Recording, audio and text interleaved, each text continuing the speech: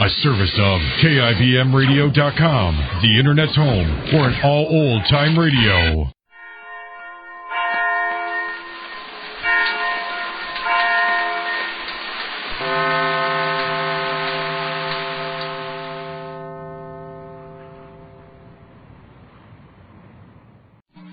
Well, since the Aces returned, Mr. Ace has been working nights at the office, at least so he claimed, until one of those troublemaking women came in last night and worked on Jane until she called the office. Mr. Ace wasn't there. This episode takes place early the next morning and is in alternate scenes between the Aces' bungalow and Mr. Ace's office. But first to the bungalow, where we find the early morning bustle of getting Mr. Ace and Marge off to business. Jane's in the living room. Listen. Marge? Oh, Marge? Yes, Jane, I'll be right in. Oh, hurry, will you please? What is it? I'm late, Jane. I have to get going. Well, come here. I want to ask you something. What? Well, come here. I want him to hear it. Who, Ace? Yes. Do you think I ought to ask him about last night? I told you no. But he wasn't there when I telephoned. Listen, Jane, the worst thing you can do is to let your husband know you're worried about where he was last night. But he says he's going again tonight. Oh, he does? Yes. And I said, where? To the office? Just like that, I said it, sort of sarcastic-like. And you did. Yes, I did. Who does he think I am that he can say that he's going to the office and then he's not there? Who does he think he is, too? Who does he think we both are? So I said... Listen, Jane, would you do me a favor? What? Please don't start a family squabble over last night. But where was he? You heard what Mrs. Benton said about that woman who called her husband, and he wasn't there either. I could cheerfully choke Mrs. Benton. Now, don't go having ideas. I tell you, this is nothing like that other woman. Well, where was he? Why can't I ask him? Well, you mustn't ask him. Don't give him the idea that you're trying to check up on where... I'm late, Marge. Aren't you ready yet? I won't be able to give you a lift. I can't wait. I got to talking to Jane, and you better run on. I'll take the bus. Sorry, I can't wait. Goodbye, Jane. See you at dinner. Thank you. What? Thank you for even seeing me at dinner. Well, what now? Oh, go ahead. Don't pay any What attention. brought that up? If you can spare it, you don't even have to come home for dinner. Oh, still complaining about my having to work nights. Well, I haven't time to argue about that now. We'll take it up later. Listen, if my secretary calls up, tell her I'm on my way. Oh, is your phone working? Yes, is my phone working? Listen, Ace, don't start arguing now. Go on. I'd like to take that up in detail, but I really have to hurry. I've got a nice deal pending this morning. I hope you put it over. Thanks. There's Lady Luck's with me. Who? I've got to get going myself. Sorry, I can't wait for you, Jane. See you at dinner, Jane. Thank you. Oh, Jane, what's the matter with you? Who did he say? Lady somebody who was... Lady Luck. It's an expression. I'll say the world is. I saw the expression, too. Oh, I don't know what to do with you. The things you pick out to worry about. Oh, sure, it's nothing to you, but he's my husband. Oh, don't get dramatic. Well, I can't help it. I have to find out where he's been going, and I'm going to. Now, Jane, don't do anything rash. This isn't rash. I was up thinking about it all last night, and I'm going to do it. Do what? I'm going to call him up like some other woman and find out. Call him up like some other woman. Well, what does that mean? Call him up at the office this morning and talk like this other woman talks. What other woman? Are you mad? Well, sure I'm mad. Nobody can come between me. Between you? Yes, I'm going to find out. Yes, you'll find out a lot calling him up. Oh, he won't know who it is. No, not much. I always was pretty good at imitation. Oh, now you don't believe it. All right, now. Who's this?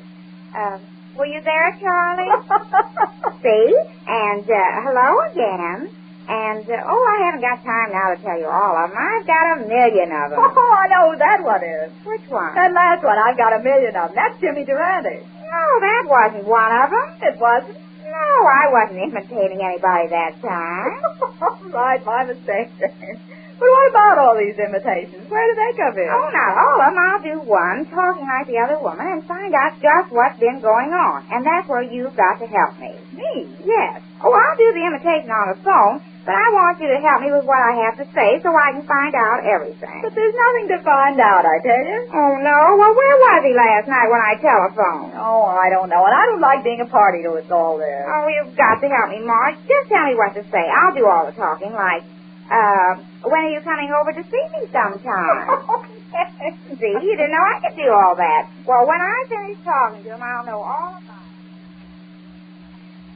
it. That'll be all the dictation for now, Miss Wilson. Just get those letters off right away, will you? Yes, sir. Oh, about the home you sold Mr. Napier. Yes, what about it? I can't find the record of the commission you made. Oh, there's no commission on that sale. No commission? No, well, you see, Mr. Napier is an artist, a portrait painter, and, well, he's doing a portrait of me. He's what? He's doing a Well, what are you laughing about? I'm not laughing. The man's an artist. He wants to save the commission, and he's doing my portrait. I've been sitting for it nice. What's funny about that? Well, it's just that I didn't know you went in for things like portraits. Well, I don't ordinarily, but Mrs. Ace has always wanted something to hang on a wall in our living room. It's her idea. Oh, how nice. I'm getting it as a sort of surprise for her. I've been telling her I've been working nights, and I've been going to... Oh, that reminds me. She's getting a little fed up with my running out on her every night. Get Mr. Napier on the phone for me. See if I can skip the night. Yes, sir. Is he in the book? No, here's the number right here. The phone was just put in. Here it is, Beach 4533. Call him now, will you? I'll talk to him. Yes, sir. So infernally slow about this portrait. I've about broken my back sitting for him these past 3 nights. If I can get out of going a night, I can call Mrs. Ace off a few days. She doesn't like being left alone every night. Why don't you take Mrs. Ace with you? Take her with... Yeah, that would be a fine surprise for her, wouldn't it? Oh, yes, I forgot. Oh, hello, Mr. Napier? Just a moment. Mr. Ace calling. Hello, Mr. Napier. How are you this morning? That's good. What? Well, I'm glad to hear that. I didn't think we got much done last night. Oh, it is? Yes. Well, look, I'd like to beg off tonight if I could. You see my what? What? Oh, the mood. Yeah. Yeah. But couldn't you recapture it if I skipped the night and came over tomorrow? Oh. Yes, well, if you insist, you know your business, I suppose. But if I keep coming over every night, you ought to be finished pretty soon, shouldn't you? Can't hurry the mood. Well, how much longer do you think... what? Oh, but 2 weeks, I mean... Oh, sure, I want a good one while I'm at it, but... No, all right, I guess it'll have to be 2 weeks if you say so. I'm going to have to do a lot of fast talking at home. Don't you see, Marge, I have to do this or he'll be going out every night from now on. Oh, he will not. Business just piled up, though, while you were both away. Business? Oh, Marge, you're as innocent as a new mown hay. Now, look. I refuse to be a party to this, Jane. Oh, you've got to help me. It's the only way I can find out. But find out what? You're keeping me from going to work. I'm in a hurry. Well, this will only take a minute. Now, wait till I get this pencil and paper ready. Pencil and paper? Yes, I want to write down what I'll say on the telephone. Now, you're not actually going to phone him with one of those imitations you do. I certainly am. The one that sounds like the other woman. You know, when are you coming over to see me sometime? And if he's like you say, just attending to business, he won't tell me when he's coming over. And if he isn't, well, I'll find out. Now, go ahead. What'll I say? What do you say? You say enough when you say that. Oh, but I want to start off with something like hello. Well, that's a very novel start for a telephone conversation. Oh, but not just hello. Something else. Well, never having been the other woman, I can only guess, Jane. I think the usual line is, hello, tall, dark, and handsome. Oh, that's good. Now, wait, I'll write it down. Tall, dark. Oh, I'll make it tall, blonde, and fairly good-looking. How's that? Nice work, Jane. Now, go ahead. Well, you've got me, Jane. I don't know what comes after that. Well, how about, guess who this is? Well, I think that's been overdone. It is, huh? Oh, I know. Where have you been all my life? Oh, I like that, too. Where have you been all my life? And before you can answer it, I'll say, when are you coming over to see me sometime? There. Now I'll try it. Hello, tall, blonde, and fairly good-looking. Where have you been all my life? When are you coming over to see me sometime? Well, how is it? Oh, you're going to keep laughing. Marge! I'm sorry, Jane. Is it all right? It's perfect. It is? I think I'd throw in that one about were you there, Charlie. Oh, you like that one better? No, I mean, just for good measure. Were you there, Charlie? No, now you're just mixing me up. I can't say that to him. I just told you that one to show you that I can do these things. Now, let me see if I got this right now. Hello, tall, blonde, and fairly good-looking. Where have you been all my life? When are you coming over to see me sometime again? Oh, that's right. When are you coming over to see me sometime again? That's it, because if he has been there, that'll give the whole thing away. If he has been where? There. Now we're back to that again. I still think it would simplify the whole thing if you just said, were you there, Charlie? Oh, you're trying to mix me up. Stop saying that. I'm nervous enough as it is. Well, I'll call him right away. Yes, you do that. I want to hear this. Oh, I wanted to. So nervous, suppose he answers me. Well, if you don't want him to answer, why are you calling? No, I mean, suppose he answers about when he's coming over to see me sometime. Well, I'll have to find out. I can't go on like this now. I just have to find out what's going on.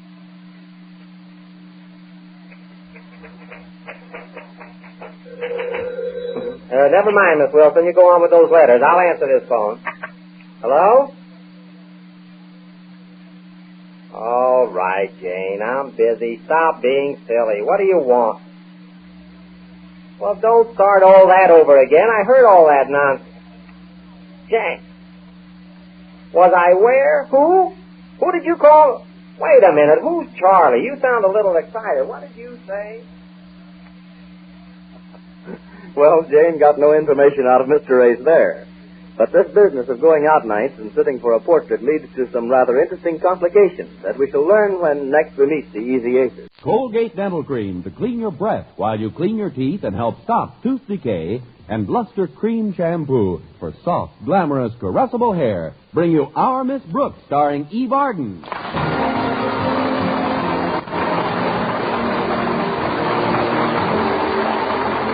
It's time once again for another comedy episode of Our Miss Brooks under the direction of Al Lewis.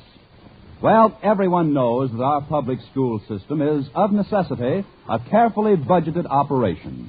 And our Miss Brooks, who teaches English at Madison High School, has some very definite ideas on the subject of economy. Personally, I've always been a firm believer in economical living. As a school teacher, I've found that by budgeting my income, thinking ahead, and doing without certain things right now, I can count on other things later on. Little luxuries like food and shelter. But in the hands of Madison's beloved principal, Osgood Conklin, even economy can be carried too far. I was discussing the subject with my landlady last Thursday at breakfast. So Mr. Conklin has launched another economy drive. Drive isn't the word, Mrs. Davis. It's more of a crusade. You might not believe this, but he's rationed each teacher to one piece of chalk a day. That's ridiculous, Connie. What do you do when the chalk wears out? I wet my finger. I was teaching Shakespearean drama yesterday afternoon, and by 2 o'clock I was up to my cuticle in Twelfth Night. That's terrible. Oh, that's nothing. Today I have to stop in Mr. Conklin's office for my weekly pencil. You mean to tell me he only gives you one pencil per week? You don't get that unless you bring in a small bag of shavings. My goodness. What in the world does Mr. Conklin do with pencil shavings? I think he smokes them in his pipe. At least I hope he does. I've been mixing in chopped rubber bands with mine.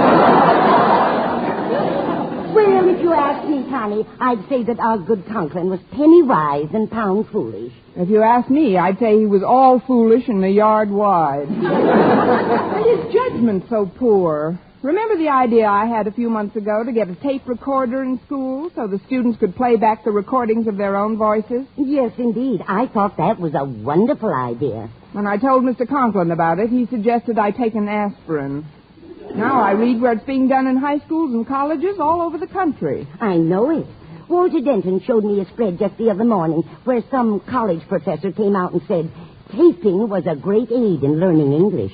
Walter was all excited about it. It wasn't the learning part that excited Walter. He's just gadget happy. You're right there, Connie. When it comes to anything mechanical, that boy is a genius. He must be. He's kept that car of his running for 5 years with the wheels held on by Blue Jay corn plasters.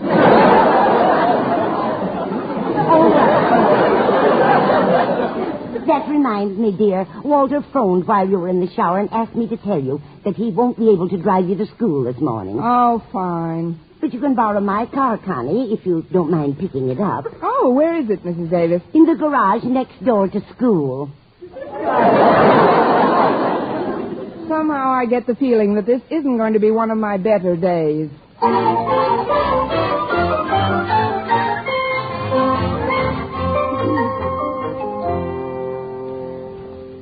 goodness I'm on time. Now I can take my... Well, this is a switch. Pupil beats teacher to classroom. What are you doing here so early, Walter? I thought your car broke down. No, ma'am. I just had something else to attend to. Now then, if you'll just read this, please. What is it? I'll tell you in a minute. Meanwhile, just read it aloud. All right. In my opinion, which is shared, I am sure, by students and faculty alike, he is a generous and progressive-minded leader who will spare no expense to improve the teaching methods in our high schools. There, it's finished. What's finished? What's this box on my desk? Well, it's a Webster Echo tape recorder, Miss Brooks, and I have just captured for posterity your true opinion of our principal. My true opinion... My true opinion...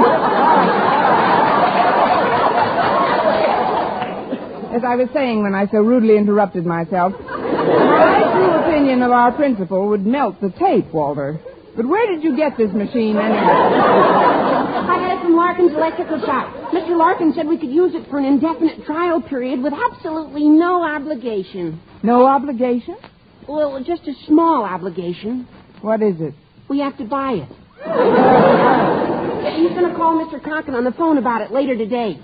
I don't like to start teaching before class officially begins, Walter, but you have just used two words which cannot possibly fit into one sentence. What words? The words buy and Conklin. You'll never authorize an expenditure like this. Why, I've got to go into an emergency conference with him this morning to see if I can get another pencil. You know if he's in his office yet? Sure, he got here early today. Fine, then I'll pack up my shavings in my old kit bag and run along. One moment, Miss Brooks. If you see Harriet Conklin in her dad's office, would you kindly waft her my way? Ere the humdrum rigors of another school day begin, I long to gaze upon my delectable Delilah. I'll send her down, Walter, but be sure to keep your cap on. Remember what happened to Samson.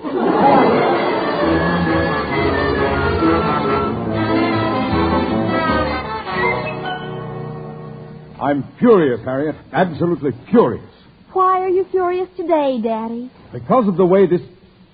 I'm not sure I like your tone, girl. Are you inferring that your father is in a constant state of ill temper? Oh, no, Daddy. I think you have a very healthy temper. That is, I know how hard it is for you to control your nerves sometimes. I have perfect control of my nerves. It's a wonder I have any nerves left. Things are done around here. Look at this lamp. Yesterday, I ordered a repairman from Larkin's electrical shop to come out and fix the wiring. Look what he did. He simply taped it up and left. It looks all right to me, Daddy. It really doesn't look all right to me, Daddy.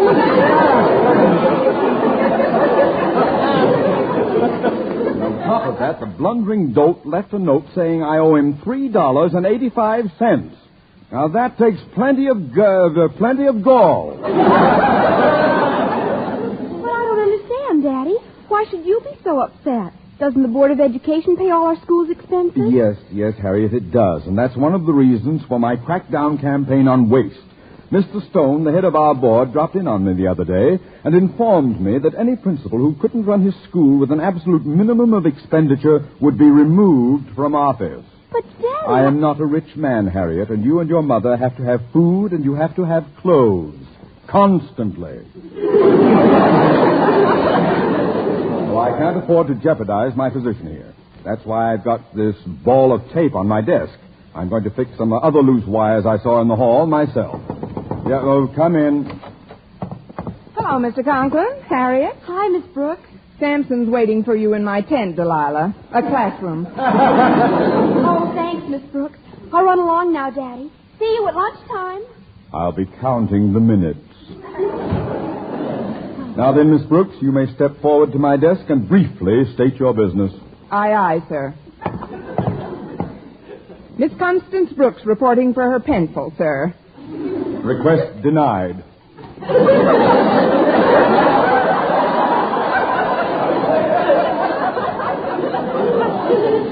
You have our permission to withdraw. But, Your Majesty, Mr. I don't understand. This is Pencil Thursday, isn't it? Yes, it is. But during the past week, 2 board erasers have been lost from your room. However, we'll discuss that as soon as I take care of that wiring in the hall. But, sir... Just a minute. Go answer that, please. Yes, sir. Hello? Principal's office, Miss Brooks speaking. You ain't the principal, are you? No, I ain't. I'm an English teacher. Mr. Conklin's out in the hall at the moment. Who is this? Oh, this is Larkin of Larkin's Electrical Shop. I let Walter Denton take an echo tape recorder over to your school this morning on a trial basis.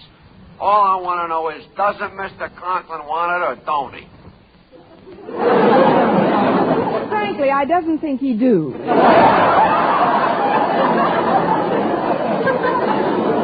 However, I'll ask him if you want me to. Yeah, do that. Will you tell him it's only $385? What? It's a steal at $385. Tell him that. Well, I'll step out to the hall, Mr. Larkin, but I'm sure all I'll get is the exercise. Excuse me a minute. Sure. Just ask him what about the tape job. He probably knows all about it already, maybe. My partner's out for coffee now, but he might have already phoned Mr. Conklin before I got here about it already. I perfectly understand. Phone the hold, please. I mean, hold the phone. Hang on a minute. Mr. Conklin, Mr. Larkin of Larkin's Electrical Shop is on the phone. Larkin? What does that pirate want? It's about the tape... I know all about it, and you may tell Mr. Larkin for me that I recognize my obligations and will pay, albeit reluctantly, what he asks. You will pay? But, Mr. Conklin, do you realize it will cost... I know. $385. Tell Larkin to send the bill to Mr. Stone's office at the Board of Education. But, sir... Go, Miss Brooks. Aye, sir. Are you still there, Mr. Larkin? Hey, sure. What did Mr. Conklin say? Well, I think he's delirious, but he said you're to mail the bill to Mr. Stone at the Board of Education. Oh, swell, but I won't have to mail the bill, Miss Brooks. The board is right down a block from my place. I'll bring the bill over to this here Mr. Stone when I go out to lunch. Well, that's about all we got to discuss, I guess. Thanks for everything you've done, Miss Brooks. Oh, I only done what I had to done. That is, I only done what I should have did. Give me a ring sometime and we'll go to night school together.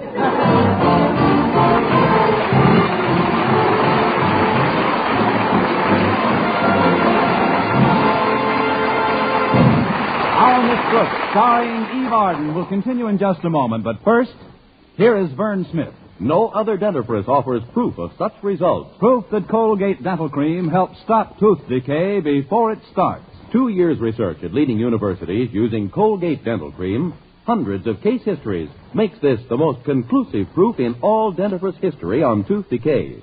Conclusive proof that when teeth are brushed with Colgate right after eating, Colgate Dental Cream helps stop tooth decay before it starts. Yes, the toothpaste you use to clean your breath while you clean your teeth now offers a safe, proved way to reduce tooth decay. Modern science shows decay is caused by mouth acids, which are at their worst right after eating. Brushing teeth with Colgate as directed helps remove acids before they harm enamel. Colgate Dental Cream has been proved to contain all the necessary ingredients, including an exclusive patented ingredient for effective daily dental care. Get Colgate Dental Cream today. Big economy size, only 59 cents. Always use Colgate Dental Cream to clean your breath while you clean your teeth and help stop tooth decay before it starts. Remember, no other dentifrice offers proof of such results. Well, I could hardly believe that Mr. Conklin actually had okayed the requisition for a $385 tape recorder. When lunch period arrived, my bewilderment and I joined my favorite biology teacher, Philip Boynton, in the cafeteria. It is amazing, Miss Brooks, in view of Mr. Conklin's recent attitude toward expenses. Maybe he's becoming a little more sensible about economizing. Not Mr. Conklin. He couldn't have changed that fast. Why, he's the only person I know who ever sent in 9 cents to the March of Dimes.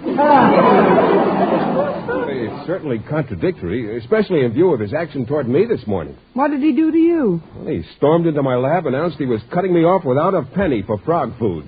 I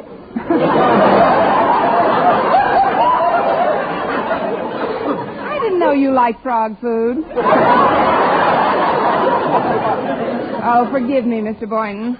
I shouldn't tease you about your animals. I know how attached you've become to some of them. How's McDougal these days? Mac's fine, thanks.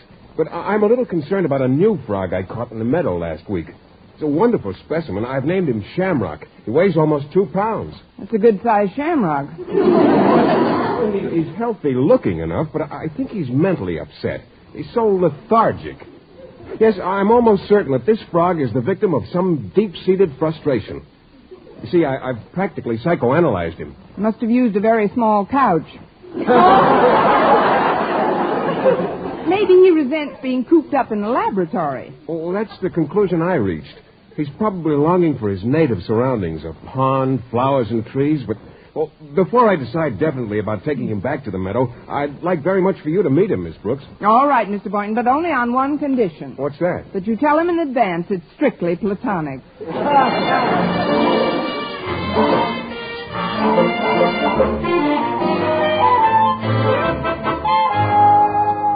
Are you still tinkering with that recorder, Walter? Yes, ma'am. There's one switch here has me a little confused. I can't tell whether it's on or off. Let's see here. I got it figured out now, I think. Did you have lunch with Mr. Boynton? Yes, I did. Then I stopped in at the lab to meet one of his friends, a new frog named Shamrock. Oh, I know Shamrock. Kind of a mope. How'd you like him? He's all right, I guess, if you like slimy, bulgy-eyed, pot-bellied monsters. You don't sound very enthusiastic. Oh, I can tolerate his green little jowls at a distance. It's only when he jumps into my lap that I want to scream. Pardon me, Miss Brooks. May I come in? Oh, certainly, Mr. Boynton. It just seems like minutes since last we met. That's all it's been. Hello, Walter. Hi, Mr. Boynton. What do you got in that jar? Shamrock? Oh, what have you decided about him, Mr. Boynton? Well, I've come to the conclusion he doesn't belong in a school. I think I'll take him out in the woods somewhere and toss him into a pond. Toss him into a pond? Mr. Boynton feels that Shamrock isn't happy here. He just can't seem to adjust to city life. Well, why not? I think it's the fault of television. He's probably jealous of Hopalong Cassidy's success. Oh, it's just that he's lonesome, Walter. Say, I've got an idea. Maybe we can get him to croak into this microphone, and when we play it back, he'll think it's another frog and fall in love with it. Now, that's a fine thing to do to a frog. What good's a tape recording on a cold night in the swamp?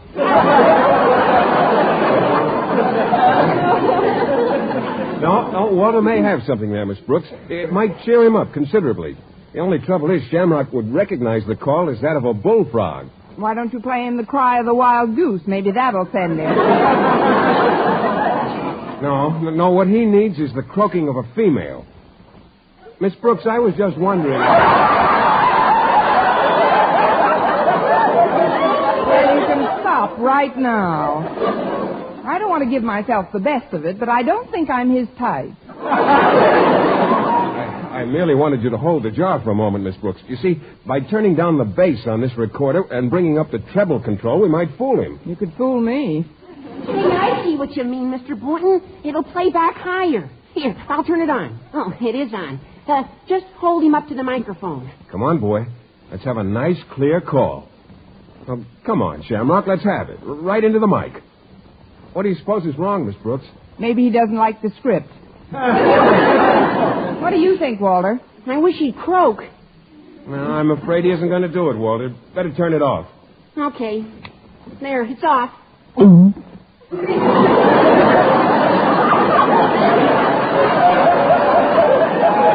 Now, that's what I call nice timing. Pardon me, folks, but I have to speak with Miss Brooks for a moment. Oh, certainly, Mr. Conklin. What's wrong, Mr. Conklin? Am I overdrawn on my paper clips? Word has reached me that you were seen filling your personal fountain pen with school ink. Is this true? Guilty as charged. But I can't understand this excessive economizing on little things. Oh, when you you're can't. You can't. Well, you'd better try harder, Miss Brooks.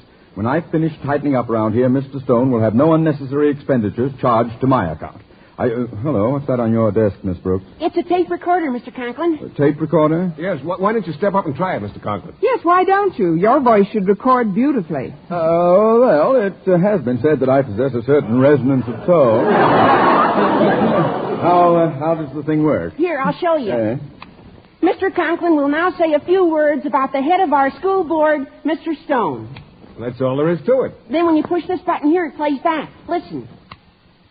Mr. Conklin will now say a few words about the head of our school board, Mr. Stone. Simple, isn't it? Go ahead, Mr. Conklin, say something. Oh, but I don't have anything prepared. Just say a few nice words about Mr. Stone. Yes, something that'll soften the jolt when the bill arrives. Well, I'll improvise something. I have known Mr. Stone for many years, and in my opinion, he's... Soften the jolt when the bill arrives!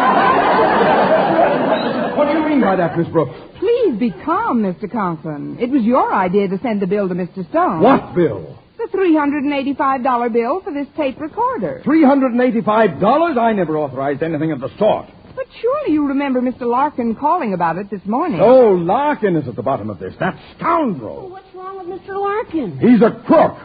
He ought to be on the rock pile. If I ever get the opportunity, I'll have that conniving wretch run out of town on a rail. But, Mr. Conklin, you told me yourself to have Mr. Larkin send the bill to Mr. Stone. I was referring to a bill for some tape he put on my office lamp. A bill for $3.85. Tennis, anyone?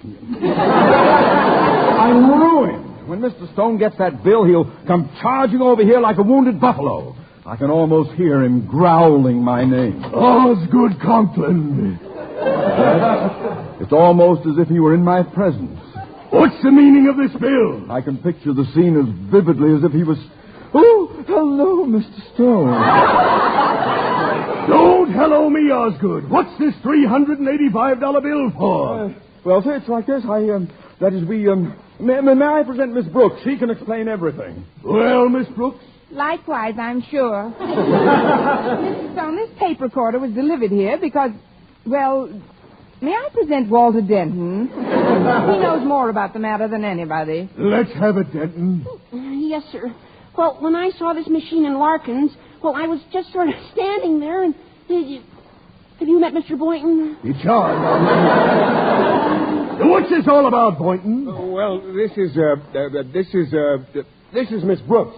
We met! Please, Mr. Stone. I know you have a right to be I'm angry. not angry, Miss Brooks. I'm jealous. Jealous? Yes. I wanted to be the first one to introduce tape recorders into our local school system. They're a boon to modern education. I'd give a lot to know the identity of the progressive-minded individual who first wanted one for Madison. Mr. Stone, it is with great reluctance, born of innate modesty, that I reveal my role in the matter of this tape recorder. Your role? When I first got the idea... When you first got the idea? Why, I told you about using tape recorders in schools 3 months ago. No, Miss Brooks. Let's not wash our soiled linen in public. Why not? It can use it. You see, Mr. Stone, although Miss Brooks is one of our best and oldest teachers... In point of service, he means. She still hasn't been able to adjust herself to the rather stern but just discipline with which I operate this institution. Personally, I'm afraid she rather resents me. How can you say that, Mr. Conklin? Quiet, you. Let the boy talk. Oh, gosh. Only this morning, Miss Brooks recorded a beautiful speech about Mr. Conklin. Why don't you play it back for Mr. Conklin, Walter? I'm not interested. Yeah, I am. Any matter that involves the relationship between one of our principals and a member of the faculty is the board's concern. Play the record, boy. Yes, sir. Miss Brooks, what do you think of Madison's principal, Osgood Conklin? He's all right, I guess, if you like slimy, bulgy-eyed potbellies.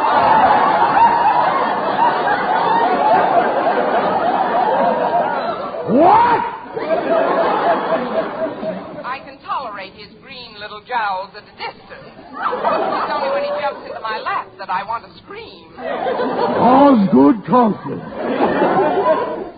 About Mr. Conklin, Walter, you played the wrong one. I mean, find the right one. I've heard quite enough, thank you. Well, I haven't. It's very enlightening to know how the faculty feels about you, Osgood. No, it's all a mistake, sir. We're all very fond of Mr. Conklin. Walter, play the right spot on that tape. Okay, I think this might be it. What have you decided about him, Mr. Boynton? I've come to the conclusion he doesn't belong in a school. I think I'll take him out in the woods somewhere and toss him into a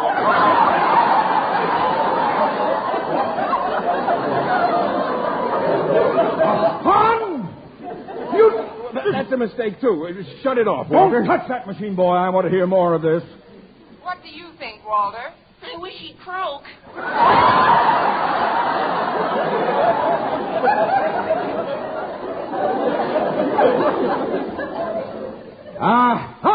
Oh, ho! Stop it, Miss Brooks.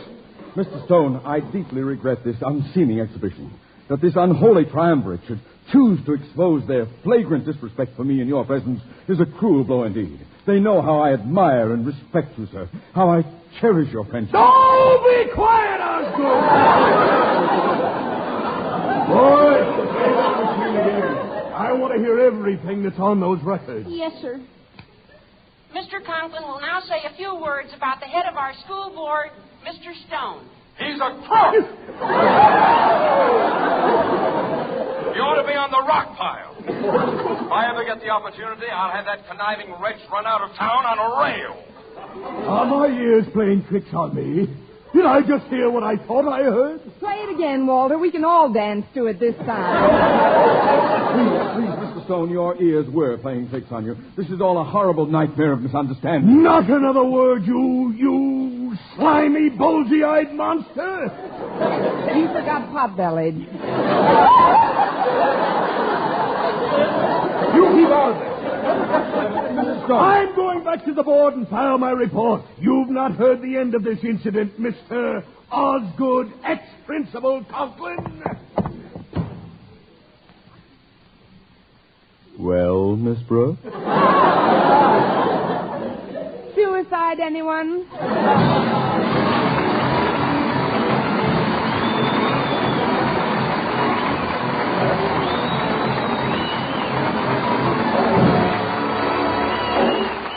Eve Arden as our Miss Brooks returns in just a moment, but first...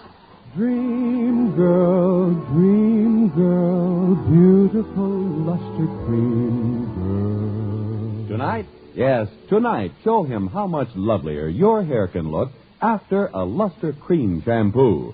Luster Cream, world's finest shampoo. No other shampoo in the world gives you K. Dumit's magic blend of secret ingredients plus gentle lanolin. Better than a soap, better than a liquid. Luster Cream is a dainty cream shampoo. Leaves hair 3 ways lovelier. Fragrantly clean, free of loose dandruff, glistening with sheen, soft, manageable. Even in hardest water, Luster Cream lathers instantly. No special rinse needed after a Luster Cream shampoo. So gentle, Luster Cream is wonderful even for children's hair. Tonight, yes, tonight, try Luster Cream shampoo. Dream girl, beautiful luster cream girl. You owe your crowning glory to a luster cream shampoo. And now, once again, here is our Miss Brooks. Well, we all made a hurried trip to the Board of Education and finally convinced Mr. Stone that he had merely been the victim of a comedy of errors and not any malicious mischief. Accordingly, when we returned to school, Mr. Conklin was so relieved that, although he held me responsible for the incident, he only loaded me down with enough extra bookwork to keep me from walking home from school with Mr. Boynton for the next 3 weeks. When I returned to my classroom, Walter Denton greeted me at the door. Well, Miss Brooks, I got the machine all fixed. Now you can make the right speech about Mr. Conklin and getting good with him again. Are you ready? I'm ready. Good. I'll start the interview. Miss Brooks, what do you think of Madison's principal, Osgood Conklin? He's all right, I guess, if you like slimy, bulgy-eyed, pot-bellied monsters. Next week, we're into another Our Miss Brooks show brought to you by Luster Cream Shampoo for soft, glamorous, caressable hair and Colgate Dental Cream to clean your breath while you clean your teeth and help stop tooth decay. Our Miss Brooks, starring Eve Arden, is produced by Larry Burns, written by Al Lewis, Lester White, and Joe Quillen, with the music of Wilbur Hatch under the direction of Maurice Carlton.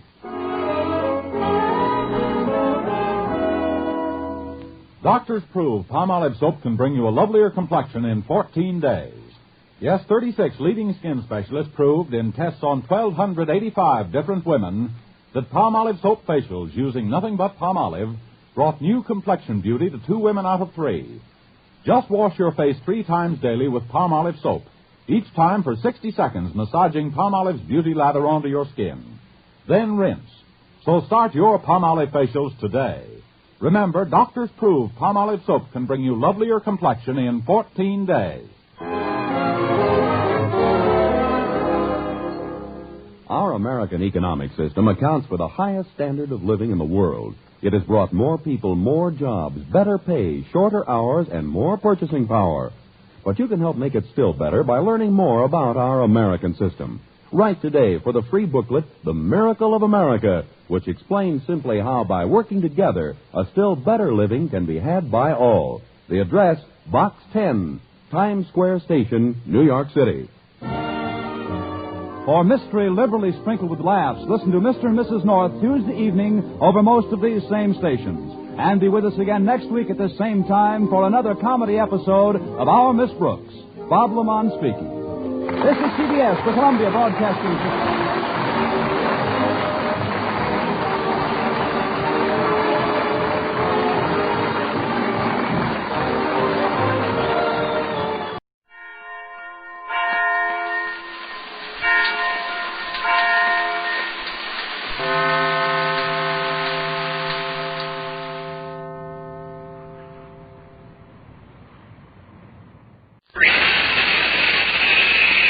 It's Moisturize, the new, all-new Rolly 903 cigarette. Listen.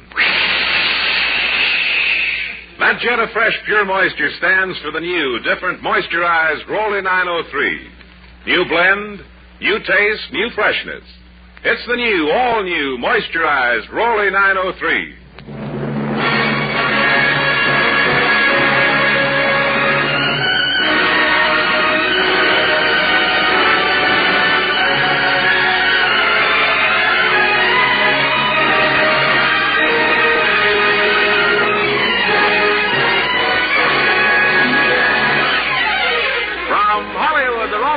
Program starring Red Skelton with David Forrester and his orchestra, our singing star Anita Ellis, Gigi Pearson, Verna Felton, Pat McGeehan, Wonderful Smith, and yours truly, Rod O'Connor.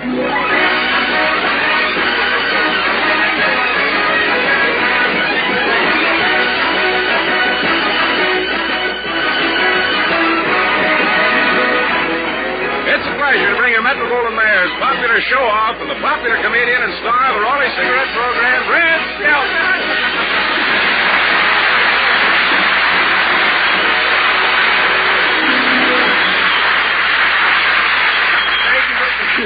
Thank you very much, all my relatives who gathered here this evening. We're happy to see 903, Rod. 903, Red. You say I like that tie you're wearing. Oh? Is it a Christmas present? You ought to know you forced it on me.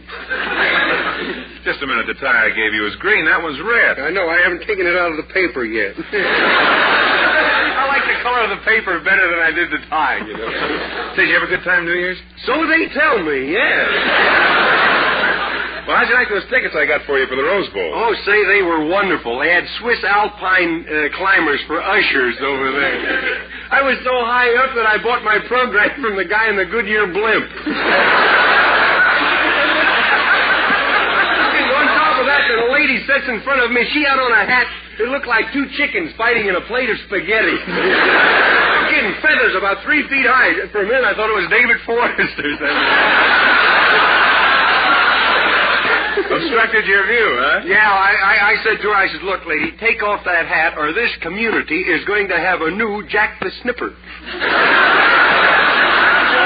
did she remove her hat? Huh? Did she remove her hat? My case comes up Thursday. Hey, by the way, it's not there. It's all right. Hey, by the way, here's the $5 I bet on the game right here. Oh, forget it, Red. I wouldn't take your money. I don't want it. No, well, then let go of it. You're breaking Lincoln's neck. Say, I understand you and your gang from the California Country Club chartered a bus to go to the game. Huh? Yeah, oh, it was wonderful. 38 members sat on one side of me and 48 on the other side of me, right in the middle. That felt like a club sandwich. You know, ham between well-bred people, you know.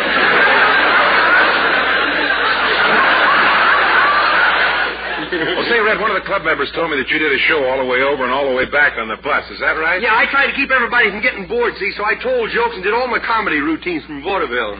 What'd they enjoy the most? Getting off the bus. Well, I was doing my act. The members threw pennies at me, you know. Why was that? Well, they figure if Hope was on the float, they ought to have a little charity on the bus. Well, tell me, Red, didn't you like the game? Well, no, I didn't. It was a shame about that poor UCLA, you know. I think they made only one mistake, though. Well, what was that? Showing up for the game.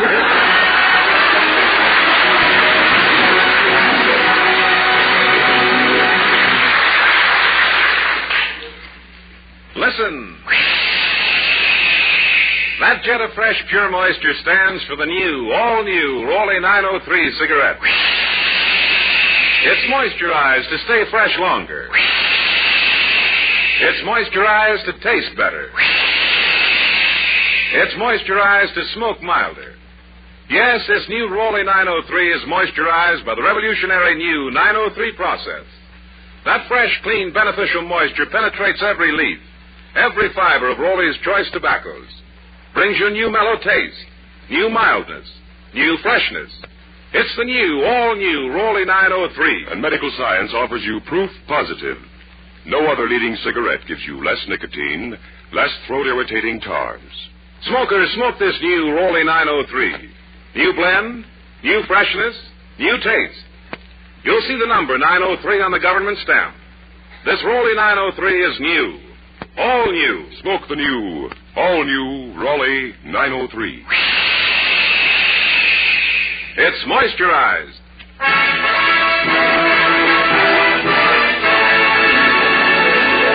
And now our lovely Anita. Oh, by the way, congratulations, Anita, on winning the Al Jarvis 5th Annual National Make-Believe Ballroom Popularity Poll last night. And now Anita will sing I See Your Face Before Me. Okay, go ahead, honey.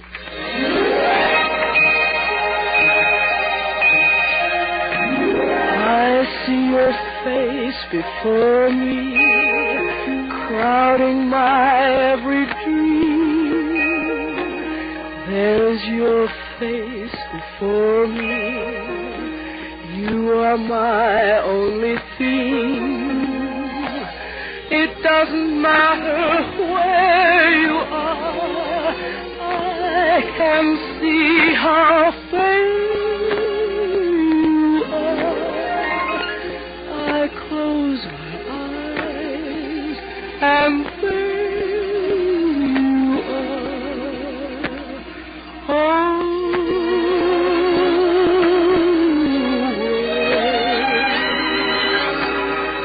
If you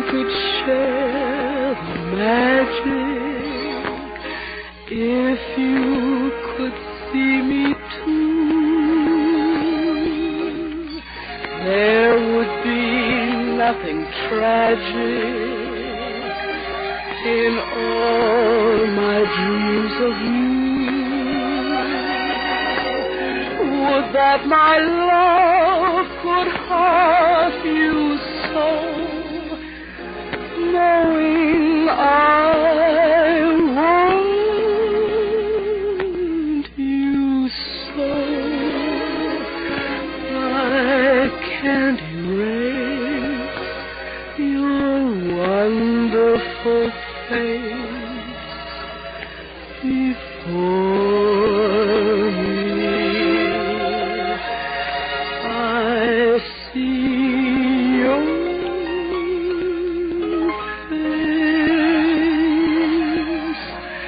your fabulous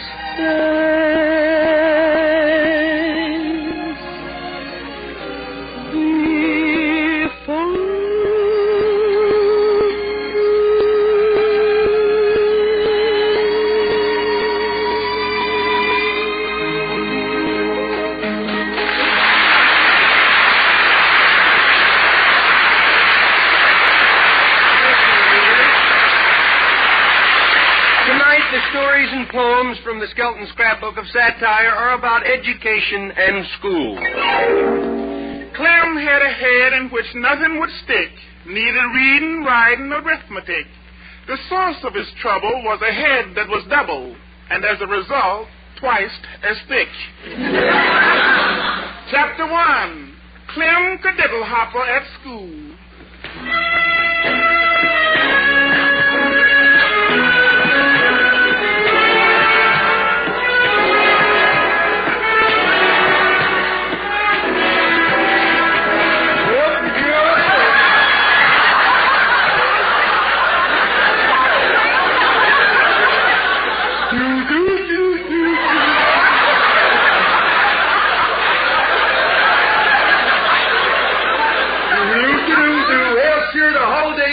graduation is over. Back to school, back to school. $1, 10 o'clock.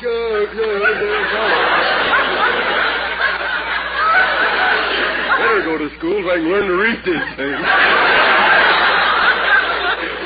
Yes, sir, boy, I may not be bright, but I'm always at the head of my class. Standing in the corner, of course.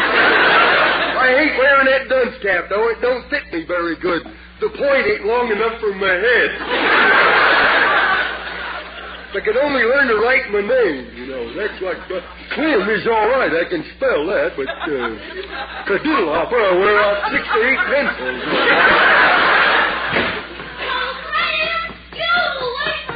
Well, Sarah, howdy doody to you, too. You want to carry my books to school for me? Oh, sure. Well, Clem, it's 1947. Did you make any resolutions? Yes, I did. I made up my mind I wasn't going to breathe anymore.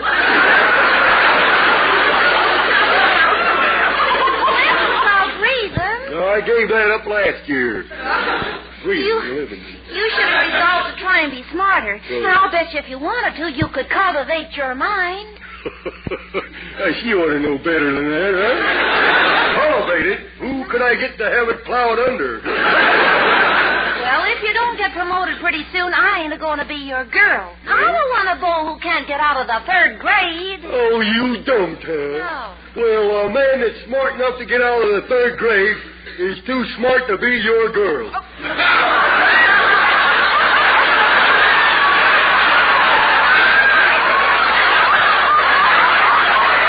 He's too smart to be your beau.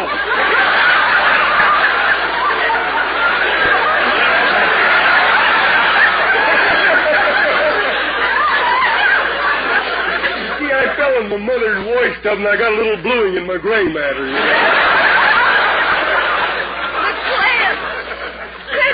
Ashamed to be sitting in the 3rd grade with all them little kids. Well, I don't know why I should be. My rompers is as nice as theirs.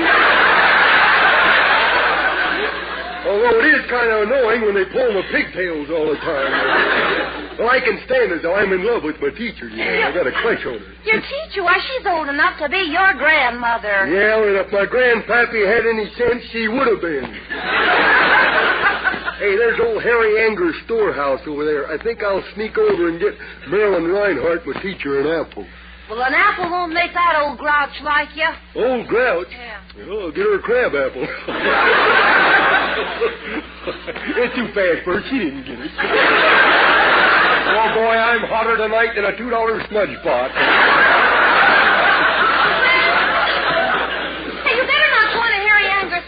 You take a shot at you. Well, I don't care. I'm wearing my bulletproof vest. Oh, Clem, are you all right? Yes, but I sure wish this vest had a shirt tail on it. I do declare, Clem, you're the #1 moron. Well, thank you. And I hope Mortimer Snurd heard that. I've been getting a little too cocky lately, you know. That's because he's smarter than you. Mortimer Snurd smarter than... How come he calls me Professor, then? Oh, Clem. Good humor? No, let's go then. Come on, let's hurry. We're going to be late. Come on, let's run. Okay. Clem, you're going in the wrong direction. Oh, darn. I got on the wrong side of bed this morning and screwed my feet on backwards. Look, you go ahead, Sarah. I don't want to go to school. I didn't do my homework last night. Well, what were you supposed to do? Well, everybody in the class was supposed to write an essay about their ambition, and my ambition is to be a great scientist. Well, why didn't you write it? I couldn't figure out a way to get the top off the inkwell. No. There's the last school bell. We're going to be late. Well, I don't care. Whenever I do get to school on time, nobody else shows up. When have you ever been on time? Every Saturday. But there's no school on Saturday, Clem. There ain't? No. Boy, it didn't take them Republicans long to change things around. You just don't want to go to school today because you know you're not going to get promoted. Oh, you don't think I will? I'll bet you my frog sticker I will. Clem, there's the teacher. Yeah. All right, children, hurry up. A Vassar girl. Don't stand there. You heard her. good AM, teacher. Clem, put that cigarette out. It's a rolling. Oh, well, that's different.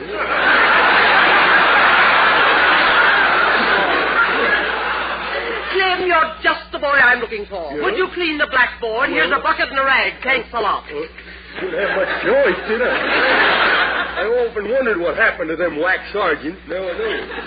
Well, they just cleaned this thing off. Oh, it's quite a job, though. Oh, fiddlesticks. I give up. What's wrong, Clem? Oh, that blackboard. I just can't get it clean.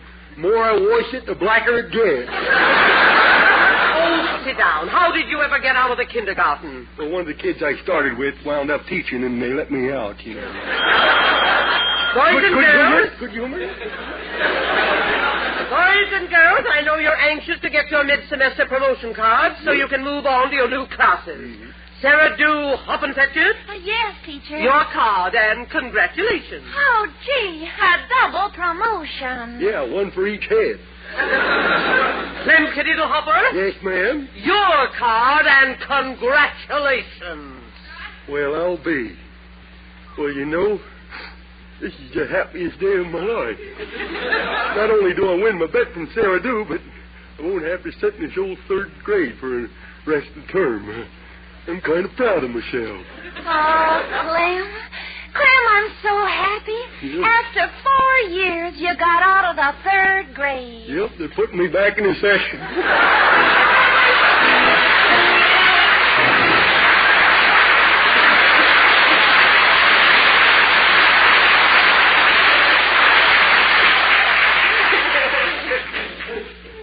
Listen. That jet of fresh, pure moisture stands for the new, all-new Rolly 903 cigarette. It's moisturized to stay fresh longer. It's moisturized to taste better. It's moisturized to smoke milder. Yes, this new moisturized Rolly 903 is unlike any Rolly cigarette you've ever smoked before. It's new, all new. New blend, new freshness, new taste. And remember, medical science offers proof positive. According to tests certified by a jury of 14 doctors, no other leading cigarette gives you less nicotine, less throat-irritating tars. The new Rolly 903 is moisturized by the revolutionary new 903 process. That fresh, clean, beneficial moisture penetrates every leaf, every fiber of Rolly's choice tobaccos. Brings you new mellow taste, new mildness, new freshness. Smoke the new, all-new Rolly 903. It's moisturized. And now for our amigos in Mexico who call me Chiquito Hombre Skeleton, David Forrester and his Rolly Cigarette Orchestra play Chochita, Jesusita, rather, from the Gay Caballero.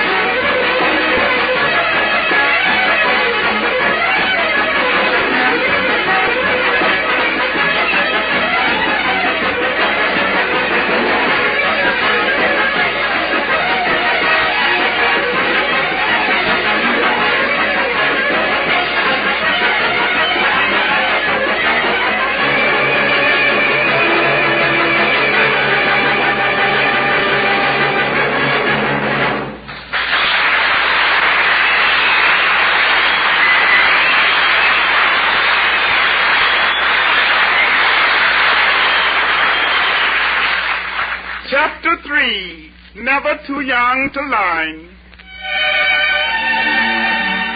Junior got tired of nothing but play, so off to school he skipped one day. Inside his lunchbox he hid some large rocks. If you want to donate new windows, you may.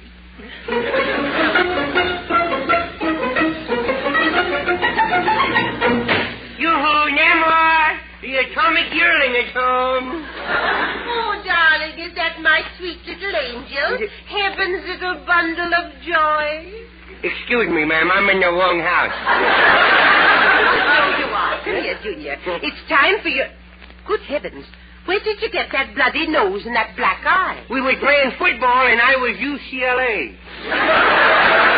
You've been fighting again. No. Did you run into that little bully down the street? No, I didn't run into a little boy. Just he fished is all. You know, I think them Wheaties you've been feeding me backfired on me. Now get yourself upstairs. No? Okay. Oh, wait, Junior. What are you doing with those books under your arm? I'm teaching myself how to read. Oh, that's impossible. Oh, you think so? When you heard me read? Yes. What now, what? The man of and ye, it and... Of course, there's some words in between there. I hadn't figured out what they mean. Well, it's nice of you to try to learn. Yeah, and such nice books to read from, too. Let me see those books. Yeah. How to Mix Drinks. Yearly Racing Form. Junior! How many times have I told you to stay out of your grandfather's library? Well, then, kiddo, how about let me go to school? Huh? You wouldn't know what to do in school. Yes, I would. First thing you do is you take the teacher a nice, big, juicy apple. Then what? And then you let her have it right in the mud. Can I go to school? Honey, you can go to school when you're a little older. Well, now, I'm going to go to school now. You come back here. Let go of me arm. You're breaking me arm. No. Let go. You're pulling out of his socket. You're pulling it out of his socket. Oh, he wants to go to school. Yes. Yeah, blame you. When you get older, you can go. No, you let me go to school now, or I'm going to tell. You tell what? I will tell everybody that you is a bookie on the side. Why, Junior, I'm no such thing. Oh, no? Hey, Queenie, $2 on triplicate. Okay, Bud. Win, place, or show.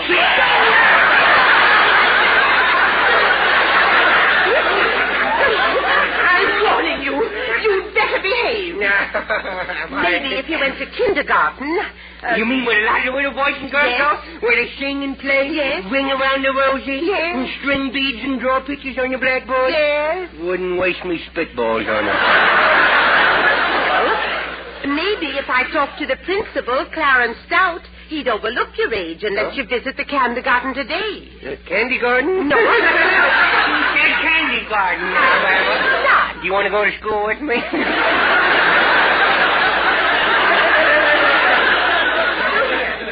I'm going to let you visit the kindergarten today. You want me to spoil it for the rest of them, huh? Well, I'm not going. But just a minute ago, you said you wanted to go to school. Yes, cool, yes, but not kindergarten. Kindergarten's for the little babies, you know. I'm more interested in the girls about 7 or 8. Junior, do you think you're ready for real school? Well, the real question is they ready for me? You've no school supplies. Sure I have. You got me slingshot, me tacks, me spitballs, and me shillelagh. What about your books? I'll throw them when I run out of the other ammunition. I give up. Come on, I'll take you to school. Oh, good. You're going to school. You're going to school. I'm going to school. Don't run into the street. Right. You might get hit by a car, and then traffic would be held up. Yeah. You love me, don't you?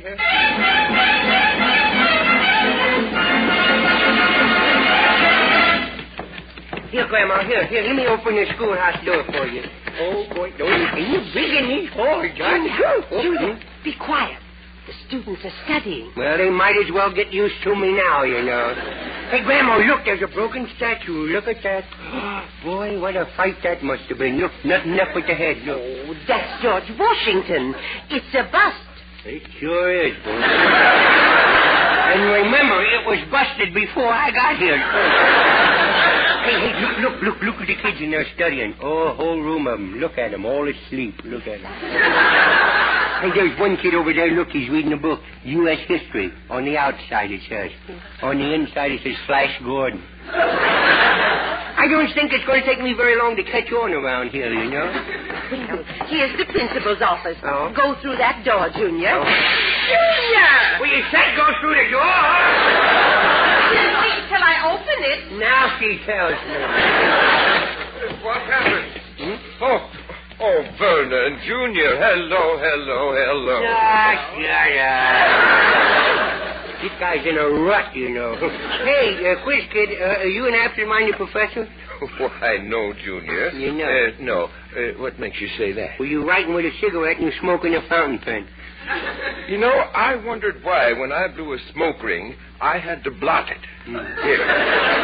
Well, what can I do for you, Junior? Well, I want to go to school. Who hires the kids around here? I want to get hired. You want to go to school? Yes, I'd like to, if I could. Verna. Yes. We teachers don't get much money. Of course, we are hoping for a raise, but not that kind of money. Well, I wouldn't be too much trouble. Now, look, Skinny, me head is burning for learning. Sign me up, will you? Was that your line? Oh, did I read your line? No. Do you really think that you're smart enough to go to school? Sure, I'm smart. Ask me a do. question. Well, make it a good one. Well, all right. Now, let me make it a good one. Yes, what is 2 times 2? That is a good one, isn't it? Now, ask me another one. You haven't answered that. Oh, yes. Yes, See, now, 2 times 2. 2 times 2. Yes. Well, I don't claim to be a genius, you know. You see, you don't even know what 2 times 2 is. Yes, I does. 2 times 2 is 903. Junior, do you expect me to accept that answer? If you smart, yes.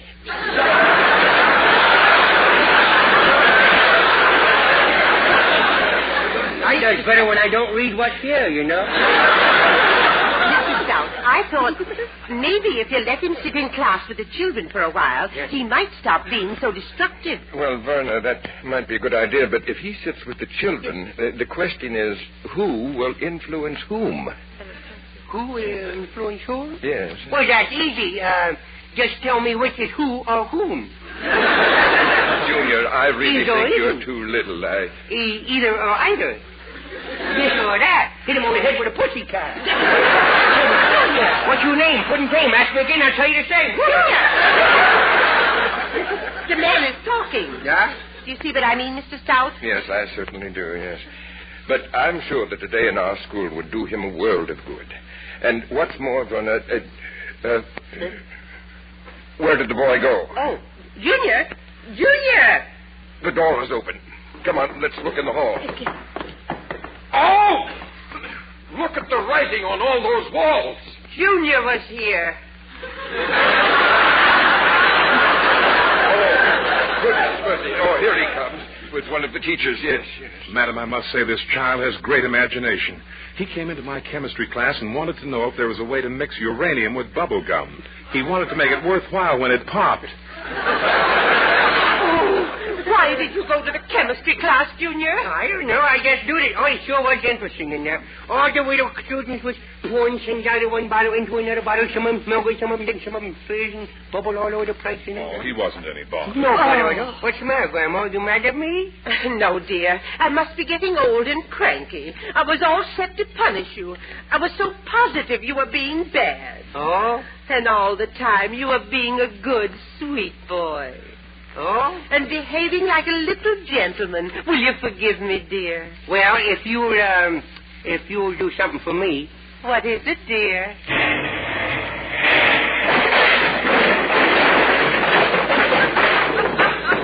Overlook that. Remember, we'll all be back in the next Tuesday at the same time. Red Skelton, David Forster, and Hawkins, Vinnie Dallas, Verna Felton, Gigi Pearson, Pat McGee, and wonderful Smith with yours truly, Rod O'Connor. So next Tuesday, then. This is Rick Joe saying goodbye now. Thanks for listening, and thanks for buying Rollo. Sir Walter Raleigh, the pipe tobacco that rates superior on all counts. Check them. A rich, ripe, full-bodied, burley blend. Sir Walter Raleigh pipe tobacco. Mellowed with rum for extra smoothness. deep down satisfying goodness. That's Sir Walter Raleigh pipe tobacco. Clean smoking all the way down. No soggy heel. Leaves only a clean, dry ash. And that's Sir Walter Raleigh pipe tobacco.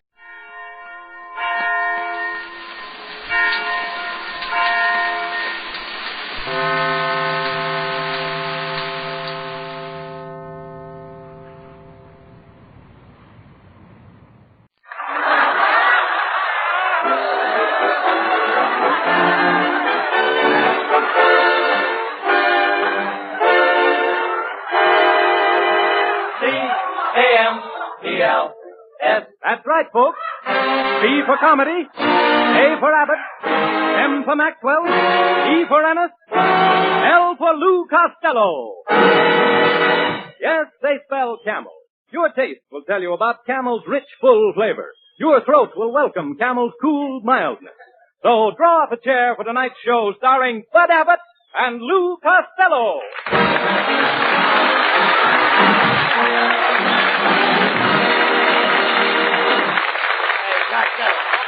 Costello. Will you listen to me, please? Did you go hunting with your Uncle Artie Stebbins last Saturday? What'd you say? I say, did you go hunting with your Uncle Artie Stebbins last Saturday? Yeah, and a terrible thing happened. A great big bear sneaked up behind us, grabbed Uncle Artie's gun out of his hands and stuck it in his back. What did Uncle Artie do? What could he do? He married the bear's daughter.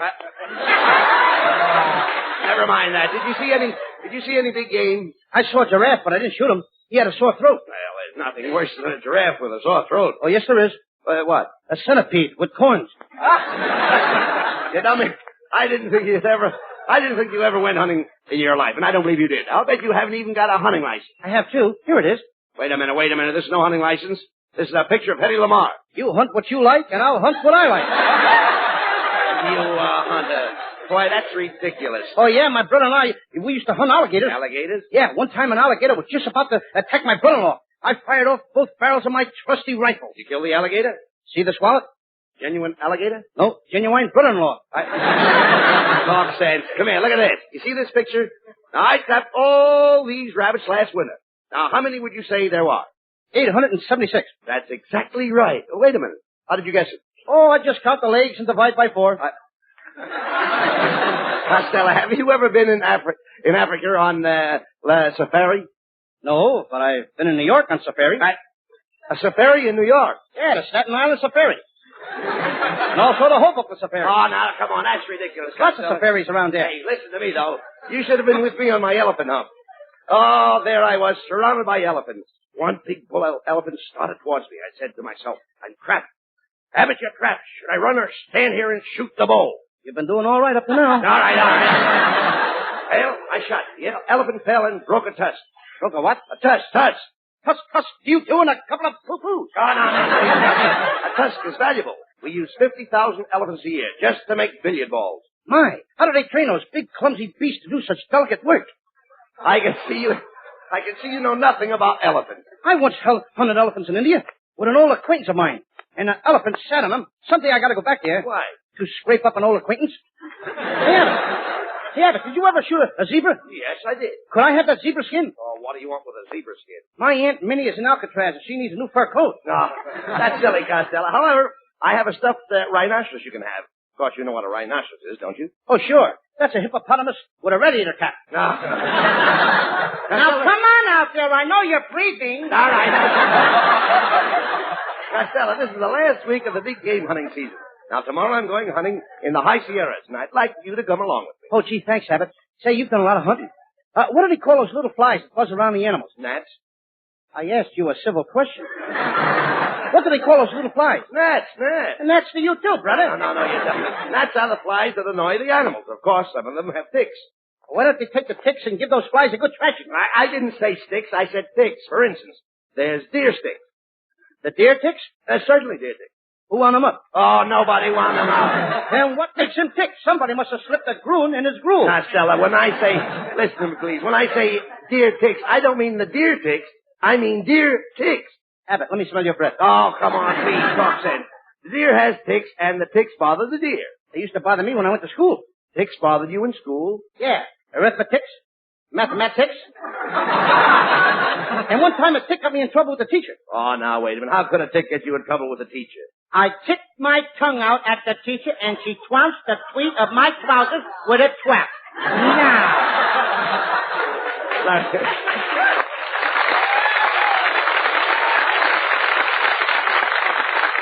Look, no, I'm talking about animal ticks. Hundreds of animals in the woods have ticks. That must be a pretty sound when hundreds of animals get together and they all start ticking at once. No, listen, Costello, listen to me. Deer have ticks. Elks have ticks. And one time my father shot a moose with ticks. Now, do you know what I'm talking about? Sure, your father's moose ticks. Now. Costello, you're getting more stupid every day. I don't know what to do with you. I don't know what to say to you. I've tried to improve your mind, but I just can't seem to get anywhere. Why don't you face it, Abbott? You're a failure.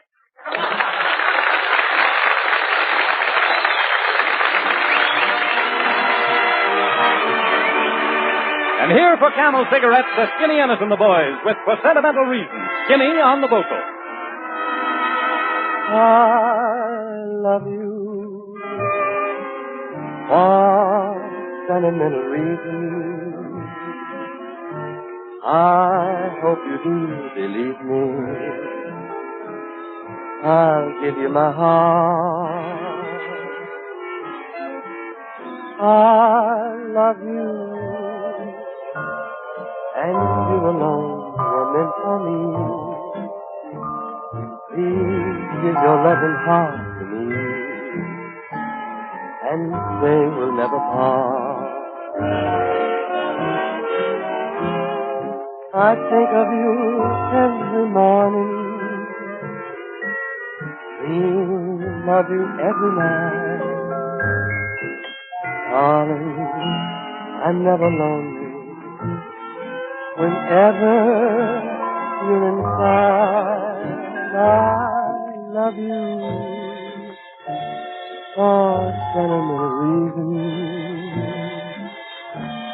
I hope you do believe me. I've given you my heart.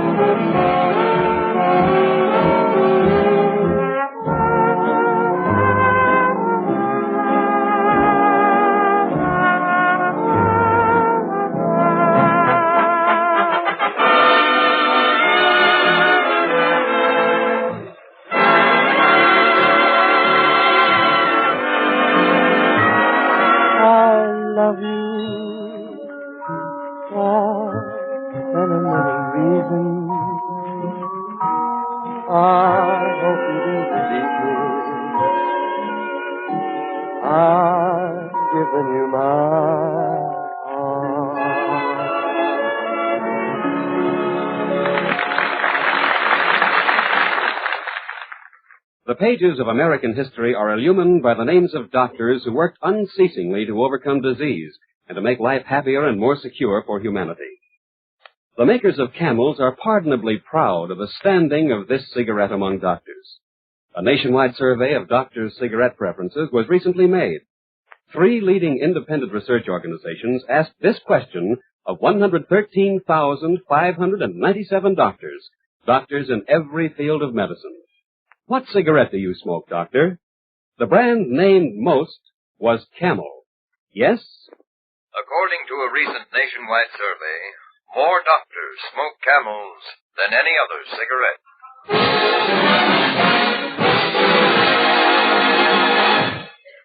Well, here I am, Abbott, and I'm all ready to go hunting with you up in the mountains. That's fine, Costello. How is your hunting equipment? I got the best, Abbott. Look, Cornell Wilde's old address book. Costello, hunting is a serious sport. Now, suppose you came face to face with a big Bruin. What would you do? Ask him for a ticket to the Rose Bowl game. Oh, you know, Marilyn Maxwell and Skinny Ennis are going to meet us at the hunting lodge. I hope you brought something along. I did. I brought a quart of bourbon in case somebody gets the chills.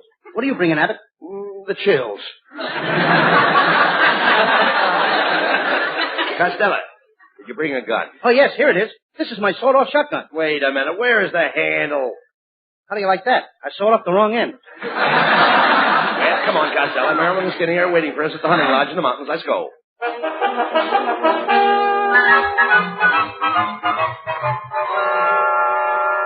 Hiya, fat, flabby, and flat-headed. No, wait a minute. Don't insult Costello, Skinny. Don't be a pill. Skinny ain't no pill. He's too long and narrow. Well, thank you, Costello. You're a capsule. You're a funny-looking hunter, Skinny. Do you know anything about guns? I know guns inside and out. My man, when I was a kid with the circus, they used to shoot me out of an air rifle. What do you know about hunting? What do you know about hunting, Costello? Have you seen that big bear rug in my living room? Sure. Well, I shot that bear myself. What a battle. It was either me or the bear. Well, I'm glad it was the bear. You'd make an awful lumpy rug. Hey, look, Costello. Here comes Marilyn Maxwell. And hello, Louis, honey, my chubby little chuckling chipmunk. Oh, Marilyn, my sugar-coated sharpshooter. Plug me with the buckshot of your kisses. Louis, honey, how do you like my hunting outfit? That's Fifth Avenue. Get a load of mine. Army surplus. Oh, Louis, it's going to be fun hunting with you. What's your favorite wild game? Post office. Louis, post office isn't a wild game. It is the way I play it. Ah, Louis, my little snowman, come melt in my arms. Gee, Marilyn, when I'm close to you like this, I just can't seem to break away. Why not? My nose is caught in the trigger of your shotgun. Well, Louis, if you'll excuse me, I'll go up to the hunting lodge and freshen up. As they say in Spanish, mañana o ya noches to you. And your mama's own nice shirt to you, too. Hey, Costello. Look up on that mountaintop. Now, there's a mother stork and two little storks. Yeah, Abbott. Can I ask you a question? Well, certainly. When the mama stork talks things over with the little storks, who does she say brings the babies? Help! Help! Beg pardon, Scotcher. Is there a skinny hombre in your party? Yes, there is. Why? Well, you better go over there and get him. A gopher just dragged him down into its hole. Who are you, stranger? I'm the game warden. Yeah? What's your game, warden? You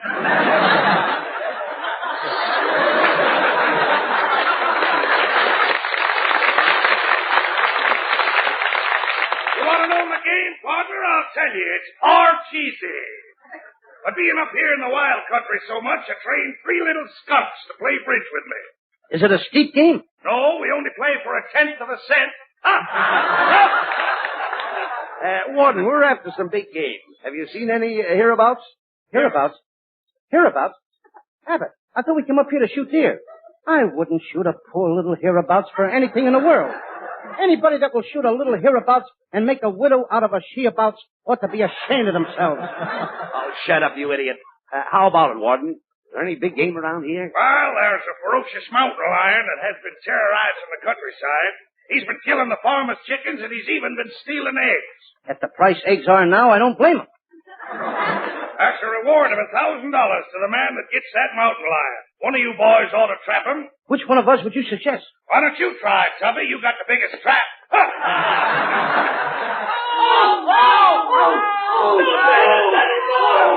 no, don't beat us anymore, please. Please don't beat us anymore. Hey, who are those guys?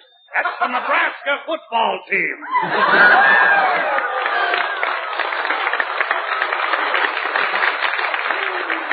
Now, remember, if you shoot that lion, I'll give you $1,000 for a skin. I need it to make stockings. What kind of stockings can you make out of lion skin? Lion stockings. So long, Lordhead. Hey, you hear that, fellas? The lion's just north of us. Which way south? Come here, you coward. If you're afraid, you're not afraid, take a chance. You understand? Yeah. Now take this cane. You see it? Yeah. A lion won't bite you if you're carrying a cane. Yeah, but how fast do I have to be carrying the cane? I ain't mucking around with no lines, Abbott. The last time I saw a lion was in the Adirondack Mountains. What happened? I snapped at the lion, then the lion snapped at me, and then something whizzed past. What was it? Kansas City. Quiet. I hear something. Listen. I love you. Ouch. I love you. Ouch. I love you. Ouch. I love you. Ouch. Costello, what was that? 2 porcupines necking.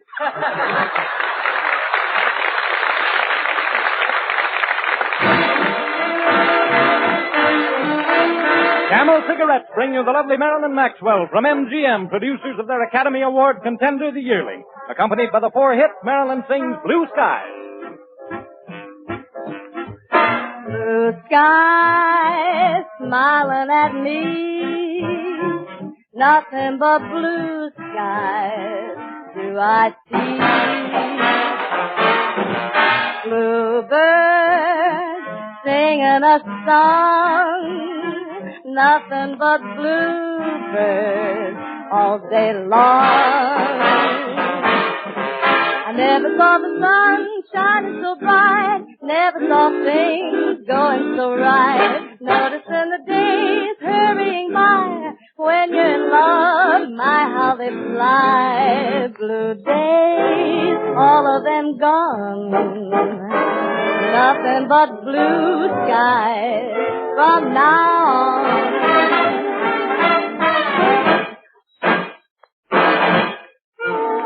Never saw the sun shining so bright. Never saw things going so right. Noticing the days hurrying by. When you're in love, my how they fly. Don't you fade away, blue skies. Mop, mop, mop. Blue days, all of them gone. Nothing but blue skies from now on. Nothing but blue skies from now on.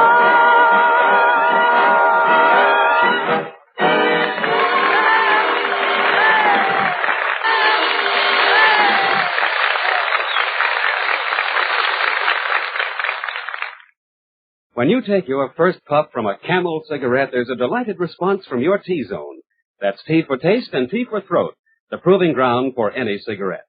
Your taste and your throat tell you you've made a wise selection.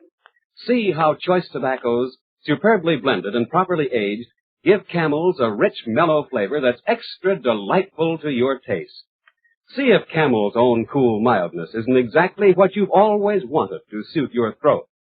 Yes, millions say Camel suit my T-zone to a T. You know, a nationwide survey of doctors' cigarette preferences was recently made.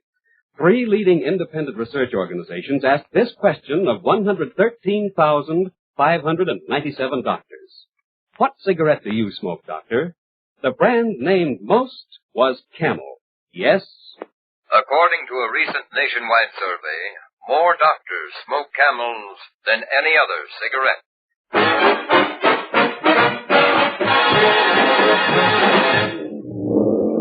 right, Costello. All right, now take it easy, kid. I'm right in back of you. Don't worry about me.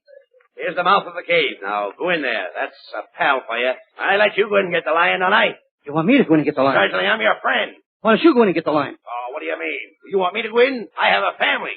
Oh, what I got? Never mind what you've got. You go ahead and get that lion. Okay. Hey, what's the matter? You scared? Look at you. Your knees are knocking. I always knock before I enter a cave. Take it easy. Look up, Costello. And remember, make the lion believe you're not afraid of him. I couldn't be that deceitful. You've got to think of those poor people who've lost their cattle and their chickens and their eggs on account of that lion. How can you face them, Costello? Think of it. How can you face them when they may be starving? How can I face that lion? He may be starving, too. Oh, there you are, Louis, honey. Oh, I'm so proud of you. I know you're going in that cave and kill that lion just for me. I am? Yes. And Louis, honey, I'd do anything for you. Why, I'd climb the highest mountain. I'd swim the deepest river. How do you like that? Here I am facing death, and this dame is going to go out climbing and swimming. Okay, I'll go in. But if that lion runs out, don't nobody shoot at him. Why not? I may be inside of him.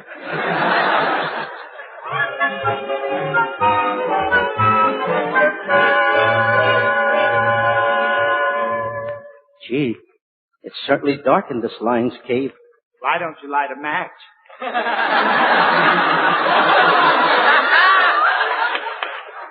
Who said that? It's me, the lion.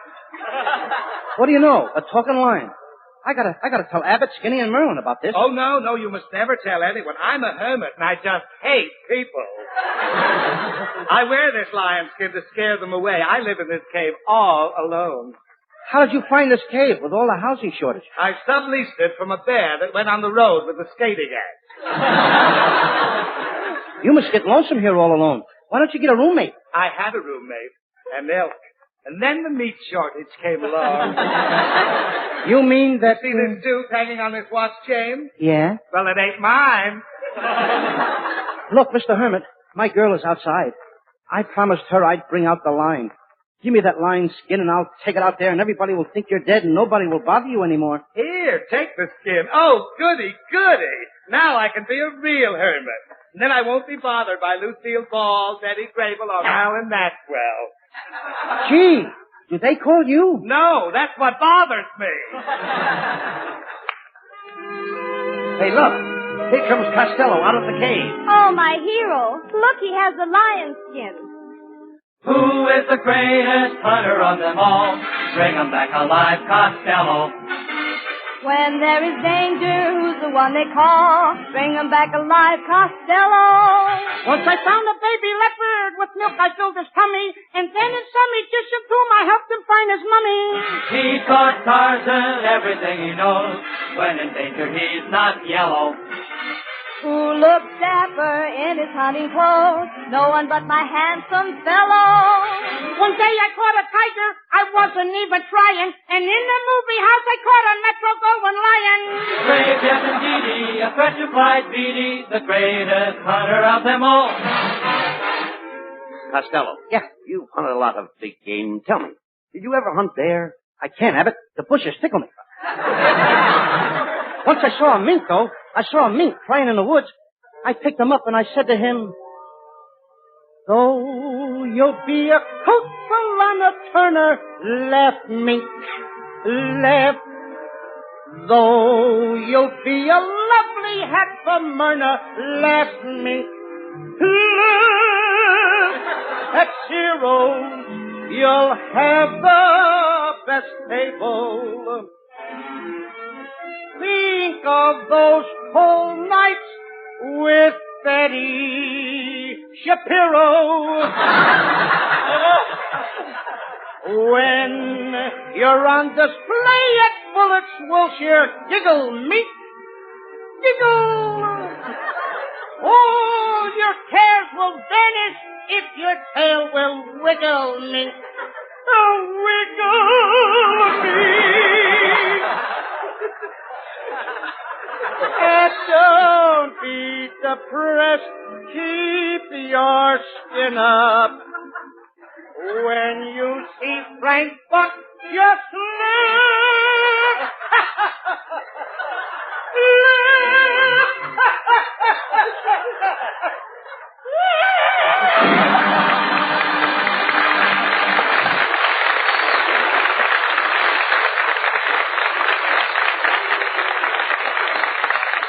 Louis, honey, my brave adventurer. Someday you must take me hunting with you. I will, Marilyn, my love. And you can ride on my Papa Jackass. A Papa Jackass? Well, how do you know he's married? All jackasses are married. Oh, my hero. Let's celebrate tonight. We'll go to the smartest restaurant for dinner, see the best show in town, and then visit all the swanky nightclubs. And then I'll kiss you goodnight and... After you've gone and left me crying, after you've gone, there's no denying how lonesome I'll be. There's no one I'll see. Until she finds another sister like me. Who knows the jungle better than a book? Bring 'em back alive, Costello. Who'll charm a snake with one hypnotic look? Bring 'em back alive, Costello. I caught a baby penguin. He looks so awful cute. I haven't got the penguin, but I'm wearing his suit. Who makes the wildest panther look so tame? Panther looks so tame. No one else but you, Costello. He makes the others hang their heads in shame. He's so groovy, he's so mellow. I've captured famous animals from every living herd. I even caught a Detroit tiger sliding in the third. The petrified genie, the greatest hunter of them all. Hey, the greatest hunter of them all.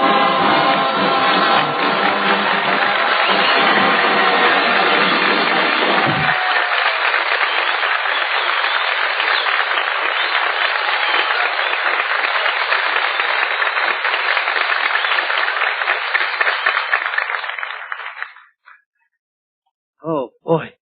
What a tough battle. But I won. Hey, Abbott, there is the lion's skin. Wait a minute, Costello. There's something phony about this. Turn that skin over. I thought so. There's a label on that lion's skin, Costello. Come on, read it. Eastern Columbia, Broadway at night.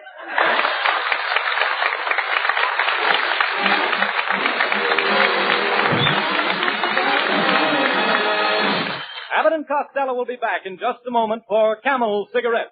During the war, the makers of Camel cigarettes sent a total of more than 150 million free Camels to our fighting men overseas. Now free Camels are sent to servicemen's hospitals instead. This week the Camels go to Veterans Hospital, Atlanta, Georgia, U.S. Army Valley Forge General Hospital, Phoenixville, Pennsylvania, U.S. Naval Hospital, Newport, Rhode Island, U.S. Marine Hospital, Staten Island, New York, and Veterans Hospital, San Fernando, California. Camel broadcasts go out to the United States 3 times a week, a rebroadcast to practically every area in the world where our men are still stationed, and to our good neighbors in Central and South America. And here are Abbott and Costello with a final word. By the way, Costello, the December 10th issue of Look magazine has printed the pictures of your big barbecue party for the kids. Yes. Did you see it, Abbott? I did. I saw your picture, your wife's picture, your kids' pictures, and my picture. But I didn't see my wife Betty's picture. And I know they took Betty's picture. Now, where's my wife's picture? Why wasn't it in there? Well, the fellow that took your wife's picture couldn't develop it. Why not? He was afraid to go into the dark room with it alone. Oh, good night, folks.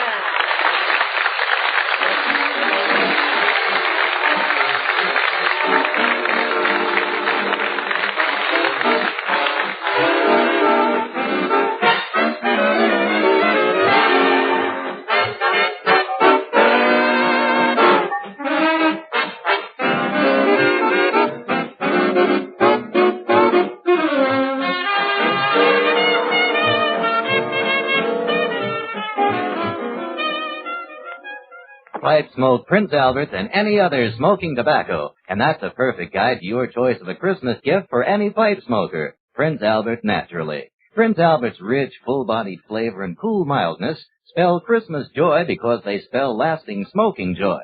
Crimp cut to burn cool and even, specially treated to ensure against tongue bite. That's Prince Albert. Give the big pound package of Prince Albert with its special Christmas wrapping to all the pipe smokers on your list. Be sure to hear Prince Albert's Grand Ole Opry Saturday night. Fred Foley, the new singing sensation, sings American folk songs in a way that'll make your heart beat faster. Remember, Saturday night on NBC, Grand Ole Opry with Red Foley, the Duke of Paducah, and Minnie Pearl.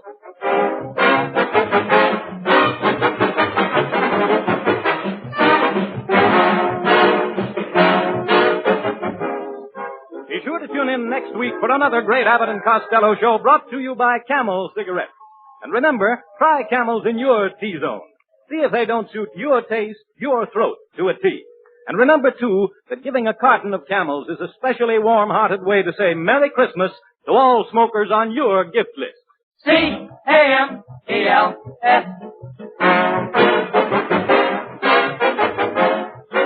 This is Jim Doyle in Hollywood wishing you all a pleasant good night for Camel.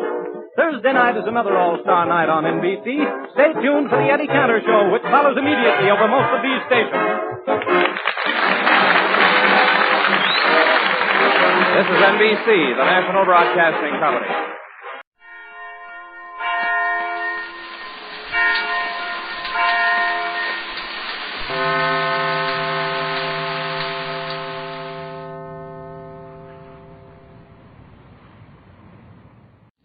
Ladies and gentlemen, the secret word tonight is tree. T-R-E-E. Really? You bet your life.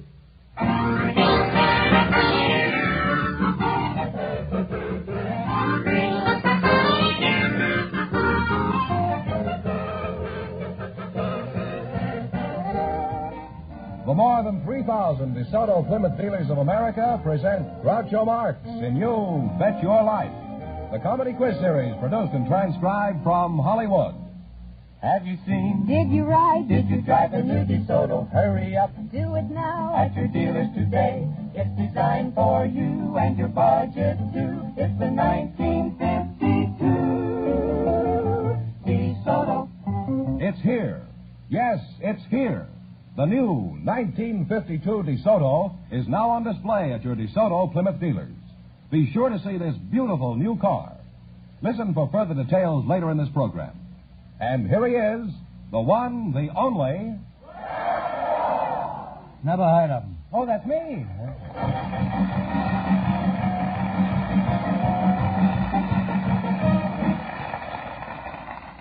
Well, here I am again with $1,000 for one of our couples. Mr. Fenneman, who's supposed to try for the $1,000? Well, we invited some architects to the program tonight. Just before we went on the air, our studio audience selected Mr. Walter Hagedorn. His partner is a young woman from our audience, Miss Sheila Crystal. And here they are. Folks, meet Groucho Marx. Welcome for the DeSoto Plymouth dealer. Say the secret word and you'll divide $100. It's a common word, something you see every day.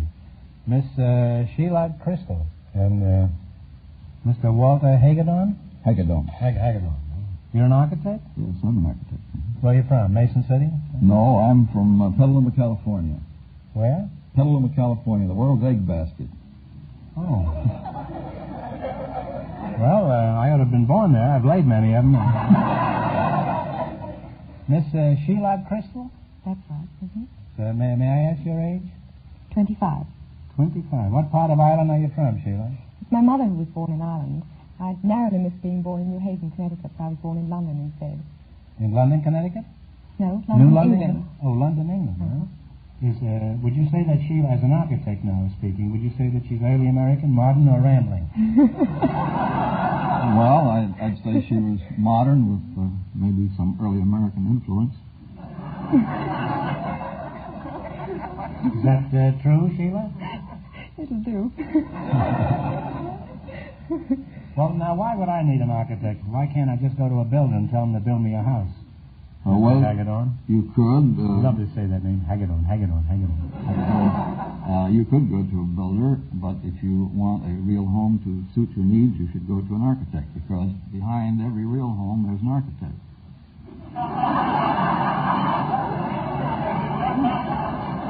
Times have certainly changed since I was a lad. That certainly wasn't what you'd find behind every home. You'd find a chicken coop, that's what you'd find. Fooled you, didn't I? You ought to be ashamed of yourself, all of you. Now, well, Sheila, every girl has plans for a dream house. Would you give us some idea of what you'd like? Oh, I think an early American salt box type of house. I lived in one in New Jersey, and you lived in a salt box? It's a salt box type of house. Oh. It's early American. Of course, it would have to have plenty of space behind it for kennels. Why, Sheila? I have a pair of Rhodesian Ridgebacks. Is that so? Well, if you keep your mouth shut, nobody will notice it.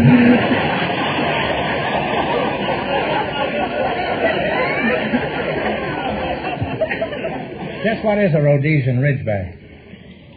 It's a lion dog. A what? A lion dog. Well, I'm a lion dog myself.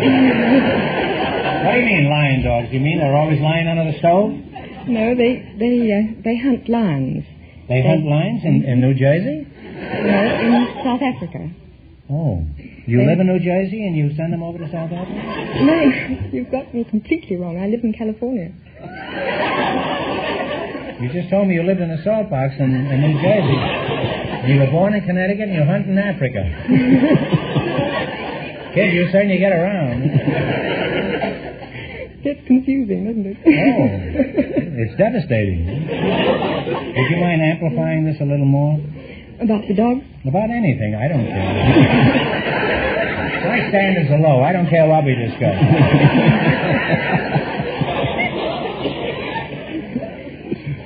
Well, tell us about the lion dogs. Well, they hunt in packs. There are about half a dozen of them. And they're noted for their ability to scent a lion about a mile away. And they bait him out of hiding. And they hold him for the huntsman's coup de grace. Oh. Well, a huntsman without a coup de grace is nothing, huh?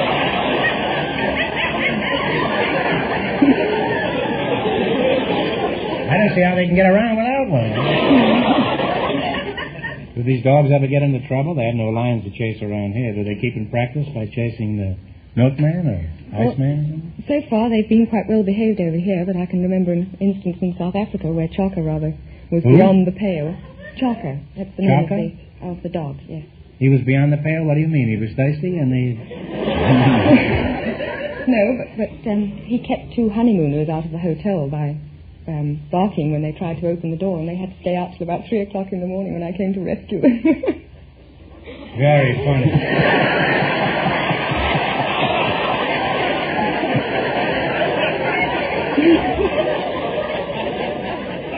That Chaka is really a dirty dog.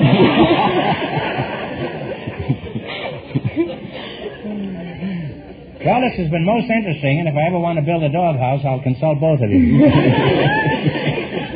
Now, in just 1 minute, you're going to play You Bet Your Life for a chance at the $1,000 question. Right now, I want you to hear something of real importance. Have you seen? Did you ride? Did you drive a new DeSoto? Hurry up. Do it now. At your dealers today. It's designed for you and your budget too. It's the 1952 DeSoto. It's here. Yes, it's here. The new, the 1952 DeSoto is now on display at your DeSoto Plymouth dealers. Across the nation this week, folks everywhere are getting their first ride in the beautiful new 1952 DeSoto. You'll be thrilled when you step through those big wide doors and see how roomy a car can be. Inside, you sit naturally. You relax in seats that are chair high. Yes, the 1952 DeSoto brings you a whole host of wonderful features. Features like Oriflow shock absorbers to help give you one of the smoothest rides you've ever known. Waterproof ignition to give you sure starts, even in the dampest weather. To protect your family in case of blowouts, famous safety rim wheels. The new, the 1952 DeSoto is designed for you and your budget, too. See the new 1952 DeSoto. It's now on display at your DeSoto Plymouth dealers.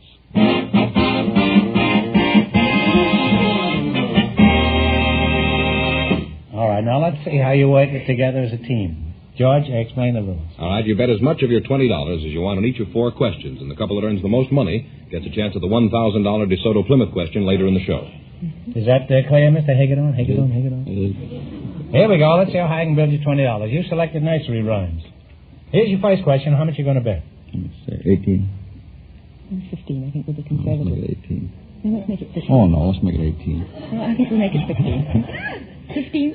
15. This is a woman's world we're living in, Mr. Hagedorn. Well, find out. We don't want to put all of his eggs in one basket.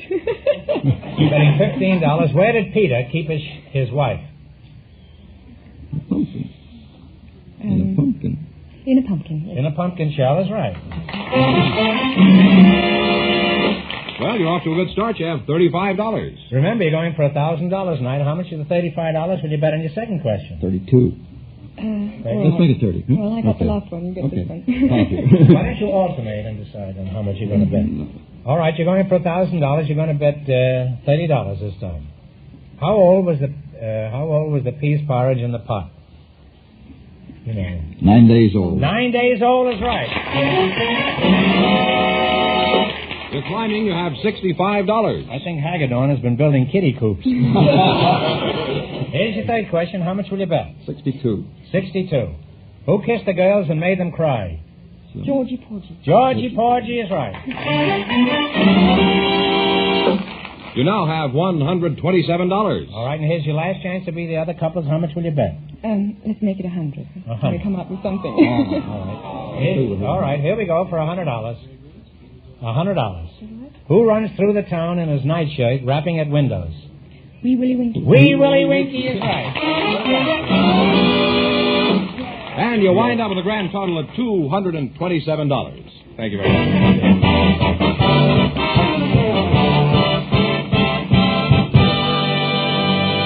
Thanks and good luck from the DeSoto Plymouth dealers. We have a tailor and a housewife now, Groucho, and here they are, Mr. Richard R. McIntosh and Mrs. Catherine George. Meet Groucho Marx. Welcome to You Bet Your Life. Say the secret word and divide $100. It's a common word, something you see every day. Mrs. Catherine George, you're the housewife. Where are you from, Mrs. George? I'm from Macedonia, Greece. You're from Greece? Mm-hmm. Oh. George doesn't sound like a Greek name. Are you married to Gorgeous George? Oh, no. It's Georgiopoulos. His name is Georgiopoulos, but I just dropped the Opoulos.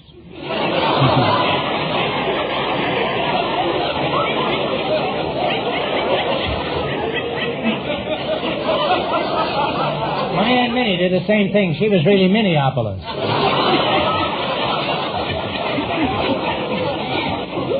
And I had an Indian uncle named Indianapolis. Nothing. What sort of work does your husband do? A restaurant man. But, of course, he's retired now. He's retired? Mm-hmm. You have any children? Oh, yes. 5 children and 7 grandchildren. How did you meet your husband? Well, my husband was captain. I'll call you Sheila, huh? Call me anyway, anything you want. I'll call you Catherine. Isn't that right? Yes, Catherine, yes. Katerina. Mm-hmm. My husband was a captain of the Greek army. He passed by my hometown. You know, I come from a very small town in Macedonia. And he says the first minute he set eyes on me, he fell in love with me. Well, that's understandable. I can understand that. So, he proposed to me. The next day, he came back and he says, I want to marry you. Would you marry me? I said, so soon? I just met you. Well, he says, I am an army man. I got to do things in a hurry. So, I said, well, can you give me a few minutes to think about it? And he says, well, you can think all you want. He didn't let me think, you know. He just kept talking about all the adventures we were going to have in the war. He was going to take me to war, mind you. And I was only 16 then. So the first day we were met, the second day we were engaged, and the third day we were married. And the fourth day, he took me to war. Really? And you know how, Mr. Marks? He put me in a trunk. Believe it or not. And he put the trunk in a big truck, you know, and up I went. In the boat, you know how they lifted with the winch? Yeah. There I went. There was a winch in the winch, huh? Well, a winch in the winch. I don't know. For 2 weeks. For 2 weeks. You were in the trunk? No. The first day I was in the trunk. It's a fine honeymoon, alone in the trunk. That's right. You didn't know you were going to go through all this when he proposed to you, huh? Well, no. He didn't tell me that I was going to go in the trunk because if I had to do that again, I wouldn't do it now. Love or no love? Greek officer or not Greek officer? You're absolutely right. Now, but I was only 16. You're not much older now, Mrs. Joy. Oh, yeah. You look like about 19 now. Thank you. And very, very, very cute. Now, Thank you Mr. very Richard McIntosh, that's a Scotch name, isn't it? That's right. And you're Scotch, huh? That's right, too. Are you a quarter or a fifth? Well, what part of Scotland are you from, Mac? Ogden, Utah.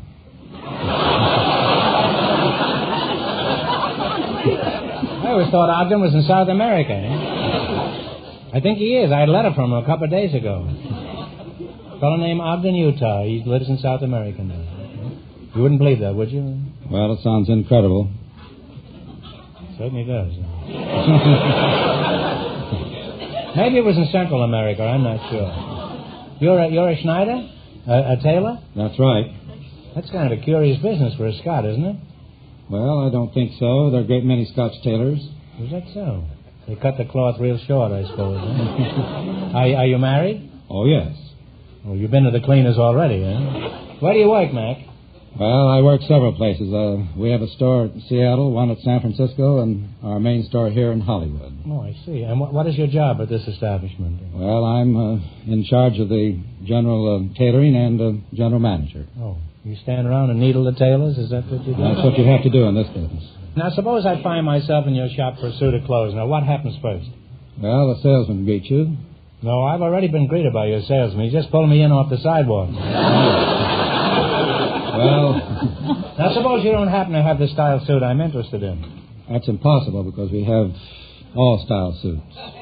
Good. It happens I'm interested in a diving suit.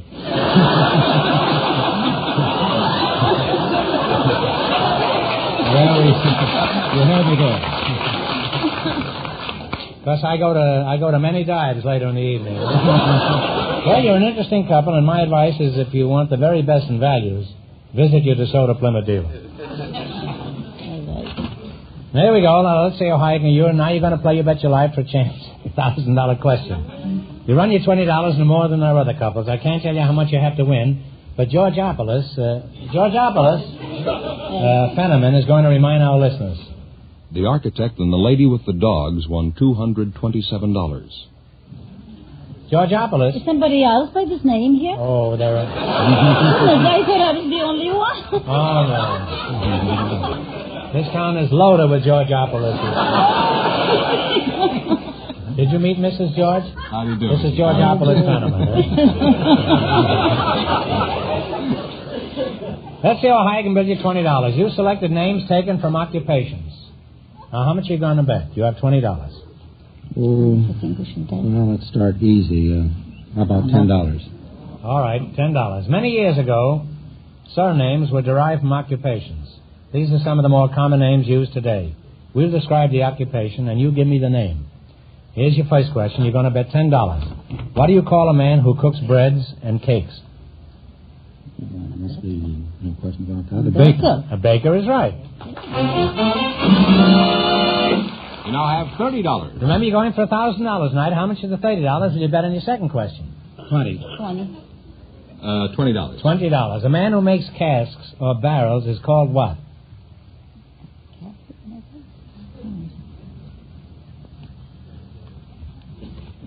What'd you say, barrel? Barrels or casks? Wine casks? I'm sorry, your time is up, kids. The answer is Cooper. All right, now here's your third question. Drop down to $10. You have $10. How much of the 10 are you going to bet? Well, let's go a little higher now. That's $8. What do you call a man who makes beer? A brewer. A brewer is right. Well, now you have $18. Now you're climbing again. Here's your last chance to beat the other couples. How much of the 18 will you bet? I expect 16. How about 16, so we still have... 16, so we'll have 2 left. 2 if we have more. We're not going to lose. All right, 16 is it. All right, what do you call a builder of wooden structures? Carpenter. Carpenter. A carpenter is right, And you wind up with $34.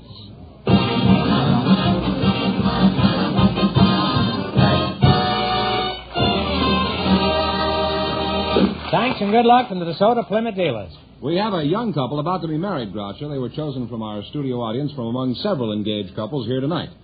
Miss Jackie Lervold, Mr. Peter Hamburger. Come in here and meet Groucho Marx. Welcome, youngsters, for the DeSoto Plymouth dealers. Say the secret word and win $100. It's a common word, something you see every day. Let's see now. Jackie Lervold, is that right? Lervold, yes. Lervold. How old are you, Jackie? 18. 18, huh? You're pretty young to be 18, aren't you? And Peter Hamburger. What is your age? I'm 21. 21. Well, it's the oldest hamburger I've ever seen. Although I've been to many drive-ins where they were around 19. Where are you from, Pete?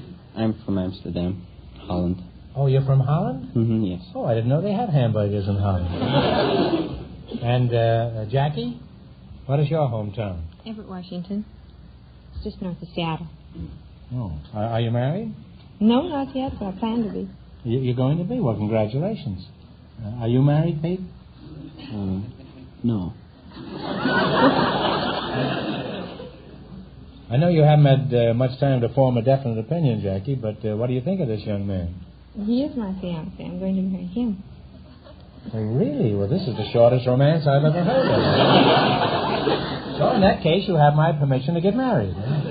Congratulations to both of you. Have you got a job, Pete? Yes. What do you do? I'm assistant manager at the Lower State Theater downtown.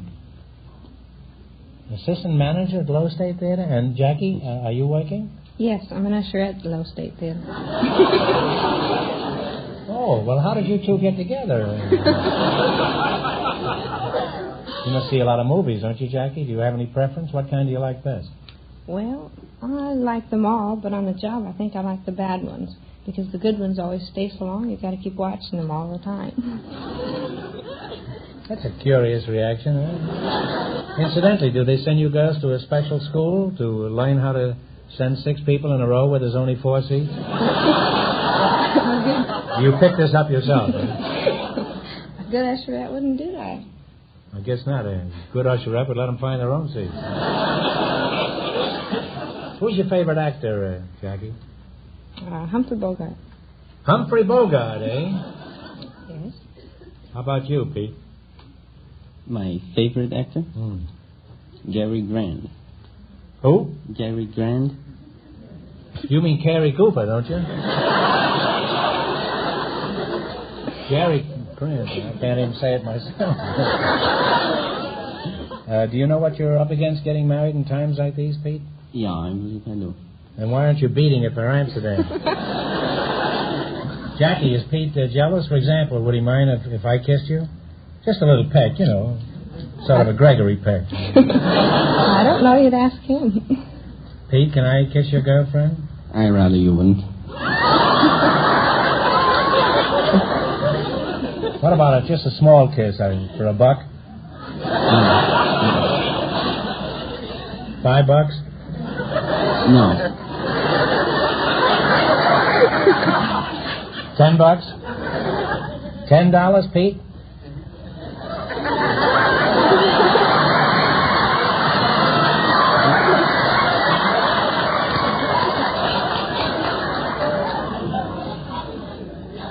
Is that the highest you go?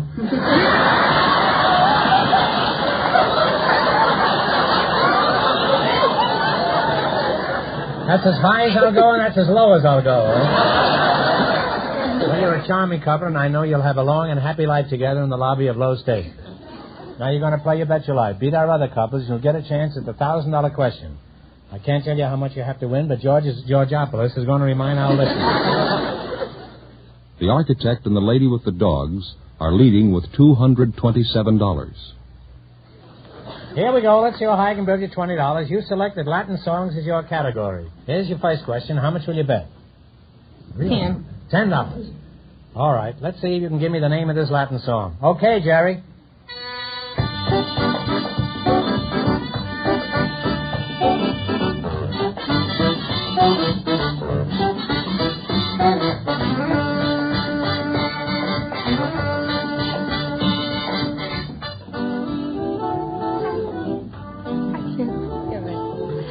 What's the answer? I couldn't think of it. Oh, you should have known this. It's the peanut vendor. You sell them in the lobby, don't you? You have $10. Remember, you're going for $1,000 tonight. How much of the $10 you going to bet this time? $5.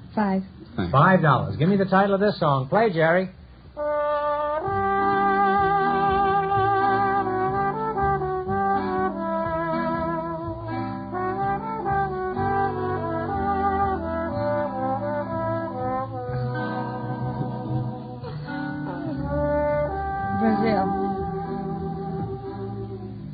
I'm sorry, it's Perfidia. All right, well, that's a shame. You have $5 now. $5. This won't do. You can't get married on $5. Here's your third question. Now, how much are you going to bet of the 5? $250. Okay. $250. $250. All right. What is the name of this Latin song?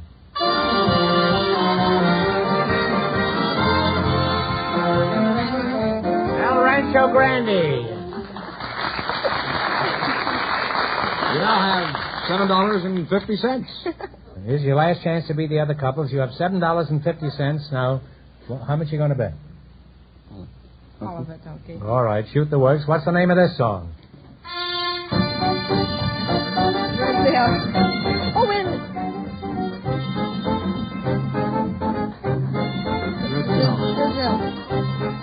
Brazil. Brazil is right.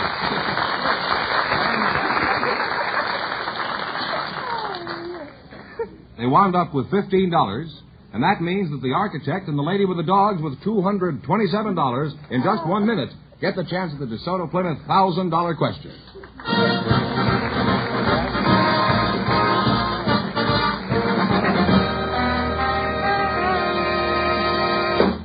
Every day in every state in the Union, thousands upon thousands of motorists take their cars for service where they see the famous sign of better service. The friendly sign of a DeSoto Plymouth dealer. Skilled mechanics who know your car like a book locate and repair trouble quickly. They're aided, of course, by the most modern tools and equipment. Equipment that assures you of a faster job, a better job, a job that saves you money. These DeSoto Plymouth mechanics have been trained in factory methods.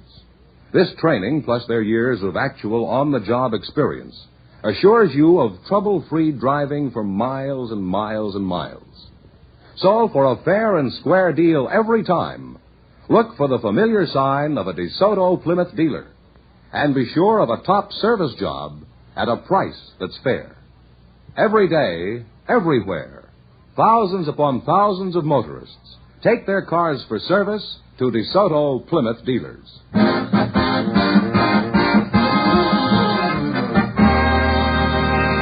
Here's the architect and the lady with the dogs, all set for the DeSoto Plymouth $1,000 question, Groucho.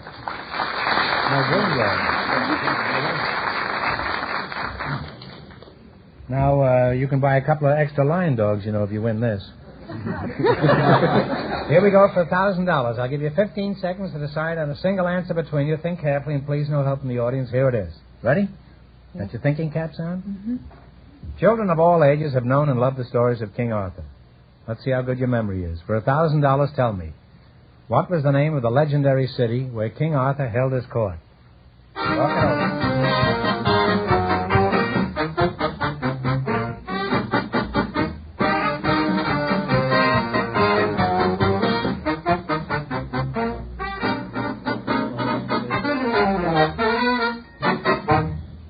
What's the answer you two have decided upon? If you don't know, take a stab.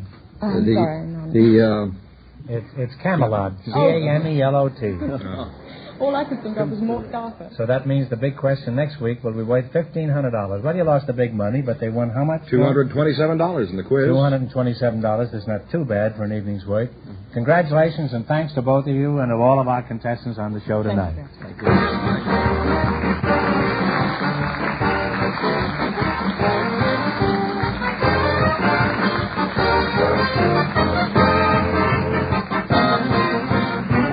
Be sure to tune in again next Wednesday night at the same time for the Groucho Marx Show, when the big question will be worth $1,500. And don't miss Groucho's television show, also presented by the DeSoto Plymouth Dealers of America.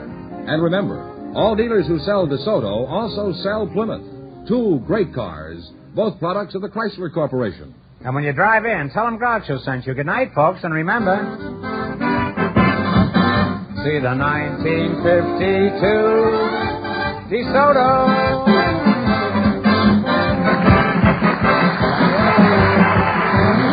Folks, here's a reminder from the National Safety Council. A minute for safety beats a month for repairs. You Bet Your Life, transcribed from Hollywood, is produced by John Goodell, directed by Robert Dwan and Bernie Smith, music by Jerry Fielding.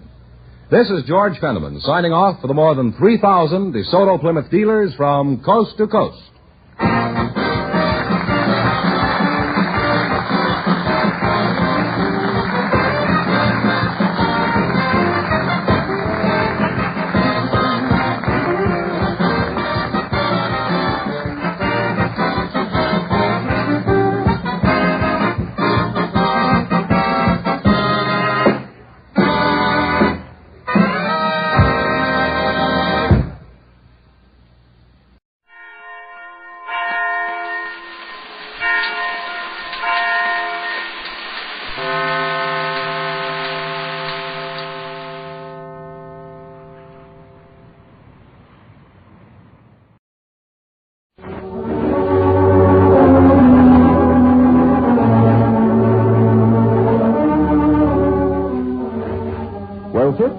It's late afternoon as we enter the small house halfway up on the next block now. And here in the living room, we find Mrs. Victor Gook and young Mr. Rush Gook.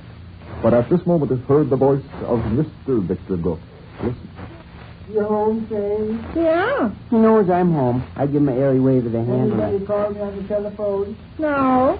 Not a soul? No, what's the matter? Oh, I'm in a mess. Move over, Rex. I want to sit down. Something wrong? Let me get my breath here. Nobody from the city hall called, huh, Dave? Phone hasn't rung all afternoon. I tried to get in touch with Mayor Simmons a while ago, but he wasn't in his office. Just a message with his secretary. What's the matter? I got to go to Chicago. Yeah? To Mr. Ruby. Business. We're to have a conference with two men from New York headquarters tomorrow afternoon. And then on Sunday morning, there's another big shop from Des Moines joining us. Well, I couldn't go along, could I, Gus? No. I don't want to try to get out of it, kiddo, because it's kind of a feather in my cap that a boss invites me. He generally takes like me supper with him when he goes on a trip like this. Well, what would you want to try to get out of it for? What would I want to try to get out of it for? Oh. Don't you know? No. Sunday's Decoration Day. I'm in charge of the parade. Oh. Doggone luck. Why couldn't these company officials get together some other weekend? Any other weekend? You'll have to miss your parade? Miss my parade? How can there be a parade? You mean... Well, I mean I'm in charge of the parade. I've arranged all the details. I've worked out the itinerary. I've coordinated the line of march. I've done everything. I've got 3 pencil tablets chock full of notes. How can I have a parade without me? It's a mess from beginning to end. When do you leave for Chicago? First thing in the morning. We get there around 10 o'clock and meet these New York guys at noon. And on Sunday we have another conference. I won't be able to get a train out of Chicago till after 1 o'clock. And that means I won't pull in here till around 4 in the afternoon. The mayor's going to fall down in a dead faint when he hears this. Why? Why? The citizens of this town are looking forward with pride and pleasure to having this Decoration Day parade. Now, there won't be any Decoration Day parade. Well, goodness, I'd think, after all, a parade is... I've got the whole thing in my pocket, see, kiddo? Everything's been left exclusively to me. When I'm gone, the whole thing will be paralyzed and at a standstill. Well, I should think they could have... I'm going to call up again. Mayor's office? Yeah. Might as well break the sad news and get it over with. I bet he goes right through the ceiling. Don't be mad at me, Vic, but I bet they go ahead and have their parade. How can they? Well, I don't see how one measly little fella can hold up a whole city from enjoying their Decoration Day. I'm the one little measly fella. Well, I didn't mean it that way, but goodness, all the people got to do is line up and march out to the cemetery. Line up and march out to the cemetery. That's your idea of all there is to a parade, huh? Well, no, but I should think almost anybody... Do you see this pencil tablet? No. And this pencil tablet? No. And this one? Mm-hmm. They're all plumb full of notes. I've spent hours of work on this thing. Hours of work. Well, yes, I know. And if you were going to be in town, I bet there'd be the nicest Decoration Day parade that ever was. But since you're not going to be in town, I doubt if they'll call the parade off altogether. What else can they do?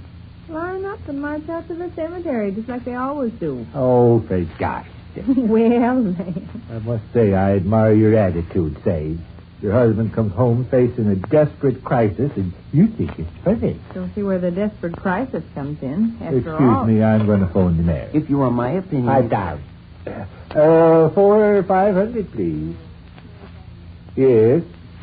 I'm going to come right out with it and not beat around the bush. I'm going to say, Mayor Simmons, a business emergency has arisen that cannot be avoided. I leave for Chicago tomorrow morning and cannot return until Sunday afternoon. Uh-huh. No, it'll be a shock to him. He may get mad. But it's not my fault. I can't help it. You just have to appreciate that a man's job comes first. Uh-huh. It's a pretty dreary old Decoration Day around here Sunday without any parade, won't it? Sure will. Why don't they answer their doggone... hello, Mayor's office? This is V.R. Gook speaking. Gook. G-O-O-K. I called earlier this afternoon. Yeah. Has Mayor Simmons come back yet? I see. Well, will you be sure to have him phone me the minute he arrives? It's very important. Yes, you have my number. Ha-ha. All right, then. Thanks very much. Goodbye. He's probably out shooting some golf. I understand almost Kiddo, there may be a ray of hoop. Yeah? Yeah, listen, I can get a train out of Chicago Sunday a little bit after 1 o'clock. Gets me in here around 4. Well? How about postponing the parade till then? Till 4 o'clock in the afternoon? Sure. I'll tell you what, you and Rush could meet me at the station with my lodge robe and my plumed hat and my boots and medals and so forth, and I could change my clothes in a taxicab while we dashed for Mulberry Street. course, the paraders would all be notified to be there and ready to march. They'd never do it. Who wouldn't? The people. What people? People that march in the parade. They'd never do what? Get together that close to supper time and march out to the cemetery. Why not? Because they wouldn't. There's picnics on Decoration Day and shows. Besides, who wants to walk clear out to the cemetery in the dark? Is it dark at 4 o'clock? It'll be dark by the time you got there. Don't you think the people would rather have their parade at 4 o'clock in the afternoon than not have any parade at all? I think they'll have their parade at the regular time. Without me? Oh, yes. How can they? Meet at Mulberry Street at 10 o'clock, line up, and march out to the cemetery. Oh, for gosh sakes, I say, sometimes I wonder if your head is... Go away, Rush, I'll answer it. I wasn't going to answer it. Hello? Yeah? This Mayor Simmons? Who is it? Oh, well, is the mayor... Huh? What I want with him? I'm V.R. Gook. I'm in charge of the Decoration Day parade. But you mean the mayor don't place my name? Oh, that's right? Well, look, you can tell Mayor Simmons that business takes me out of the city over Sunday, and I will not be able to handle the parade. Yeah. Bye. Who's that? Oh, some fathead down at the city hall. Said the mayor didn't place my name. Always thought that mayor was a two-faced half-wit. He got the last vote of mine he'll ever get. Where are you going? Out on the back porch steps and breathe some fresh air. Dove, why don't you let me take your place in the parade? Oh, go lay down. I could do it okay. All you have to do is line the people up and march out to the cemetery. You shouldn't tease your father. I wasn't intending to tease him. I'll get it. Is that the phone? Yes. Hello? Yes, this is the Gook residence. No, this is Rush Cook speaking. Who is it? I don't know yet. Who? Oh, I see. Is it for me? It's the city hall. Then it's for me. Hand me the phone. The fella's talking. Yeah? Uh-huh. Give me that telephone. Just a second. I'll connect you with my father. He's the party I think you want to speak to. Here you go. What's the idea? No idea to it. Phone rang and you were out of the room, so I answered it just like any human. Hello? Yes, I'm C.R. Gook. Oh, that's right? Yes, I'd be glad to talk to. Oh, I see. Haha. Okay. It's the mayor's secretary again. I'm going to talk to the mayor personally in a minute. He's probably sorry he got the name mixed up. Yeah. Oh, fine fella, that mayor. Good scout all the way through. Hey, you know what his secretary just told me? What? The mayor's going to take charge of the parade himself. Oh, really? Yeah. See what an important job it is? Uh-huh. I'm going to suggest to Mayor Simmons that him and I stay up all night tonight. What for? So we can pore over all these notes I got. I'll give him the benefit of all the work I've done. He's a smart fella and can follow my instructions to the letter. This town's going to have just as good a parade as if I were here in person. I'll coach Mayor Simmons in the 1,001 detail. Hello, Mayor Simmons? Yeah, Secretary just told me. Oh, that is all right. Listen, Mayor, my train don't leave till tomorrow morning. We got all night long to lay our plans out for the parade. Now, I suggest we get together in a hotel room. What? How you mean? Oh, I see. I see, Mayor Simmons. Okay, sir. Bye. What's the matter? Fathead. What'd he say? The fathead. Don't he want to stay up all night? No, he's going to bed. Isn't he going to take charge of the parade? Not even going to be at the parade. Got an engagement to play golf. Well, how's he going to take charge of the parade, then? Going to put a piece in the newspaper. Yeah?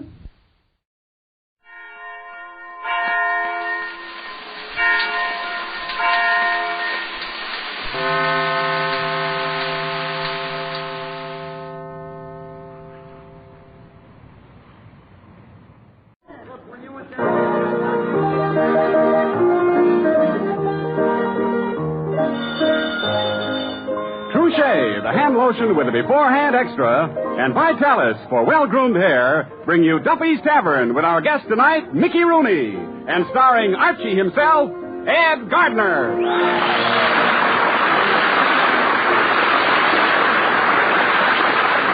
proven way to keep your hair well groomed. The way successful men in both sports and business keep their hair looking its very best. It's Vitalis and the 60-second workout. See how the Vitalis workout helps your hair, helps stimulate your scalp. See how it prevents dryness, routs loose dandruff, and helps check excessive falling hair.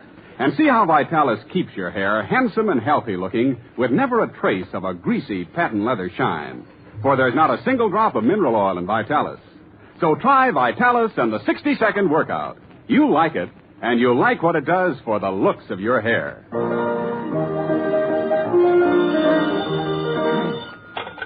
Hello, Duffy's Tavern, where you eat meat to eat. Archie the manager speaking. Duffy ain't here. Oh, hello, Duffy. Tonight, Mickey Rooney. Yeah, that's the guy. Short, freckled, blonde hair, pug nose. Sort of a Van Johnson at half mast. Yeah, a little bit of a guy. And in fact, they tell me when two grasshoppers meet, one says to the other, I ain't seen you since you was knee-high to Mickey Rooney. That's right. His size is a bit of a problem, too, you know, especially in Hollywood. Well, you know, he's too short to be a lover and too tall to be a producer.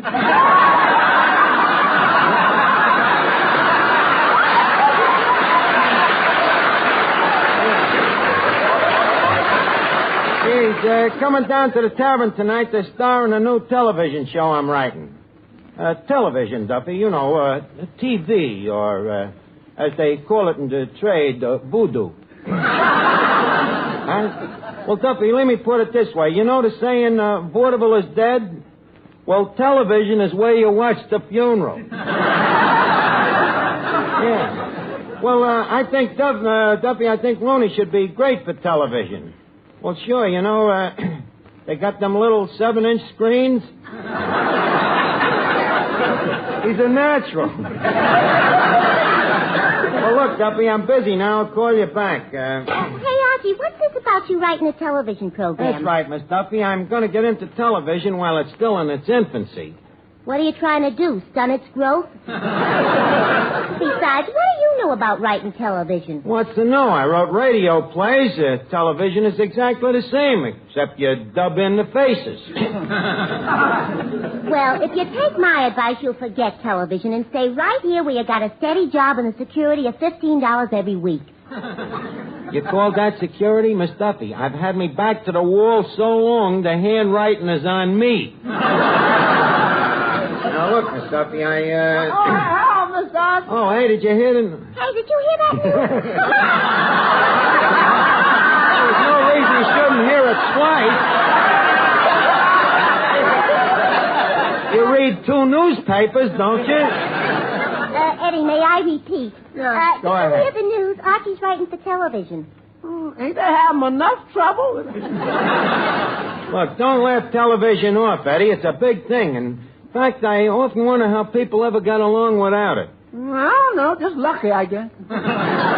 Eddie, from the tone of your inference, I gather you don't like television. Oh, it's all right while you're sitting at a bar watching it. Just that I don't like the after effects.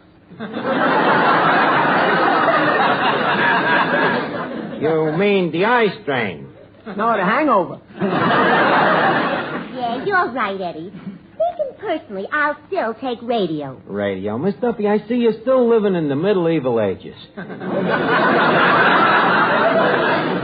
don't you get up to date and realize that the future always progresses the past? We've got to advance. A television is to radio what the caliper is to the old-fashioned slide rule. What does that mean? With a thought that deep, one does not stop to analyze. Well, tell me, deep one. Who's going to act in this show of yours? Only Mickey Rooney. Mickey Rooney! Now, look, play off. I need him for the show, and there ain't enough of them to go around. So both foot out of here, I'd like to finish the script. Now, let's see. Act 2. Our hero enters. He's a man of the world. Handsome, dashing, debonair. An amused smile plays about his intelligent face. He speaks.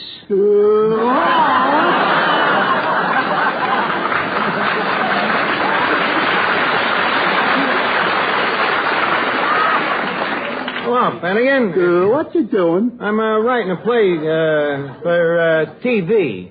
That's nice. TV who? It ain't a who, Finnegan.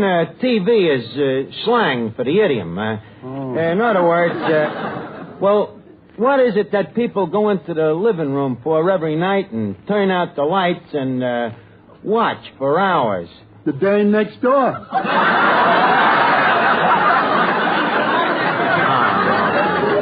Look, I'm talking about a different kind of entertainment, television. That. Uncle Louie's got one of them things. Oh, yeah? You like to watch it? Well, I can't make up my mind, Arch. I don't get to see much of it, thanks to me sister. How come? Well, Uncle Louie's set's got a 7-inch screen, and me sister's got a 12-inch head. Well, in that case, why don't you sit in front of your sister? That's where me Uncle Horace sits. Well, if he's sitting in front of her, how can she see? Well, she can see. You know Uncle Horace. Oh, yeah, the one with the hole in his head. Yeah. He thinks television is wonderful. By the way, what's this television show that you're writing on? Well, it's sort of a soap opera. Arch, I wish you wouldn't use that word. Opera? No, soap. Every time I mention that word around the house, the old man washes me mouth out with dirt. Well, I'll tell you what. To make your old man happy, I'll change it. I'll write a dirt opera. Hi, Arch. Well, Joe Moran. Hey, Joe, you're a radio guy. What do you think of television? I don't know. I don't drink. I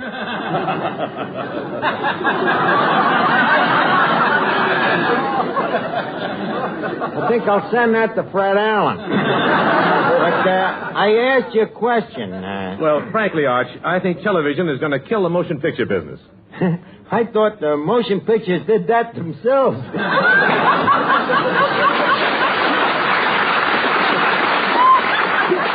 That's very, very funny. Mind if I send that to Fred Allen? Where do you think I got it? Anyway, when I'm driving that, Joe, you know I'm writing a television show. Oh? Well, when does it start? Well, as soon as I find a sponsor. A sponsor, huh? Yeah, you know, a censor with money. Well, any chance of a job in this show, Arch? Acting? Yeah. Oh, it could be, but would you mind first giving me an audition? Oh, not at all. I'd like to make sure that you can run the gimlet of emotions. Now, leave me see you register, for instance, love. You know, like Charles Boyer. Okay. Toujours l'amour, Truchet. Hetty, come with me to the drugstore. I will shower you with Truchet, the creamy, fragrant hand lotion that keeps hands feeling smoother, looking lovelier. This is the hottest lover since Lanny Ross. Look, Joe, try another one. See what you can do with sorrow. Okay. Get a load of this. Oh, please, don't take away my bottle of Truchet. What would I do without it? It's different from other hand lotions. Because it has a unique beforehand extra that protects hands from chapping. Well, how's that for sorrow, Arch? Pretty sorry performance. Would you like to try for fright? Okay. Don't be afraid.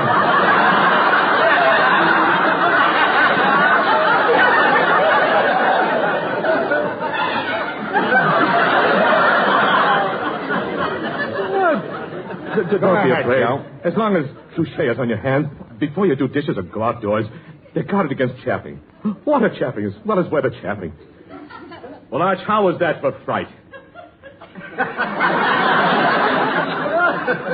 Frightful.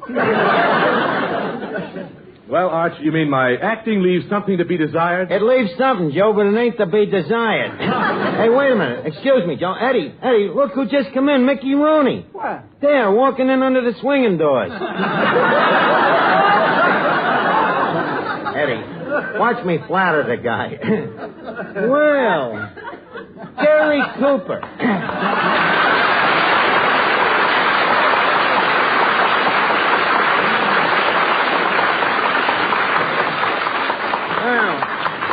How are you, tall in the saddle? Wait a minute, just a minute, Arch. I'm Mickey Rooney. Mickey Rooney. Well, how time flies upwards.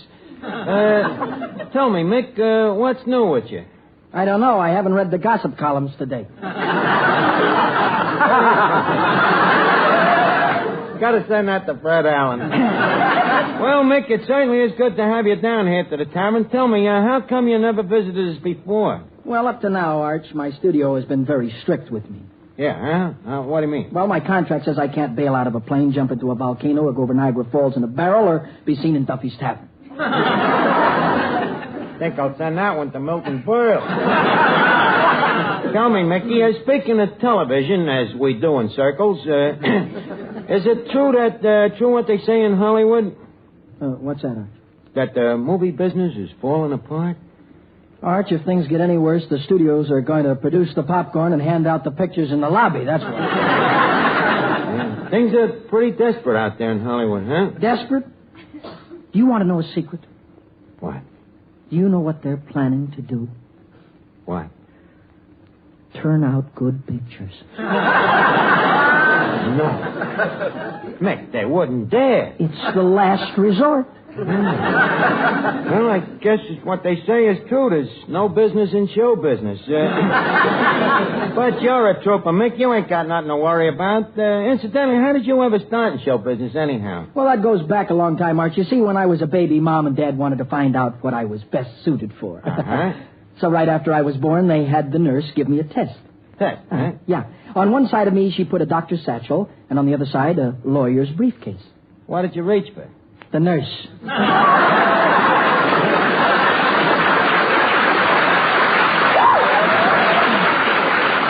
see. So, they decided to make you an actor then, huh? Yeah, that's right. I went into vaudeville with my mom and dad. Yeah, huh? How old was you then? 2 years old. 2 years, huh? What'd you do before that?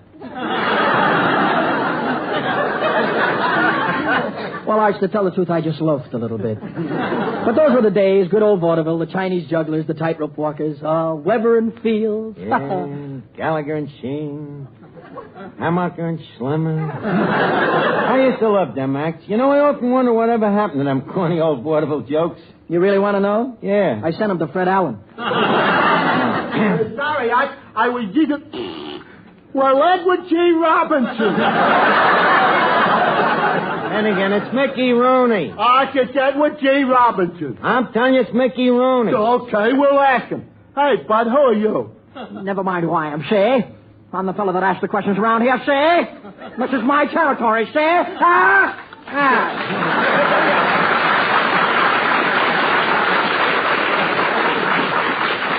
You're right, Arch. It's Mickey Rooney.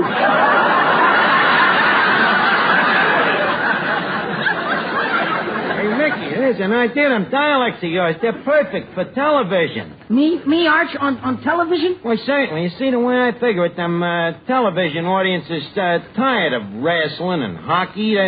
They're crying for something else to get tired of. Well, tell me, what are you going to give them? You. Now, how would you like to play the lead in a daytime soap opera?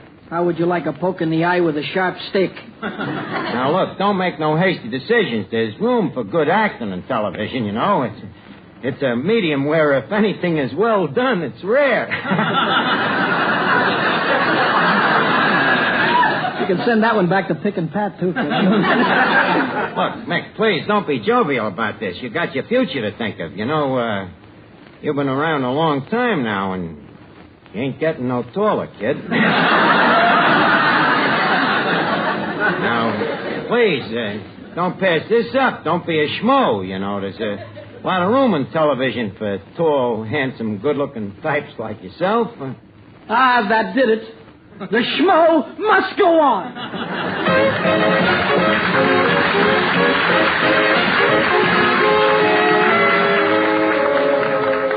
Well, Mickey, did you read me television script? Yeah. Uh-huh. What'd you think of it? It should happen to Butch Jenkins. We're saving him for the Hardy family. Look, this thing just looks bad on paper. Wait till you hear it. Now, leave us run through it. You see, in the first scene, you play a married man. By the way, you've been married, ain't you? Arch, pound for pound, I'm the most married guy in Hollywood. That'll help you handle a part. Now, you're the husband, and Finnegan is your rival. Finnegan is the rival. I say, well, who finally wins the girl, Arch? You do, the husband. Who plays the girl? You do. I'll play the rival. Look, Mick, in television, they all look like that. Okay, we'll switch it around. You play the rival, Mickey. Now, places, everybody. Mr. Melnick, fanfare, please. Thank you. Okay. Now, Eddie, you exit from the left and read the opening announcement. Ladies and gentlemen, to those of you who are watching this television program at home, I say greetings. And to those of you who is watching it in bars, I say order a double. You'll need it. Please, just read what's wrote there, will you? Now I give you the director of our Voodoo Playhouse, Mr. Cecil B. Diarchi, our head villain. Hey. Thank you. Thank you. Good evening, Mr. and Mrs. America and all the ships at sea.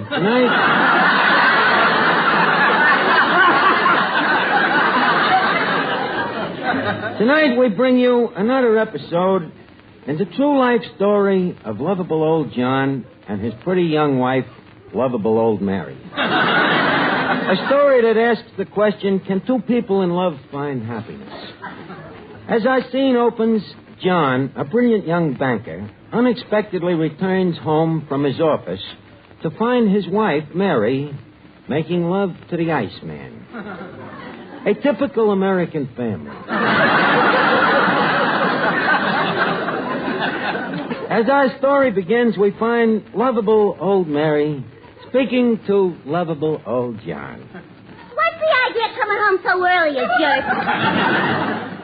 Good evening, Mary. Mary, don't think me suspicious, but why is that derby hat hanging in the hallway? I'm taking trombone lessons.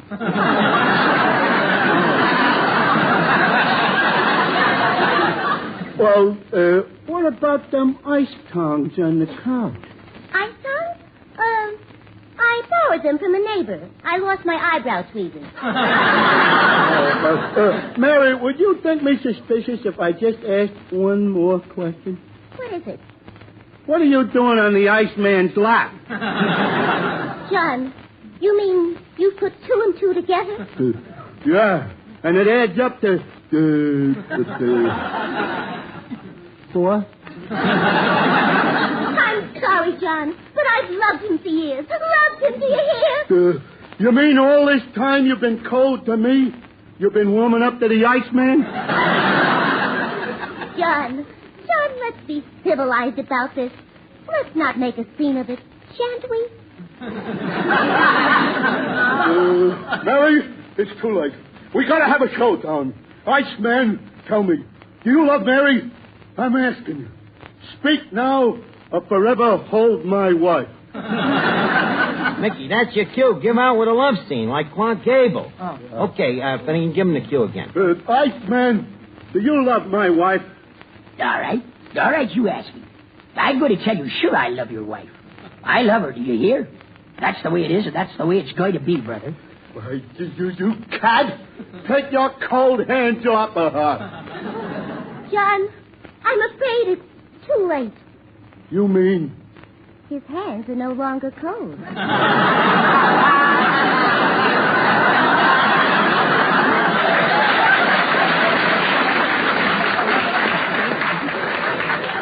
not leaving you. Do you hear?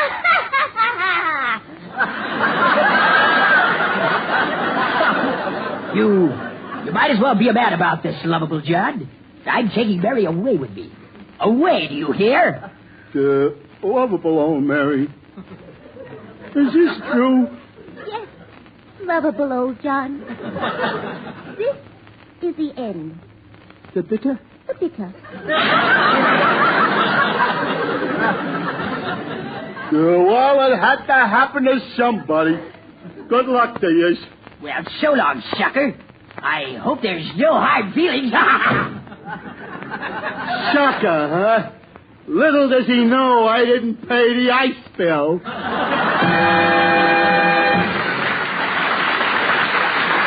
Thank you.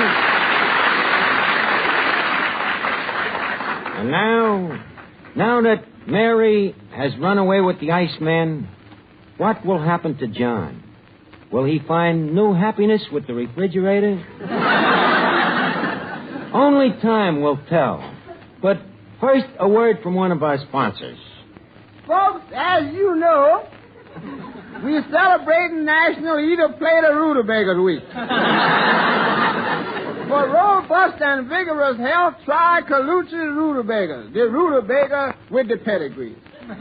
One single helping of Colucci Rutabagas contains more iron than the double bed spring. And it's twice as delicious. So remember, if it's iron that your system lacks, fill your stomach with rutabagas and listen to the clink. And above all, remember our sponsor's jingle. A. Avocado. B. Boiled potatoes. C. Succotaceous. NBC.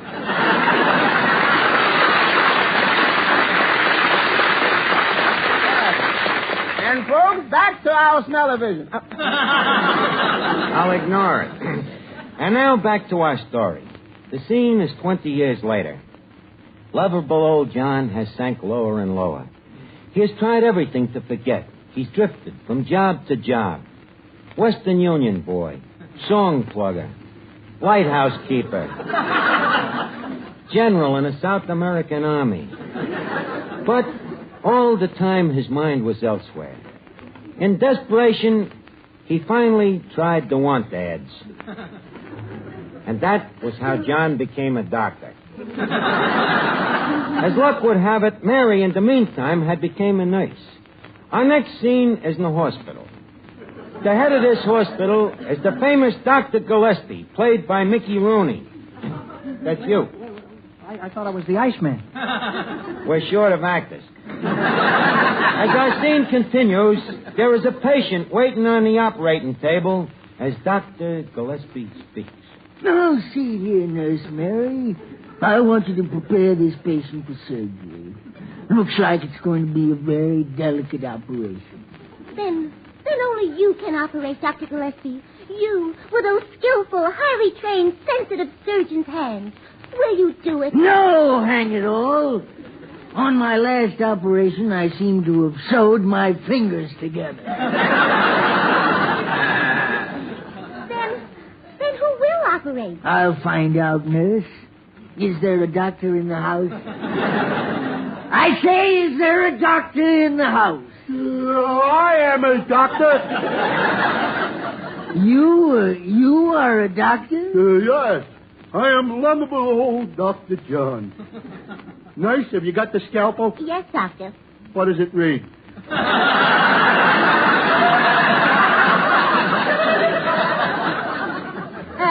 His temperature's down to 108. 108? That's pretty low. We better put him back in the sun. But first, let me look at the patient. Yay, Hossafats. It can't be. Who? My rival, the Iceman. Yes, there was the Iceman on the operating table. Lovable old Dr. John's hated rival that had took his wife away. What should John do? What would you do? In Dr. John's trembling hand was a scalpel, sharp as a surgeon's knife. One tiny slip of this scalpel, and the operation might be a success. Dr. John moved slowly toward the operating table. He looks down at his helpless victim, his mind racing blindly. Slowly, he raises his scalpel. And then... But first, a word from our sponsor. If you sticking on kicking the bucket, see Cabinet, the smiling undertaker. Ask him about his free trial plan. Only 20 easy payments. Folks, here's your chance to drop dead and save money. And remember our slogan, have a Cavendish funeral while you are still young enough to enjoy it. And now, back to our television play. Thank you, Eddie Green. Scalpel poised in midair, Dr. John hesitates as he faces the most momentous decision of his life.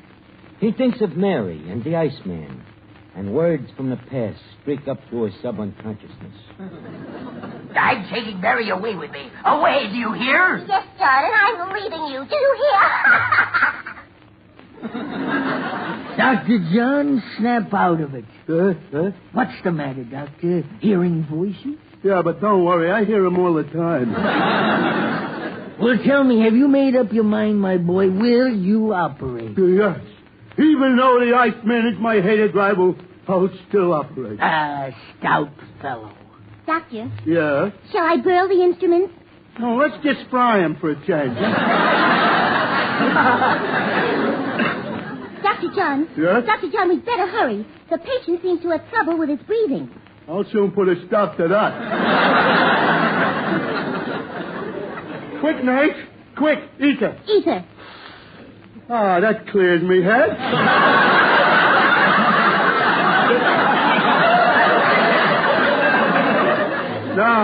Now, give some to the patient. Dr. Gillespie? Yes. Sponge. Cotton. Scissors. Ouch. Sorry. Bandage. It's a tense moment. Dr. John begins the operation.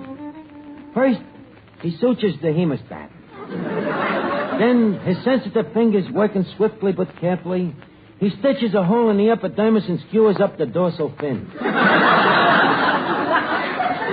Finally, Dr. John speaks. Gentlemen, the patient will walk again. You mean the operation was a success, my boy? Yep, but I never seen a worse case of tonsils. Oh, Dr. John, you're wonderful. Well, I did. Wait. That voice. Nice. Take off that mask. But I'm not wearing a mask. Mary, it's you.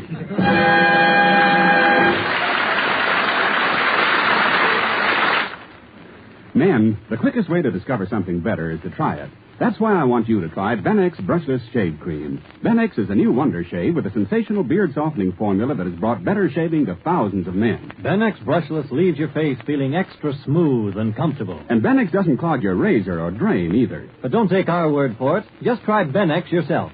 Get a tube at your nearest drug counter. Or we'll send you a trial tube free. Write your name and address on a postcard and mail to Benex, B-E-N-E-X, Empire State Building, New York, 1, New York. Remember, buy Benex Brushless. Or try it free by writing Benex, Empire State Building, New York. Hurry. Offer limited. Mickey Rooney will soon be seen in Quicksand and appeared by arrangement with Metro Goldwyn Mayer, producers of the Technicolor picture Little Women, starring June Allison, Peter Lawford, Margaret O'Brien. NBC, the National Broadcasting Company.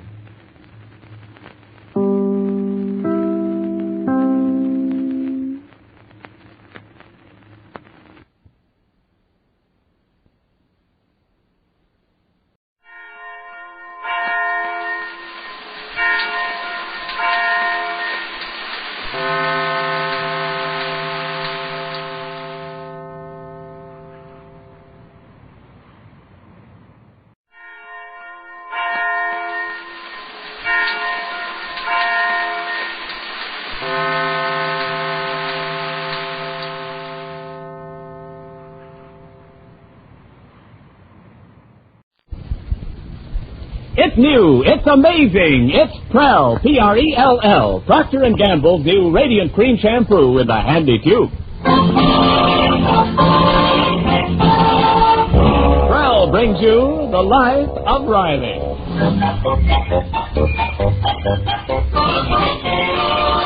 Prell, the shampoo that removes unsightly dandruff in as little as 3 minutes and leaves hair radiantly clean, radiantly lovely, presents The Life of Riley, with William Bendix as Riley.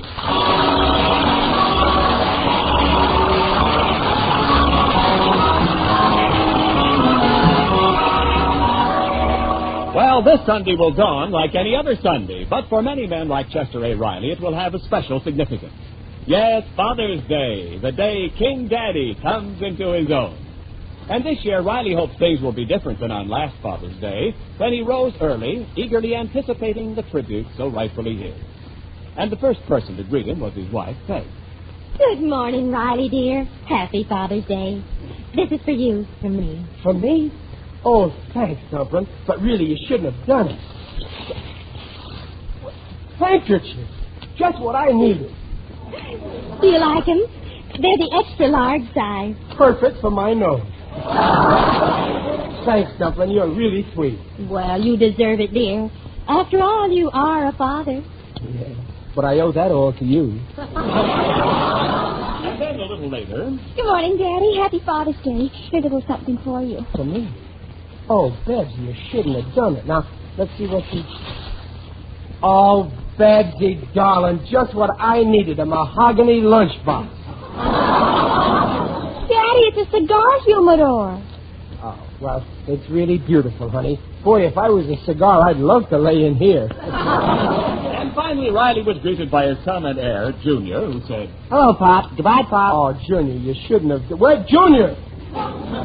Wait, Junior, come back. What's the matter, Pop? I'm in a big hurry. Well, didn't you forget something, Sonny dear? Forget? Forget what? Junior, you know what day today is today? Huh? Today? Yeah. Oh, yeah, of course. I almost did forget. I'll go get it now. Oh, that's fine. Junior, wait, can you give me a little hint what it is? Well, you know, gopher poison. I'll get you a pint. Junior, you know I never touched this. Gopher poison? Well, you told me to be sure and get gopher poison, Sonny, because you need it for the backyard. I'll be right back. Oh, wait, Junior, I'm going with you. Wait. A lot he thinks of me. All year long, I slave for him, and on Father's Day, he buys drinks for a strange gopher.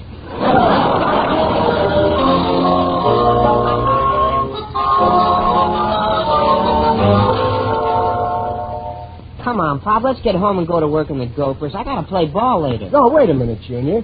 Look at all that swell stuff Pitlight has in his window here. All men's stuff, too. I wonder why. It's a haberdashery, that's why. He only sells men's stuff. Oh, come on, Pop, we're wasting time. No, we ain't. It's a good idea to see what people are trying to sell for people who want to buy. Someday you might want to buy something like that red bathrobe there with the blue dragon. Only $12.63. What a beauty. Me buy stuff in here? On my income? 30 cents a week? So what? It means a lot to people when someone they love remembers them. And it ain't the principle, it's the gift that counts.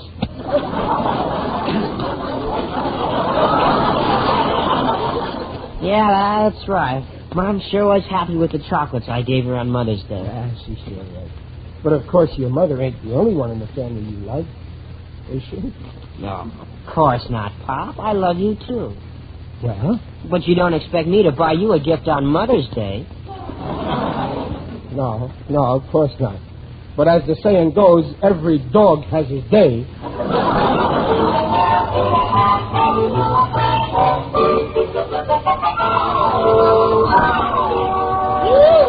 Mr. Riley. It's me, Waldo Benny. Oh, hello, Waldo. Where are you, Waldo? In front of you. Lower your eyes a little. Oh, yeah. Hiya, Waldo. How's my little neighbor today? Oh, my sacroiliac. Well, what's making it sad this time? I'm disappointed over the gifts I got for Father's Day. You're disappointed. But, Waldo, you have no kids. I know, but we have 3 turtles, Manny, Mo, and Jack. And every Father's Day, my wife gets the turtles something to give me. Oh, I see. Well, that's sweet. What did the turtles give you this year? A box of dead flies. Now, at least you got something. My Junior forgot all about it. Well, you know how boys are. It probably just slipped his mind. No, you don't understand, Waldo. It goes deeper than that. I always say, show me where a boy forgets his father on Father's Day, and I'll show you a father who's too stupid to raise his kids right.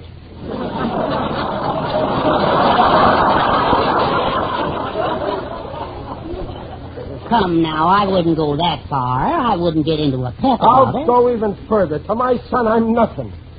Father's Day. To Junior, I'm only a stranger who's living with his mother. I'll go even further. He's an ungrate. There's the phone, Mr. Riley. Anyone inside to answer? Junior, it's probably his girlfriend. That's Marilyn Morris. He's always gabbing with her. Boy of 13. Does he think about his father? No. All he thinks about is girls. What's happening to the kids of today? Well, after all, a boy of Junior's age, it's normal for him to be in love. He'll grow out of it when he gets married. Hello, Marilyn. How are you, Drip? Drip. He never calls me that. I tell you that Marilyn's a bad influence on him. Oh, my pa's fine, thanks. How's your old man? You see, she was asking after me. Swell little kid, that Marilyn. No, he's not around. No, I don't know what to get him. But, well, I saw a bathrobe at Pitlock's men's shop. It was neat. Waldo, I was wrong. He remembered. He remembered. Mr. Riley, control yourself. Please put me down. I'm sorry, Waldo. Yeah, I know, but gee, Marilyn, it cost $12.63. He's going to buy me a bathrobe. Ain't he a swell little ungrate? I know, but where can I get that kind of money? Okay, goodbye. Too bad, Mr. Riley. I guess you're not getting the robe after all. Who ain't? All he needs is $12.63, right? And it's for a good cause, ain't it? Me.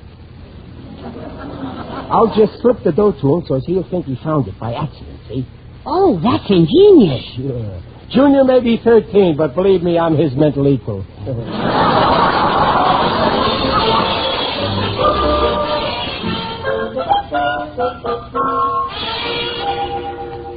Feeling good, Riley? Yes, sir, and how? Oh, that sure was a nice dinner we had for lunch. Yes, sir. Junior, darling, please go look in my tobacco jar. I want to smoke my pipe and kill off the smell of that gopher poison. Oh, I'll look for you, Daddy. No, let Junior do it. Where is it, Pop? It's here. Hey, look at all the money in here. Money?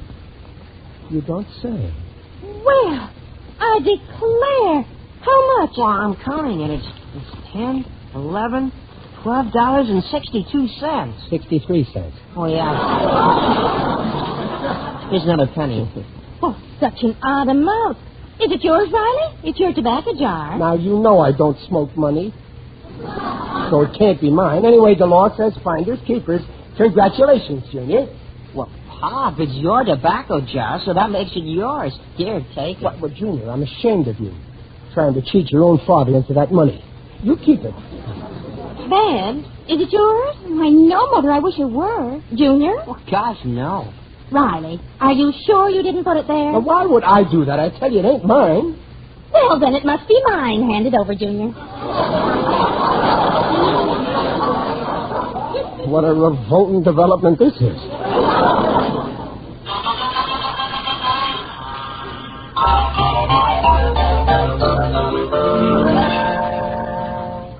Did it work, Mr. Riley? Yes, sir, Waldo. It worked like a charm. I took the $12.63 that you lent me, and I slipped it into Junior's coat pocket.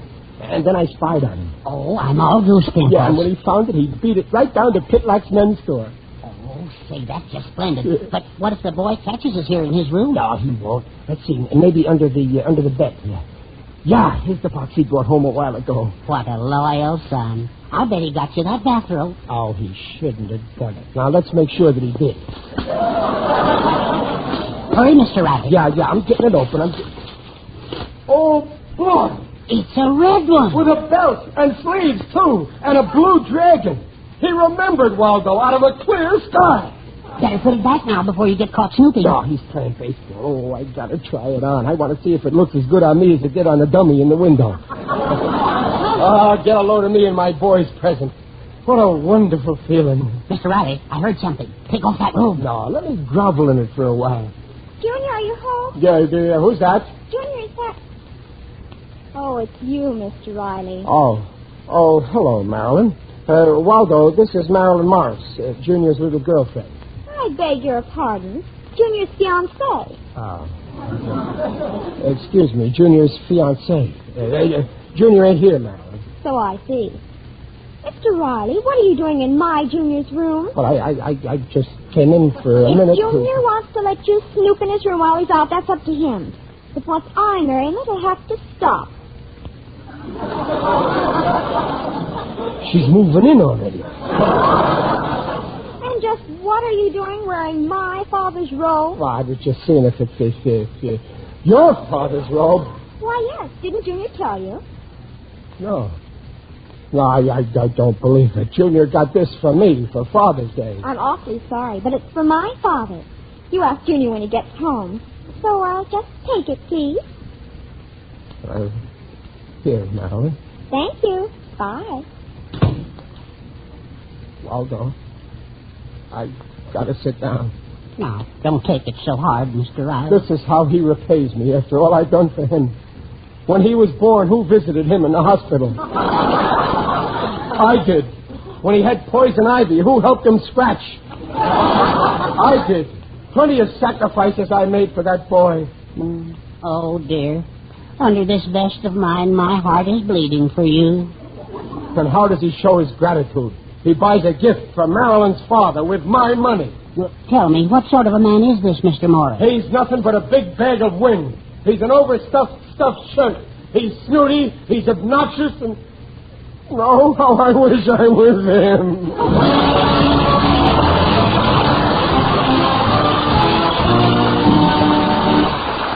We'll hear the second act of The Life of Riley in a moment. It's Tops on the Shampoo Parade. It's P-R-E-L-L Pro Shampoo. Yes, Prell, Procter & Gamble's Radiant Cream Shampoo in the handy tube. Prell's a shampoo hit for two reasons. First, Prell leaves hair more glamorously radiant than any soap shampoo. Because Prell can't leave a dulling soap film. Prell leaves hair radiantly soft, smooth, easy to manage. Second, Prell removes embarrassing dandruff in as little as 3 minutes. Doctors' examinations proved it. In most cases, even stubborn dandruff was controlled by 2 Prell shampoos a week. And Prell goes farther than any other known shampoo. It's concentrated for economy. So try the shampoo in the handy tube. Ask for Prell. P-R-E-L-L Pro Shampoo. Leaves hair radiant, gleaming bright. Not a bit of dandruff is in sight. Comes in a tube, handy too. P-R-E-L-L Pro Shampoo. Buy Prell shampoo.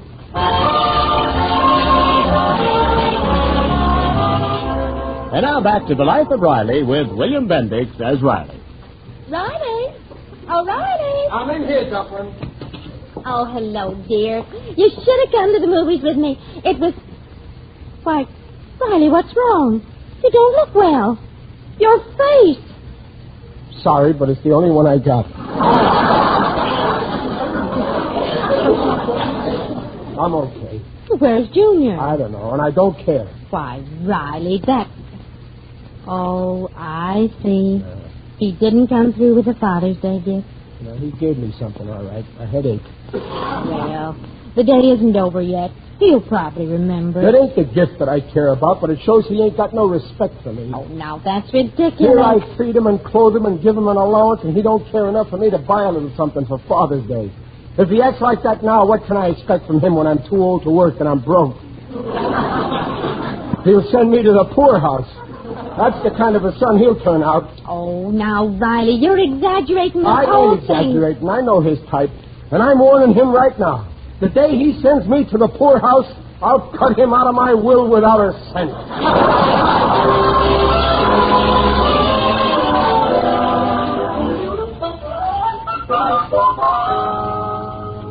It's a very nice robe, Marilyn. You really think so, Mother? Junior selected it for me. I gave him the money. But your father can't use 2 robes, dear. But I didn't know you were getting him one, too. Now what'll I do for a gift? Well, you can give your father one of the presents your brother got for him. He got 2, a pipe and pipe rack. And you can return this robe to Pitlack. I have a better idea. I'm afraid Junior isn't going to get Mr. Riley anything for Father's Day. He was broke this morning. Oh, that's a shame. Mother, maybe I ought to send this to Mr. Riley and let him think it's from Junior. Well, you paid for it, dear, but don't you think... I'll do it. I might as well face it. Mr. Riley is my future father-in-law.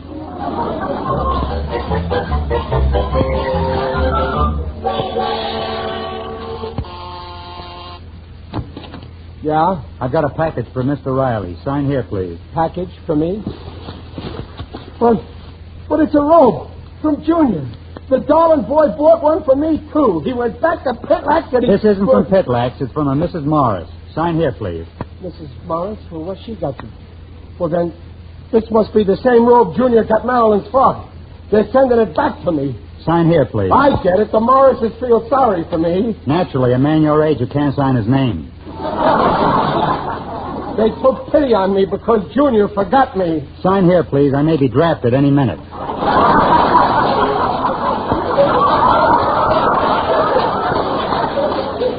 The Senate is staying up tonight just for little me.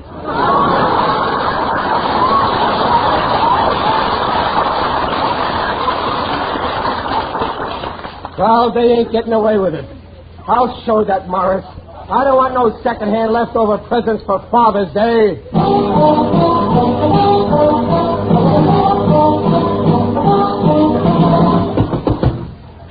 Yes?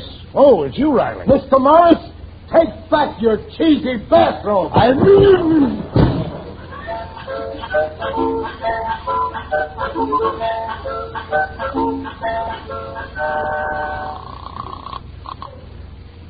Hello? Pitlax Men's Shop. Mr. Pitlax, this is Waldo Binney. You had a red bathrobe with a blue dragon in your window. No, this one is sold, but I have an excellent duplicate which is also just like it. Oh, fine.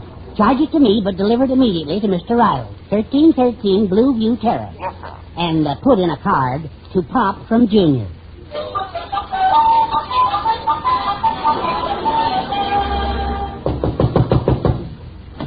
Yeah? Package for Mr. Riley. Sign here, please. Just hold this pencil and I'll steer your hand.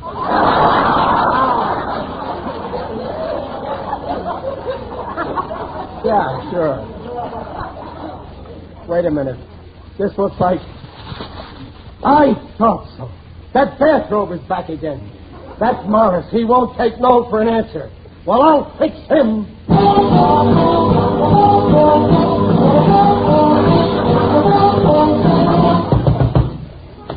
Yes? Oh, it's you again, Riley. Listen, Morris. In case you didn't get me the first time, I don't want this bathrobe. Here.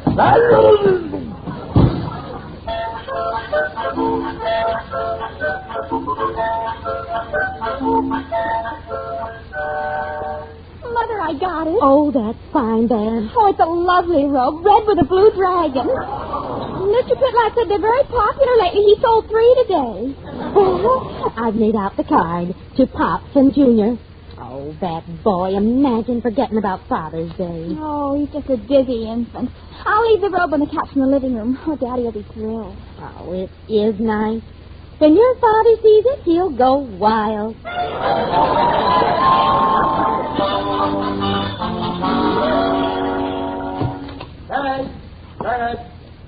Hey. Fine thing. Nobody even... What's this? Again with that bathrobe. It keeps coming back like an itch. That's Morris. Now he's breaking in my house to make me take it.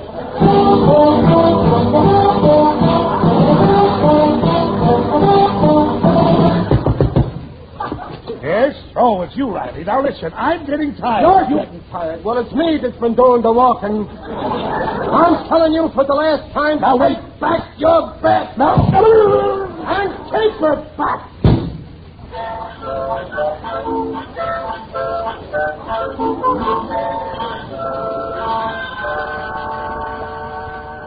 Oh, my feet.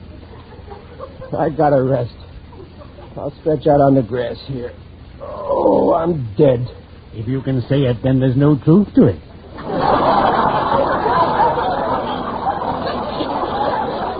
Who's that? It is I, Digby Odell, the friendly undertaker. Oh, hello, Digger. Greetings, Riley. You're looking fine. Very natural.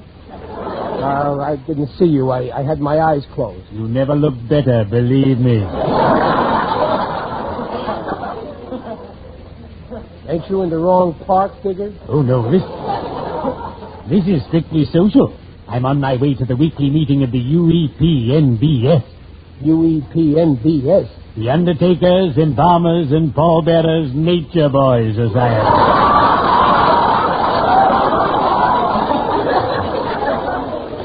Our slogan is, let us help you get close to Mother Earth.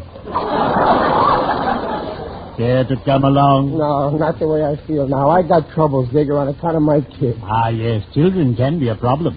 Yesterday, a gang of scurrilous scamps stole a sign from a cigar store that had a special Father's Day sale. And then they hung it on the door of my business establishment. Ooh, I was furious. Why? What did the sign say? Let us save you all the fuss and bother. We'll be glad to deliver a box for Father.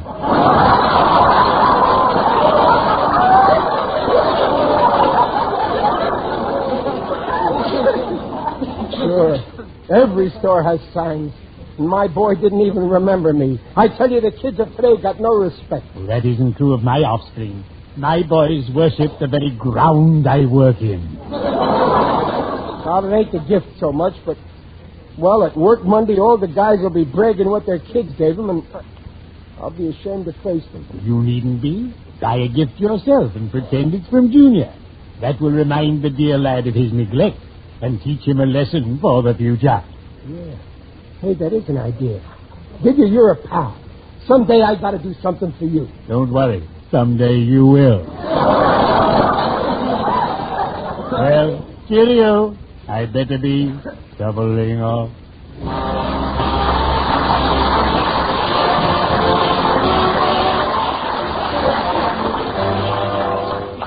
Well, Dumplin', how do I look in the swell new bathrobe that my boy Junior gave me? Oh, you look wonderful, dear. Oh, you're absolutely handsome in it, Daddy. And that dragon on the back is beautiful. Yeah, that dragon brings out my personality.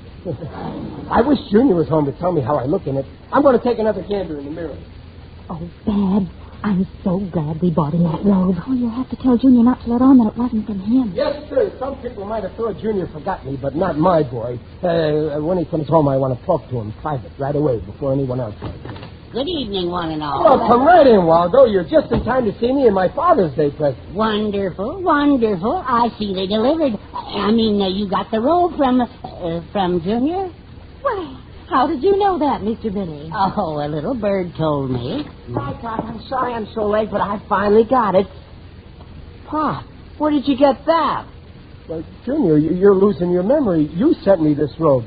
Remember? Come outside. I sent it? Oh, no, Junior, don't contradict me. Come in your room a second. Oh, but No, don't argue, Junior. You sent your father that robe. Yes, Junior, don't be such a dope. But Junior, you come outside with me. I'll prove that you sent your father that robe. Somebody's nuts around here. Look, I got Pop's gift right here in this package. What? A robe from Pitlock. Oh! I couldn't get the pipe I wanted to get you. I went to every place in town. So I came back and got the robe. Look. No, it's the same robe. But, Pop, where did you get the one you're wearing? Never mind, Junior. You came through for me, and that's all. Oh, I get it. You bought the other one. You thought I wasn't going to remember you. Oh, Pop. All right. You must think I'm a pretty funny kind of a son. Oh, it wasn't your father, Junior. It was my fault. I was the one who didn't think you'd remember. Why, Mom. Well, I put Mother up to it. No, it was my fault, Junior. I bought it. Oh, no, Riley, you mustn't take the blame. I bought it. Junior, I was the doubting Thomas. I bought that robe. Now, wait a minute. I demand a recount. I went to Pitlock Personal and bought this robe. I phoned him to deliver it. I gave Babs the money, and I brought it home. I know where I got it, don't I? Well, you needn't yell. Folks, listen to me. What's going on? Now, you keep out of this, Marilyn. Next you'll be saying you sent me this robe. Why, yes, Mr. Riley. But how did you find out? This is ridiculous. We couldn't all send him that robe. Now, wait. Let's get logical. There's only two robes. Junior bought one, and I bought one. Two robes. Get it? Two. Where's that idiot, Riley? Oh, here you are. Just a minute, Morris. Listen, you big baboon. Take back your blasted bathrobes and keep I here. Here and here. And stop hounding me.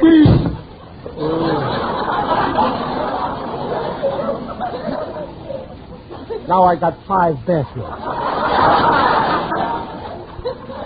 5 bathrobes. Just what I needed.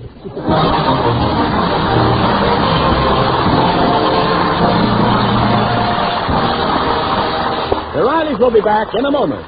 For hair that's groomed well, it's Marvelous Prell, Procter & Gamble's Radiant Cream Shampoo in the tube. From Hollywood, California, Mrs. E.N. Green writes, My hair is very dry and fine-textured, and has always been hard to care for.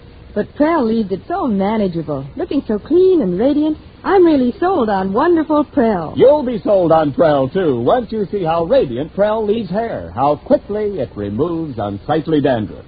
You'll sing about Prell. Prell shampoo leaves hair radiant, gleaming bright. Not a bit of dandruff is in sight. Comes in a tube, handy too. Prell shampoo.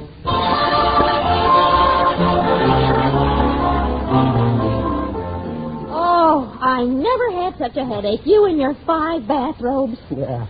Well, it's wonderful to know that I'm so lovable. And so modest. Yeah, and especially that my boy likes me. Don't I look swell in this bathrobe that Junior gave me? Huh? Yes, but to tell you the truth, dear, it makes you look awful fat. Well, you'd look fat, too, if you was wearing 5 bathrobes.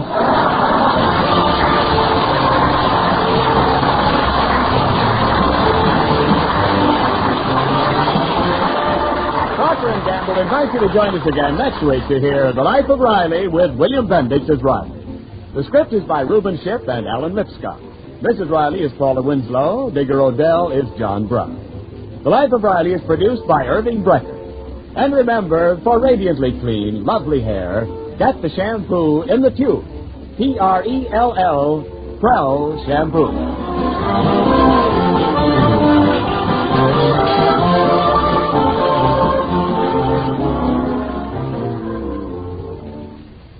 In the factory, on the farm, in the home. Hey, Mom, where's the lava soap? Yes, no matter what you do, you need L-A-V-A, Lava Soap, to get dirty hands really clean, because lava gets the dirt ordinary wash-ups miss. In every inch of lava's snowy lather, 50,000 tiny scrubbers remove the deep dirt from skin crevices between fingers, around fingernails. With lava, hand soiled by machine oil, grease, or grime comes sparkling clean in 30 to 50 seconds. Mothers know lava is wonderful for cleaning children's grimy knees, hands, elbows, and housewives everywhere are discovering the magic of lava. Mrs. Muriel Nimmo of Montclair, New Jersey says, Even kitchen stains come off easily with lava soap. Lava cleans my hands quickly, leaves them feeling fat and smooth, too. And lava is amazingly gentle, too. So get the soap that gets the dirt. Get Lava Soap.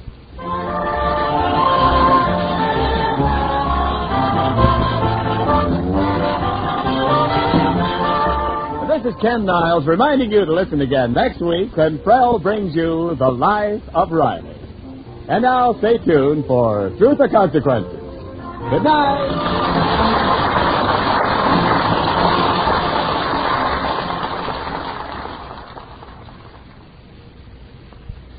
This is NBC, the national broadcasting company.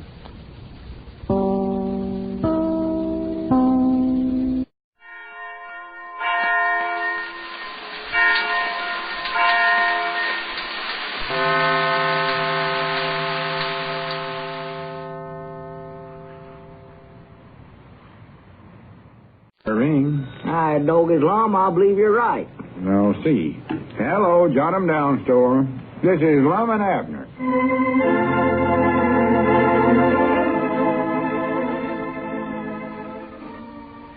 And now, let's see what's going on down in Pine Ridge. Well, Lum and Abner's contest for the best suggestion on spending Diogenes Smith's $10,000 gift to Pine Ridge didn't turn out so well. None of the suggestions were worthwhile, so the old fellows awarded the prize box of groceries to the most needy contestant, one Ulysses S. Quincy. Mr. Quincy immediately demanded that they carry out his suggestion of building a toll bridge in the town. As we look in on the little community today, we find Lum and Abner in their Jot 'em Down store discussing this new problem. Listen. Well, maybe old man Quincy will forget about this bridge idea pretty soon, Lum. I've heard his woman say he's always getting big ideas for inventing stuff, and then he forgets all about them by the next day. Oh, yeah, he's always figuring out something. He had a contraption rigged up there one day to do the churning for him. Well? Had it rigged up with the windmill. Well, I do know. He'll be all right on a windy day, I reckon. I don't think he'll forget this one, though. You don't? He's bound and determined that Pine Ridge is going to build a toll bridge, even though he knows we ain't got no river to put it across. No. Most ridiculous thing I ever heard of. Well, maybe if we went out and had a little talk with him, why, he'd change his mind, Lum. Talk with him? That's all I've been doing all morning. He keeps calling up every 10 minutes. When you going to start the bridge? How soon you going to start the bridge? Have you started the bridge yet? Well? And he's going to drive me stark raving mad crazy. Well, what was in that letter you said you got from him this morning? Oh, he sent in an application for the job of toll keeper. Toll keeper? Yeah, that's the feller that stands at the entrance to the bridge and takes the toll money from the cars that's crossing the bridge. And keeps it? No, that's just what they call them fellers, toll keepers. Well, I don't think we ought to let him keep all that money. That won't do Pine Ridge no good. Well, we ain't going to let him keep no money. Fact is, I think I'll just pint myself to that job. Wait a minute, we ain't building no bridge. What's the matter with me? Well, did he say anything else in the letter? Yeah, he said he wanted the bridge to be named after him. Named after? Yeah, wants us to call it Ulysses S. Quincy Toll and Suspension Bridge. Oh, prattle. I don't like it. I'd a heap rather we called it the Pine Ridge Bridge. Yeah, either that or the Eddards Memorial Bridge. Granny, there we go again. We ain't going to build that bridge. What's the matter with it? No. Well, do you think that Ulysses can actually lawsue us if we don't? I don't know. I sort of doubt it, though. Squire said he'd look it up in some of them law books he's got and see whether Ulysses is a case against us or not. Well, I wouldn't put no trust into what Squire Skimp says, Long. Well, ordinary I wouldn't either, but you got to admit he knows a heap about legal law and all that stuff. Yeah. And as long as he's found out about the $10,000 Dodge and E. Smith left for the community, he'll be as anxious as we are to keep from spending the money on a no-good bridge. Yeah, still, I hate to see him get mixed up in this, old Lum. I'll tell you that. That's Squire Skimp. Don't worry. I won't let him trick us no way. Besides, if he can get us out of this, he'll be doing both us and Pine Ridge a big favor. Oh, yeah, I got to admit that. Ain't that our name? I never heard it. I believe it was. Phone's so far away, I never hear it hardly. Hello, Ulysses? No, we ain't got it started yet. No, we ain't. Goodbye. Was it him? Yeah. I think I'll have that phone took out of here. Well, you ought to thought of that last week when Don Amicis was in town for the premiere of our picture, and we could have just give it back to him. Abner, how many times do I have to tell you that he never actually invented the telephone? Wait a minute, there comes Cedric. Huh? I wonder if Cedric's recovered from being a moving picture celebrity yet. Oh, yeah, he more likely forgot about that by now. More likely back to worrying about not beating that pinball machine. Well, that's good. I hate to see him getting all stuck up. Oh, yeah, it went right to his head. Well, howdy, Cedric. Hey, come on in, Cedric. Wonderful world. Yeah, wonderful world. Say, would you fellas help me write a letter? A letter? What are you doing, writing to all your fans and admirers? No, Mom, I'm writing to Ernest. Who? You know, Ernest Macmillan, the one that's went in the Army. Oh, well, that's a good idea, Cedric. That's awful thoughty of you. Yes, Mom, I thought he'd like to get a letter from a moving picture star. Oh, I see. Well, it's still a good idea. Yeah. Them soldier boys enjoys getting letters. Everybody ought to write to them all they can. Why, let them know sure. how proud we are of them, how we're behind them 100%. Yeah, ought to do it. There's just one thing, though, Cedric. Yes, Mom. Be sure you don't give out no military secrets or any information that the enemy would like to get a hold of. Oh, no, Mom. I've already taken care of that, I think. I swapped my bird whistle to Gomer Bates for some invisible ink. See, here it is. Invisible ink? Yes, Mom, it works wonderful, too. Well. You just write down some stuff, and pretty soon it all disappears, and nobody can't never read it. Hey, Doggy, that's a good idea, Cedric. That way, if a letter gets into the wrong hands, why, they won't know what it says. No, won't really. Oh, that's a Just a dandy. minute, though. If the letter's invisible, how's Ernest going to read it? Huh? Oh, I got that figured out, too. I'm going to write another letter in regular ink telling him what all I said in the invisible letter. Sure. Well, that ain't no good. What if the second letter gets into the wrong hands? Oh. Mom? Oh, never thought about that. No. Well, Reckon I better give up to Heidi.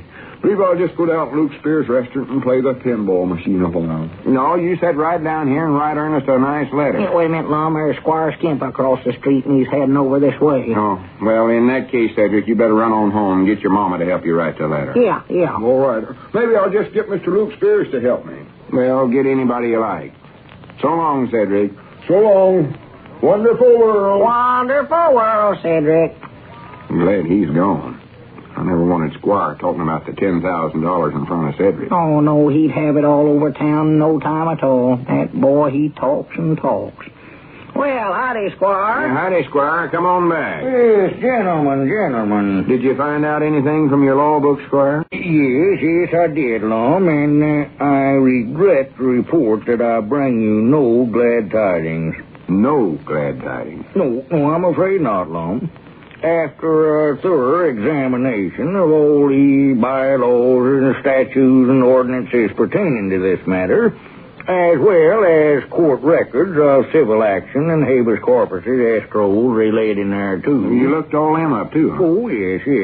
After a thorough examination, Lum, I find that Ulysses S. Quincy has an ample basis for a case against you if you fail to erect said bridge. Yeah, I was afraid of that.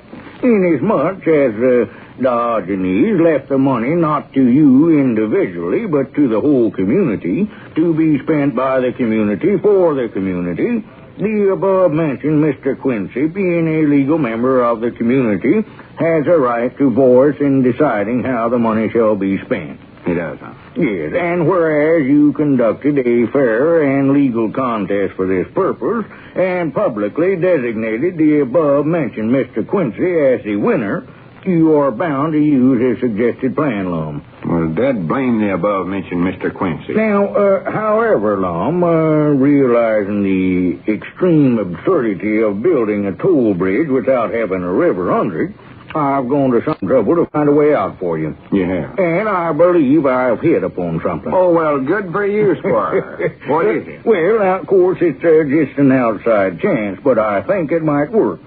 I have here, Lum, a little legal document, perfectly harmless, of course, which proves that you have no right nor sufficient means to build said bridge. Huh? Now, all you have to do is sign this, and I'll show it to Mr. Quincy, and he will, I'm sure, drop the key. That sounds good to me. Hand me that pen there, Abner. Well, now, Lum, you ought to sign that. Well, all it says is that I can't build no bridge, and that's the truth, ain't it? Yeah. Give me the pen. Well, exactly what does it say in that paper, Squire? Why, just the usual legal phrasing, Abner. Yes, the usual legal phrasing, Abner. Where do I sign, Squire? Right here? Yes, right there on that line, Lum. That's it.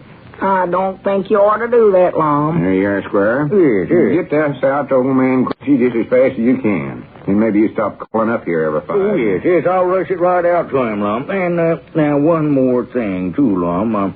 I do want to call your attention to one little paragraph that I had to insert in the document here to make it absolutely legal. We don't want anything wrong. Of course not. No. Which one is that, Squire? Well, the one wherein you disclaim any and all interest or ownership in the $10,000 you have in the bank and transfer all responsibility and executor rights to me. To you? Yes. Well, here, I'll rush this right out to Mr. Quincy. Well, wait a minute, Squire. Come back here. I'll see you gentlemen. Hey, Squire, hold on a minute. Well, for goodness sakes. Doggies, Lum, I told you not to sign that thing. I know it. Or to had more sense than to listen to him in the first place. I wanted you to read it, but neither you nor Squire, neither one will do it. Wait a minute. There comes Cedric back again. For goodness sakes, get him out of here. I don't want to see nobody. Not ever. Don't take it now too hard, Lum. Maybe there's some way we can get out of this. What do you want, Cedric? Oh, just looking for something. Did you see it in here any place? See what, Cedric? Oh, here it is. Don't want to lose that. That's all. Well, so long. So long. Just a minute. Is that yours, Cedric? Yes, Mom. Granny's Abner, we're saved. Huh? I signed that document with Cedric's invisible ink.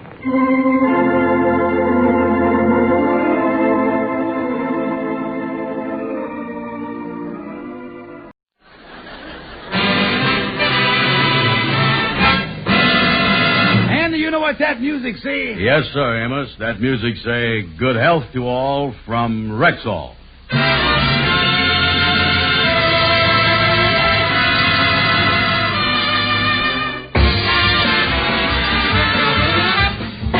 The Amos and Andy Show, transcribed, written by Joe Connolly and Bob Mosier, featuring Ernestine Wade, Johnny Lee, Amanda Randolph, Gene Vanderpyle, Jester Hairston, Jeff Alexander's music, yours truly, Harlow Wilcox, and starring radio's all-time favorites, Freeman Gosden and Charles Correll.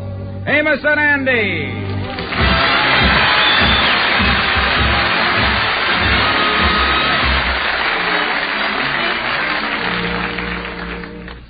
How do you do, ladies and gentlemen? I am Freeman Gosden. And I am Charles Correll. This is the last broadcast of the present season. And for our sponsor and for ourselves, we want to thank you for listening. You've given us a wonderful year, and we are very, very grateful. And it's been a real privilege to be associated with the Rexall family, because we believe in the name Rexall and what it stands for. And that's the reason, ladies and gentlemen, and the only reason why Charlie and I have talked to you at the opening of each of our programs this season about Rexall drug products. Our sponsor did not request this. We volunteered to do it ourselves, because we know from experience you can depend on any drug product that bears the name Rexall.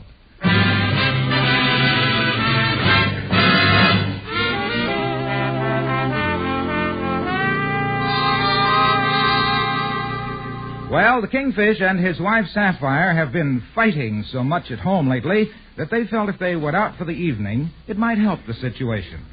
Leaving Mom at home, they went out to dinner and a movie. Has the gay, festive evening had any effect? Well, let's drop in on the Kingfish and Sapphire as they're returning home. George Stevens, of all the miserable evenings I ever spent in my whole life, this is the worst. Now, wait a minute. You ought to be ashamed of yourself. We just sat there and stared at each other. Did you notice at dinner around the room, other men got up and asked their wives to dance with them? Why didn't you do that? Well, I would have, but I didn't think that you wanted me dancing with other men's wives. Ain't no pleasure going out with you neither, you know. The most romantic thing you ever done all evening was take off your shoes in the movies. Well, I got plenty of romance in my soul, George. Every woman has, and it's the man's job to draw it out. Huh. Oh, no, romance in you is like putting a poultice on a boil. Now, look here, George Stevens. All right, shut up. Here's the apartment. Let me get the key in the door here. Stop arguing. I wonder if Mama's still up. Yeah, that sagging old dragon will be sitting there. Sitting there in the bathroom, tuning in the television. I tell you, I wish there was a knob on her head to take the distortion out of her kisser. That's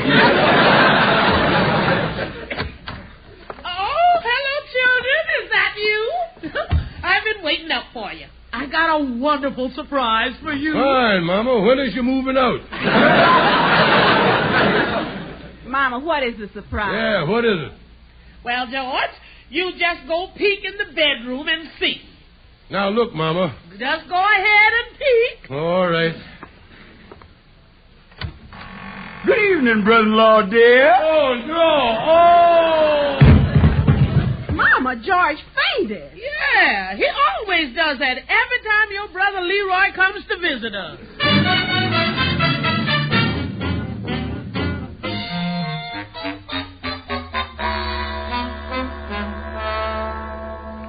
My, what a lovely breakfast this is. Yes, have some more wheat cakes, Leroy, dear. Yes, son. Let me give you some more bacon here. And have some more coffee, honey. And have some more toast, baby. Here, Leroy, sweet. Let me give you some more ham. Now, what about me? Shut up, Baldy, and eat your mush. Come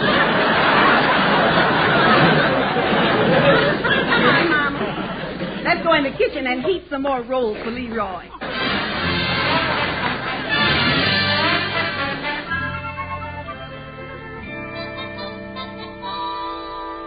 Come on in the lodge hall, Anna. Yeah. You say your brother-in-law got into town again last night, huh? He say he only gonna be here a couple of days, but I ain't taking no chances. I done give him a hint that he ain't wanted, you know. I threw his overcoat down the stairs this morning. Yeah, well, you think that's a strong enough hint? Well, the goof was in it at the time I threw it.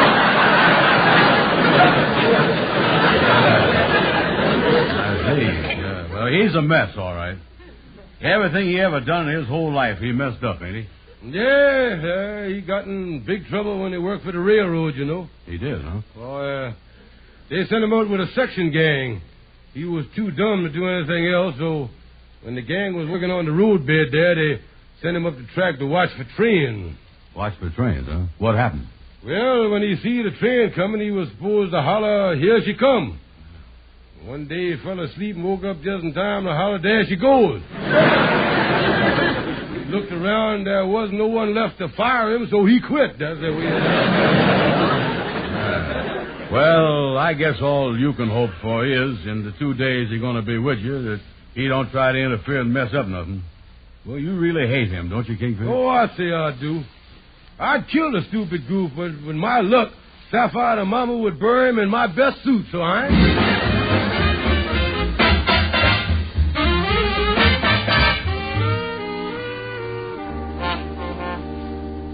Leroy, it was nice of you to come over to see me. I didn't even know you was in town.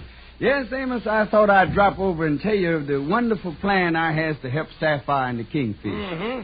You know, I want to stop them two from fighting all the time, or they liable to break up for good. Well, now, Leroy, I wouldn't interfere there if I was you. Oh, no, this is a wonderful plan, Amos.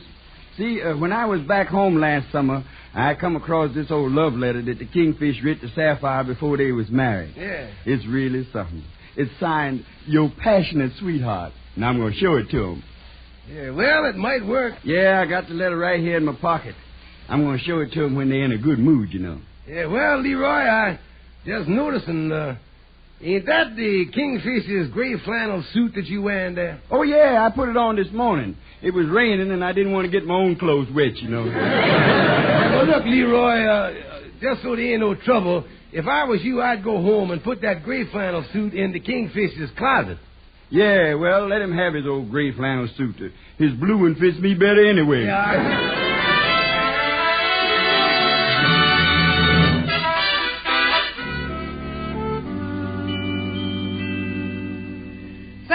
I'm going down to the cleaners. Got anything to go? Well, just let me look in the closet here, Mama. Oh, here's this old gray flannel suit of George's. This can go. Let me see if there's anything in the pockets first, though. Let's see. Why, here's a note. There ain't no envelope. Who could he be writing to? What did it say? My dearest darling, It ain't to the milkman, then. My dearest darling, I love you madly. You're so young and beautiful, I cannot live without you. Signed, your passionate sweetheart. Good heavens, you're so young and beautiful. Mama, George is writing a love letter to some young woman. I knew it. You can't trust any of them. Mama, George's age. Why, he's so old and broke down. Yeah? This is something, all right. You know, it's like a radiator in a junkyard starting to steam.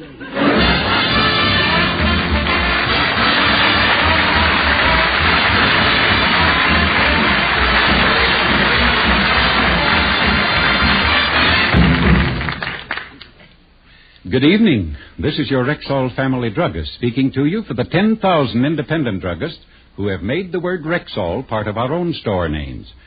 We've done that because we recommend and sell the 2,000 or more drug products made by the Rexall Drug Company. Rexall aspirin is a good example. Laboratory tests prove there is no faster-acting aspirin made. The reason? A special binding ingredient that causes the tablet to disintegrate or break up more rapidly when it comes into contact with moisture. The result, when taken with water, the 5 full grains of pure aspirin in every Rexall tablet are ready to go to work for you even before they reach your stomach. So never ask for just aspirin. Ask for Rexall aspirin at Rexall drug stores everywhere. The stores with the orange and blue sign. And when you do, remember, you can depend on any drug product that bears the name Rexall.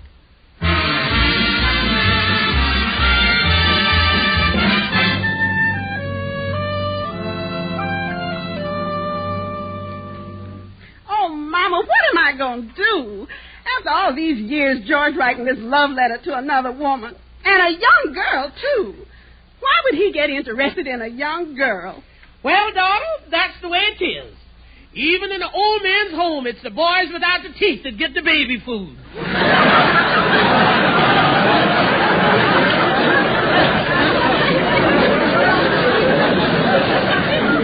what am I going to do, Mama? I just don't know what I'm going to do. Sapphire, you'll just have to fight fire with fire. Now, if he wants a young gal, you is going to have to look and act just as young as she is. You're right, Mama. I'm going to start acting and dressing just like a young gal, and I mean a real young chick. That's the spirit, daughter. We'll go out and buy the clothes now. And see, don't throw that love letter away either.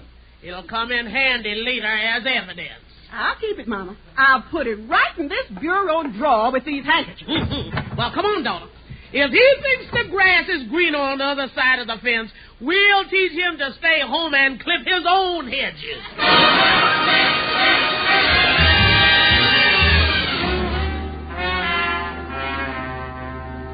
Well, Andy, sorry. I guess there wasn't no use coming up here to my place for lunch after all, was there? No, Leroy really cleaned out that icebox.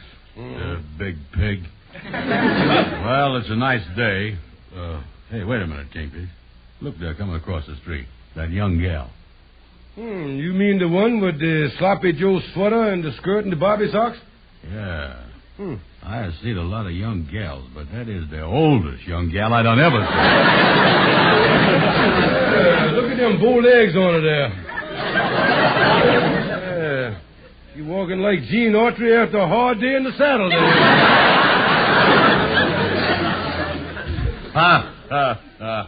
What a goony-looking bird. Yeah, she's a bird. Wait a minute, Andy. I'm just noticing. I happen to be the Capistrano that goony bird is coming back to here. That is Sapphire, and she coming this way. Yeah, that's right. That's her, all right, and she's coming in here. What you suppose is up? Well, I don't know, Andy. I better open the door here and let that overripe juvenile delink in here. Sapphire, what is this? Don't you dig me, Square? I'm cool as a mule and crazy as a daisy. Hey, wait a minute, Cheryl. What's all this about? What you carrying on like this for? The trouble with you, George, you ain't real George. This is it, Jack. Hey, Mama, reba, da, do, da, do.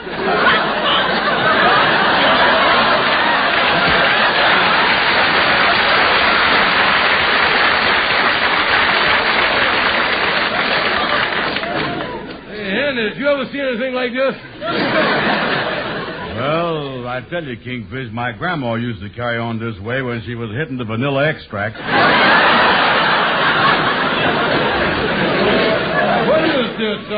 Where you get that crazy outfit? Man, this ain't crazy. It's gone. Gone? It's so far gone it was never here. Hey, excuse me for protruding, Sapphire, but you look awful funny in that outfit. Oh, what you talking about? This is what all us Jills is wearing, sweaters and skirts. And I'll tell you something else. It was wonderful being able to slip into size 12. Yeah, I noticed your new shoes, yeah.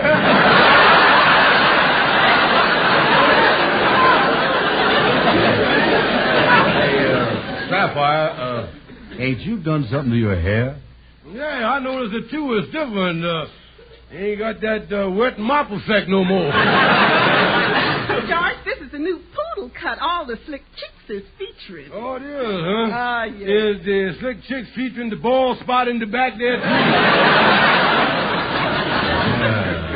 That might be a poodle cut, but I think you got a little Mexican hairless in there. Well, I gotta be taken off.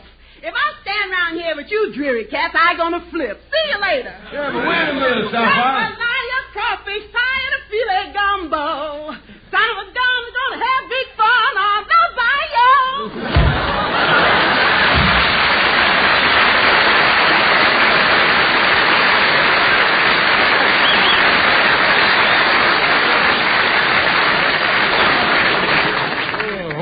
mackerel, Andy. What do you think of that? Well, I don't know, Kingfish, but it was about the same stage of the game they come for Grandma and fitted her for that leather house coat with the buckles in the back. I don't know what does, Andy. For some reason, she's trying to act young. Yeah, well, this don't look good to me. Sapphire's at a dangerous age.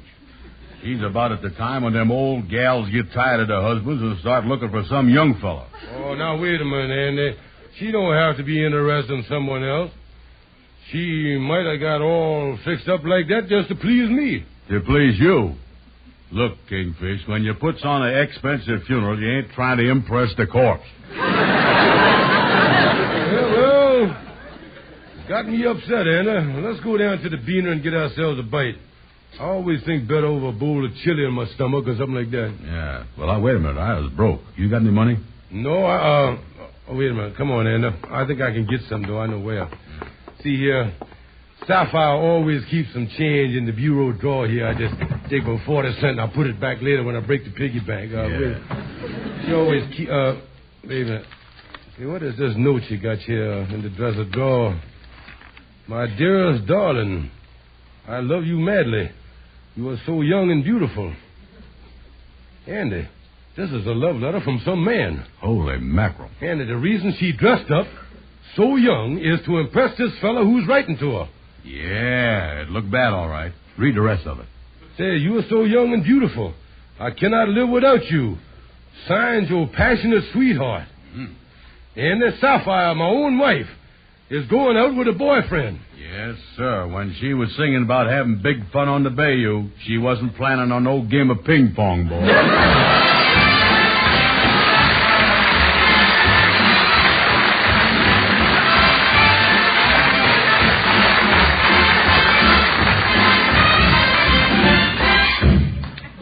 Now, here is your Rexall family druggist. Ladies, now when so many of you are anxious to trim down your figures for bright summer days out of doors, do you know that you can lose up to 5 pounds a week and lose where it shows with the new Ann Delafield reducing plan? Sounds marvelous. But isn't it lots of hard work? Absolutely not. It's easy. In fact, the easiest, soundest, safest way you ever found to lose weight. There are no drugs, no unbalanced dieting. You don't starve, yet the pounds slip away and stay away. Well, what do I get in this plan? Everything you need to help make you slim and lovely. Delicious appetite-reducing wafers to curb a runaway appetite. Vitamins to keep your diet safe. And a big, valuable beauty book with menus, exercises, and useful health and beauty hints. Is this Ann Delafield reducing plan very expensive? Again, the answer is no. It's economical. Costs you only pennies a day. So begin now with the new Ann Delafield reducing plan. Sold at Rexall drugstores everywhere.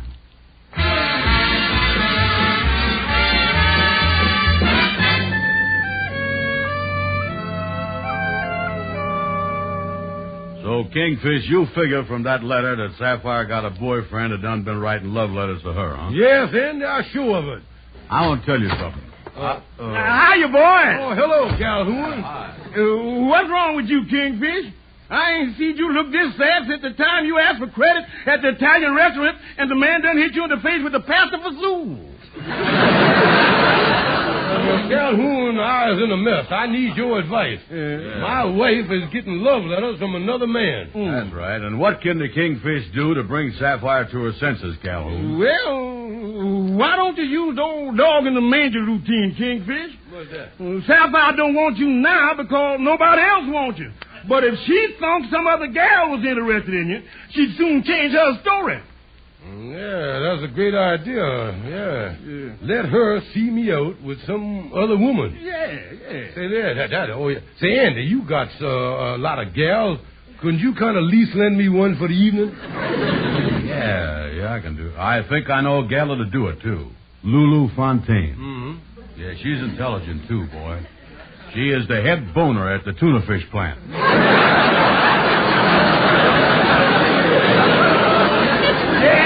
And the place to go is the Golden Veil nightclub. Yeah, and to make sure that Sapphire knows I was there, Andy, you could call her up, disguise your voice, and make one of them unanimous phone calls, tell her that. Yeah, that's good. Oh, boy, women's show is fickle, ain't they, Calhoun? Always has been. Jonah. Even way back in history. Why, look at Napoleon and Josephine.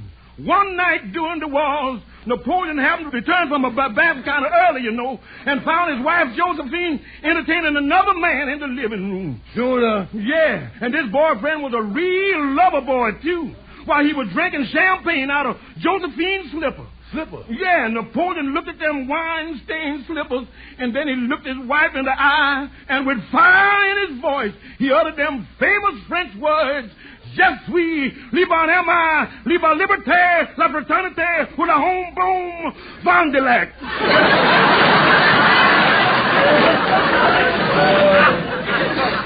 What do that mean? Who gonna pay for them shoes?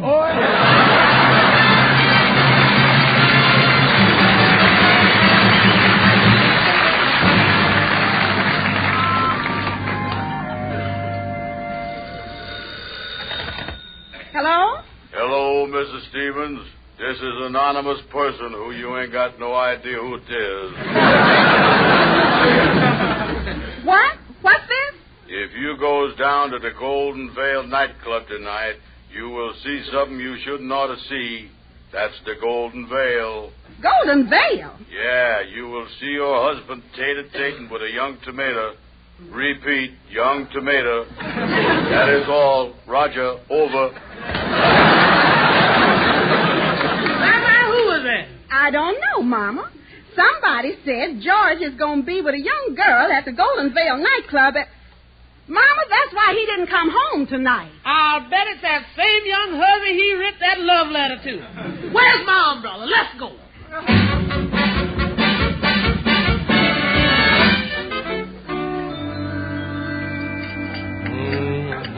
Well, Miss Fontaine, it certainly was nice of you to meet me here at the Golden Veil. Don't mention it, honey. It's a pleasure to do it for you, lover boy. Miss Lulu, the name is Mr. Stevens. Now, let's figure out what we can do when my wife gets here to make her jealous. Well, I could sort of snuggle up to you like this. Or I could snuggle up to you real close, like this.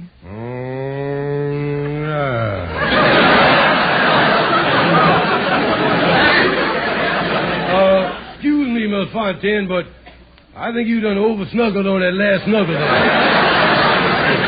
Well, what do you mean? Right now, we are both sitting on the same chair here. Oh, excuse me.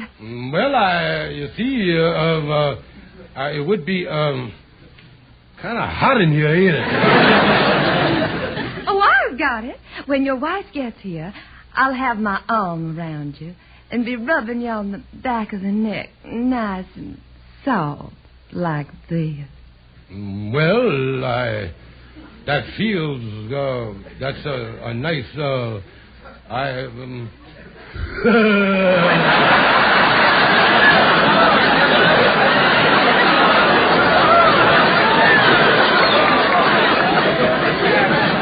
Do you have any suggestions, sweet stuff?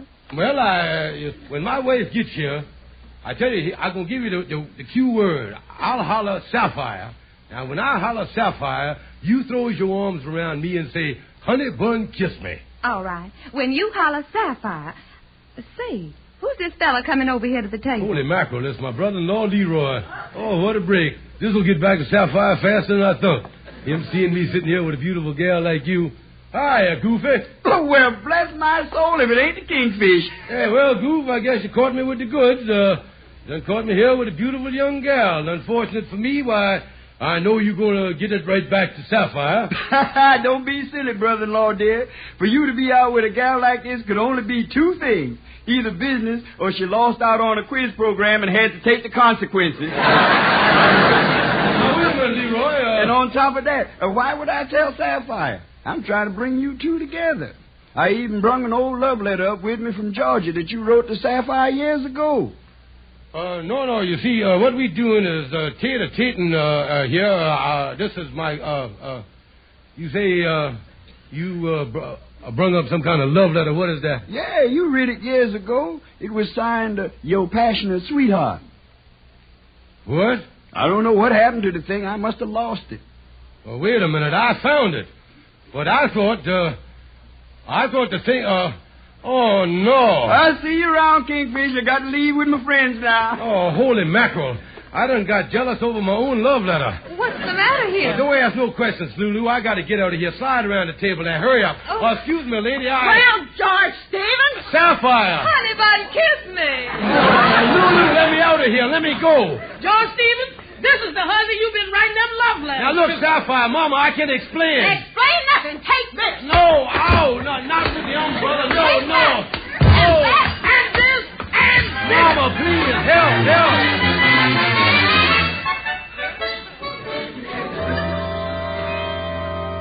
All right, go ahead now, Leroy. Now that we're home, you can explain to Sapphire and Mama about this letter. Go on now. It better be good, writing letters to young gals. Well, Sapphire, don't you recognize it? I found this letter back home. George done read it to you before you was married. Yeah, and when I found it, I just didn't recognize my handwriting after 22 years. Let me see that. Oh, dear. Look at the date. Oh, I should have known. Well, yeah. I brung it up here because I thought if you both read the letter, you might be able to recapture the love you once had for each other. Oh, dear me. George, listen. My dearest darling, I love you madly. You're so young and beautiful, I cannot live without you. Signed, your passionate sweetheart. Yes, George, I remember this letter. It was your proposal to me. Yeah, and when I found it, I think some other fellow was writing to you. I misjudged you, honey. George, and I thought you wrote it to some young girl. I'm awfully sorry, my dear. Leroy, I think we'd better leave George and Sapphire alone. Yeah, I think so too, Mama. Come on. All right. George. Yes, Sapphire. George, that letter does something to me. Don't it make you realize something, too? Yeah, it do. It make me realize something very, very important. Really, George? Yeah. If I'd never writ that fool letter, I wouldn't been in the mess I've been in for the last 22 years.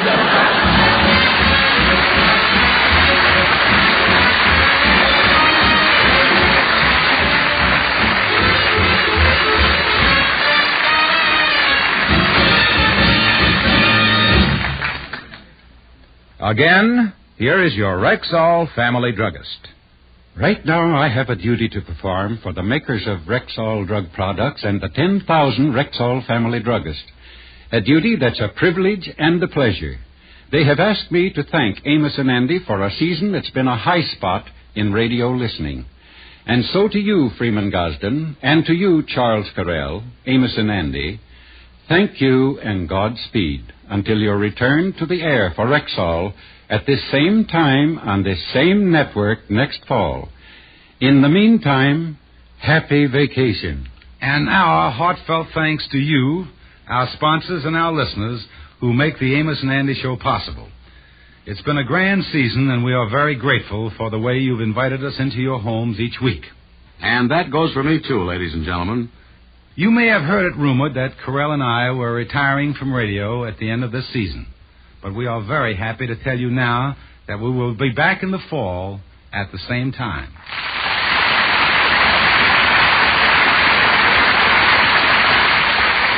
And don't forget, we'll see you next fall for Rexall.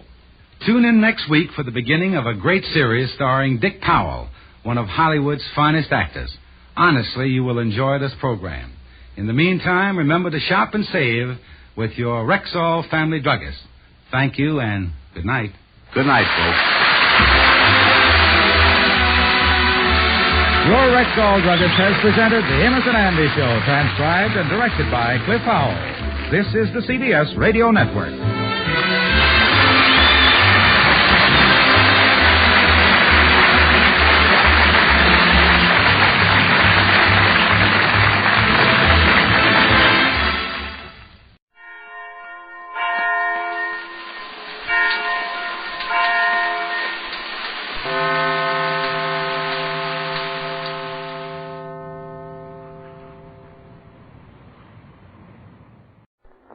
by transcription. Another cup of Maxwell House coffee, George? Sure, pour me a cup, Gracie. You know, Maxwell House is always good to the last drop. That drop's good, too. Yes, it's Maxwell House Coffee Time, starring George Burns and Gracie Allen.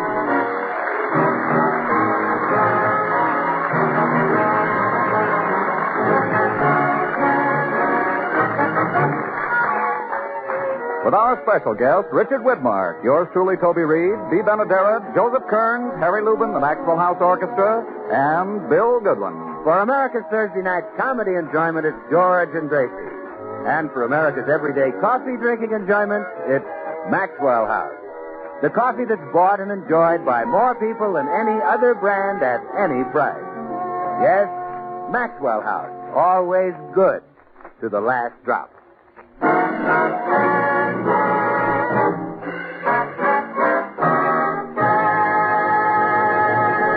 Well, this morning, Gracie asked George if she could drive the car downtown. George said no, as usual. So Gracie took it anyway, as usual. The car is now in the repair shop having the dents taken out of the fenders, as usual. And Gracie is being cross-examined by a suspicious George. Gracie, where's the car? The car? Yeah, where is it? Where is what? The car. Our car? Our car. The one with the windshield wiper? The one with the windshield. Where is it? On the windshield. See over. Wait a minute. I want to know where the car is. George, have you heard the joke about the moron who threw the Chinese midget downstairs? Gracie, A moron threw a Chinese midget downstairs because he wanted to pitch a little roo. Have you heard it? Yes. I bet it's funny. Tell it to me. Gracie, I want to know where the car is. I went out to the garage and it's not there. Somebody stole our garage, huh? Well, I'll tell the police. Come back here. Now, what happened to the car? Oh, all right. I had a little accident. It's at the shop being fixed. The fenders again? Yeah. Dents? I'd love to turn on the music.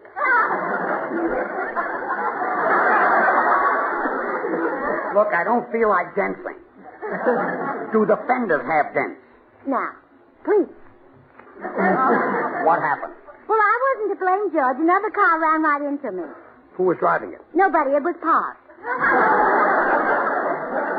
A parked car ran into you? Now, isn't that typical California driving? They can't even control their cars when they're not in them.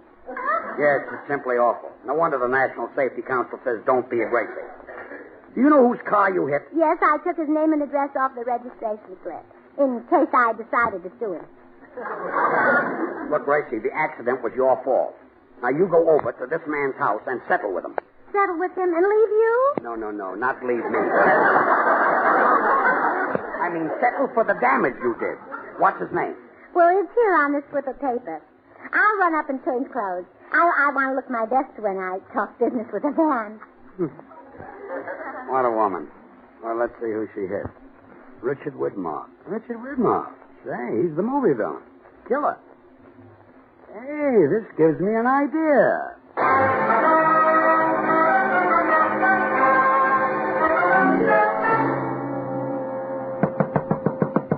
I hope Widmark remembers me.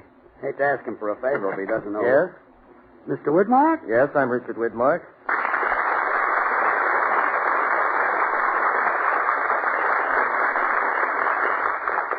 Remember me? We met at the Friars Club. No, I can't place you. We played bridge together. Gee, I don't remember. You won $2.40 from me. Well, I'm sorry. I still don't place you. I never paid you the money. George Burns. That's me. I'm afraid my wife ran into your car this morning. Oh, is she the one? Yeah. Well, she's a menace to the road. My car was parked. I know. Dick, I want you to do me a favor. Scare my wife so she'll stop driving. Scare her? Yeah, you're the screen's greatest menace. So when Gracie comes over to see you, go into your killer act and frighten the daylights out of her. Oh, no, George. That's just for the movies. That character's creeping into my private life too much as it is. It's getting so mothers frighten their children by saying Richard Widmark will get you. But Dick... You don't know what it's like to have people scream and run away the minute they see your face. On second thought, maybe you do.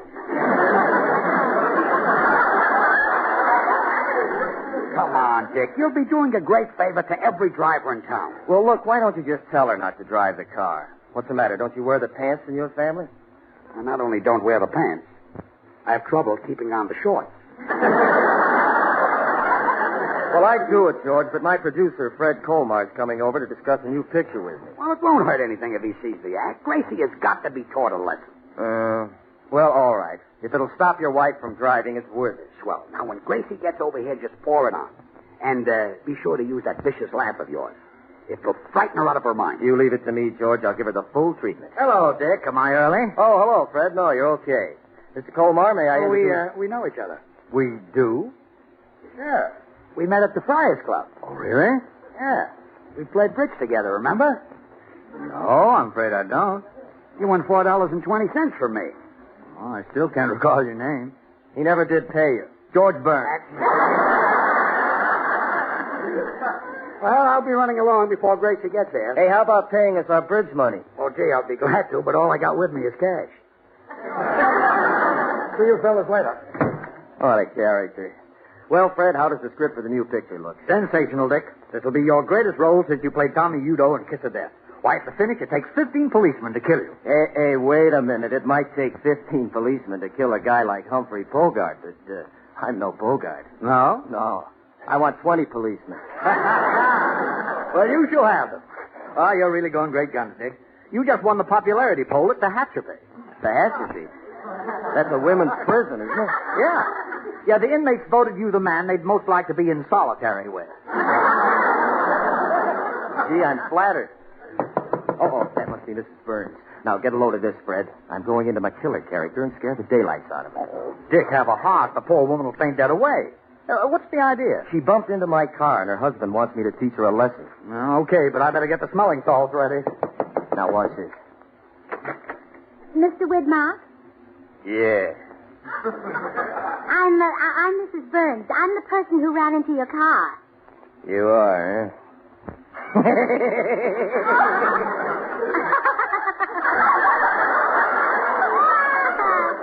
I'm glad you're not angry.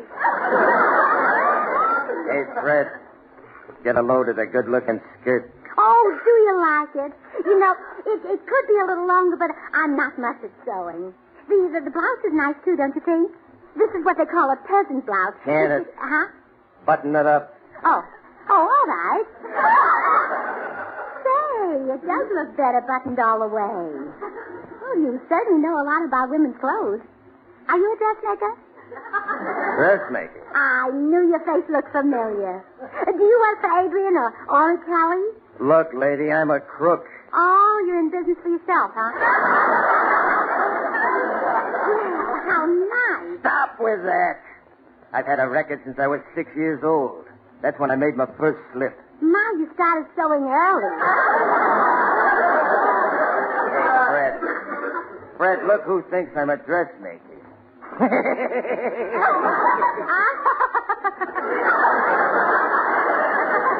What are you laughing at?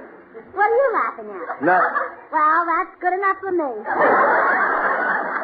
Oh, and now about your car. My husband will be glad to give you the money to fix it. I don't want his money. You'll have to pay me in blood. In blood? Yeah. They call me Widmark the Butcher. Oh, no, I think you better take his money. They call him Burns the Turnip. Now, a wise dame, huh? Hey, Fred, give me a knife. There's a smart little skirt here I'm going to work on. Oh, would you? You know, I think if you let out the hem a little and... Quiet! What are you trying to do? Give me the needle? Well, if you like, I'll even thread it for you. You know what I'd like to do to you? No, what? I'd like to take you for a ride. Oh, please, I'm a married woman. And even if I weren't, I haven't necked for years. I'd be awfully dull. When I take a dame for a ride, we don't neck. Ah, you're pretty dull yourself. I'm talking about a one-way ride. I think I'll take you and your husband both. Oh, now that would make it dull. He's worse than either of us. What in the world would you do with it?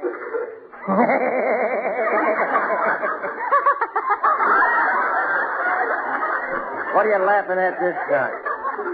What are you laughing at? Nothing. Oh, gee, George will love love you. You must sit in our audience some night.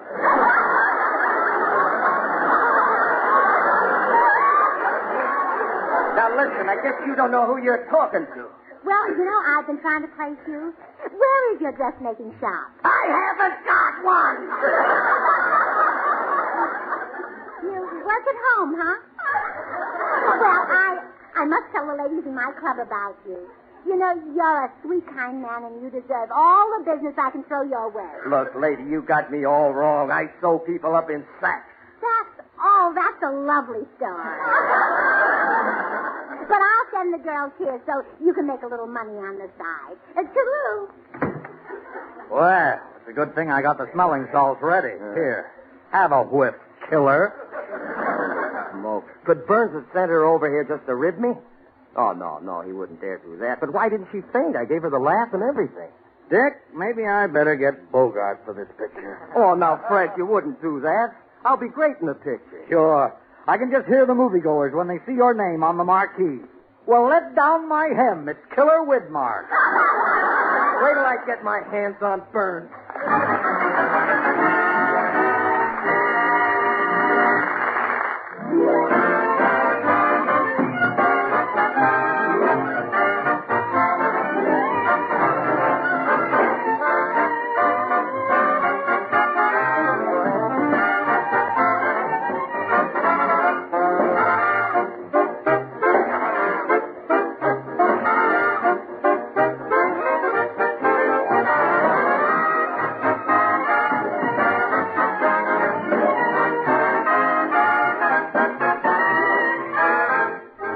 Can't you almost see the curtain going up when you hear the bright 2/4 rhythm of these unbeatable show tunes?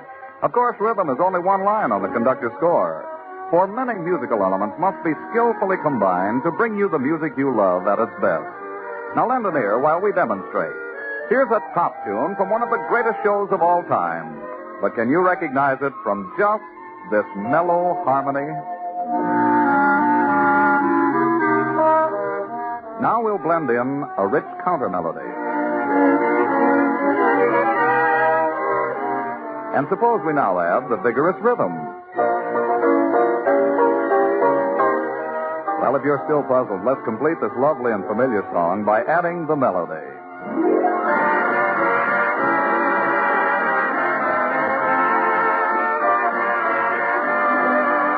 Yes, harmony, counter melody, rhythm, and melody. Not one, but many musical parts, all skillfully blended into one rich, harmonious orchestration of Jerome Kern's ever-popular Why Do I Love You? And friends, it takes the same skill in blending to create America's favorite brand of coffee, rich, heartwarming Maxwell House coffee. No other coffee but Maxwell House brings you this mellow, satisfying, good-to-the-last drop flavor. And naturally, there's a reason. To create this world-famous flavor, our Maxwell House experts combine not one, but many superb varieties of Highland-grown Latin American coffees. With care and skill, they select fine Monticelli's coffees for mellowness. For extra richness, they add Medellin. Then for vigor, they add other choice coffees to the Maxwell House blend. And finally, for fine, full body, they add Bucaramangas.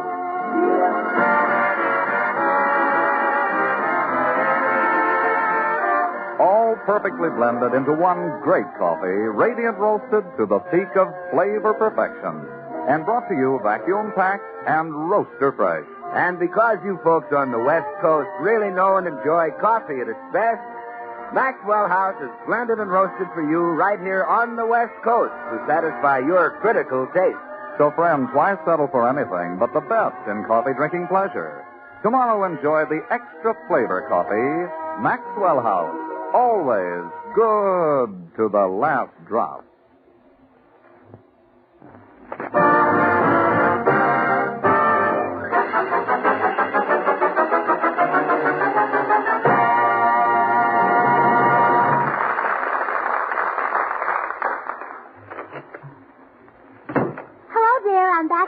Mr. Widmark. Well, what's the matter? You look surprised. You're so calm. I expected you to shake. Oh, I'm sorry. Stick out your hand.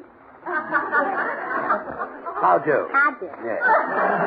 I didn't mean that. Didn't Widmark scare you? That sweet little man? Of course not.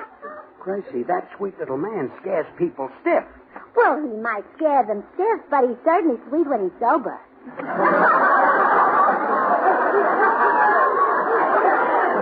Gracie. He's so cute and jolly. You ought to hear him laugh.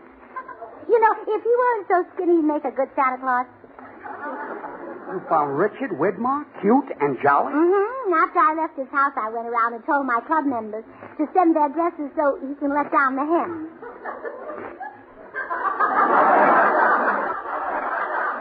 Widmark lets down hems? Oh, he's been sewing all his life. Widmark? Mm-hmm. Well, that I never. Come in. Oh, hello, Dick. We were just talking about you. Say, what are you two trying to do? Ruin me? Well, no, Mr. Widmark. We're sending you a lot of business. Burns, you started this. I ought to pin your ears back. Oh, no, don't do that. When he reads in the sun, they shade his book. What do you saw about, Dick? Ever hear of the Beverly Hills Uplift Society? Yeah, that's Gracie's club. Well, 3 of the women, and when I call them women, I give them the benefit of the doubt, came by my house and left clothes for me to mend. Well? I'm not a dressmaker. Oh, did you give it up? Yeah, no. Now, look, Mrs. Burns, I have to rush to the studio. You go pick up your friends' clothing and return it to their respective caves. You won't fix them? No, my business is not stitches for witches. Now, here's the key to my house. There's nobody home. My wife's spending the day shopping. Goodbye. Hey, Dick. What? Why did you cross me up? You were supposed to scare my wife out of her mind. Brother, that's impossible. She's been gone from there for years.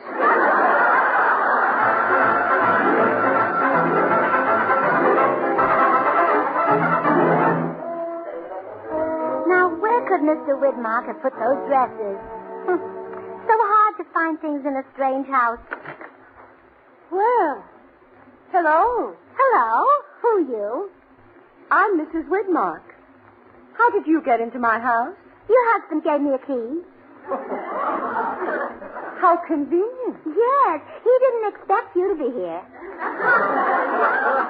I'll bet he didn't. Well, I'll only be a minute. I just came by to pick up the clothes the girls left here. Girls left their clothes here? Mm-hmm. Why are you surprised? That must happen all the time with a husband like yours. Well, I was about to look in this closet. Oh, yes. Your husband hung them in here. I'm glad he was tidy. Let's see. This blue dress belongs to Blanche Morton, the gray one to Clara Bagley, and this big one is Maggie Epinger's. There were 3 of them? Uh-huh. There would have been more, but we just found out about your husband this morning. Well, I'm just finding out about him now. After this, when I go shopping, I'll take King Solomon with me. Wait till I get my hands on him. Why, you sound angry with him. I wish my husband had his ability. But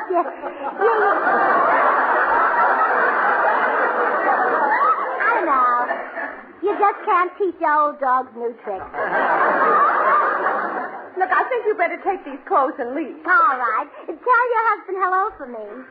When he comes home, you'll get a salad bowl right over his head. Well, after you cut his hair, tell him hello for me.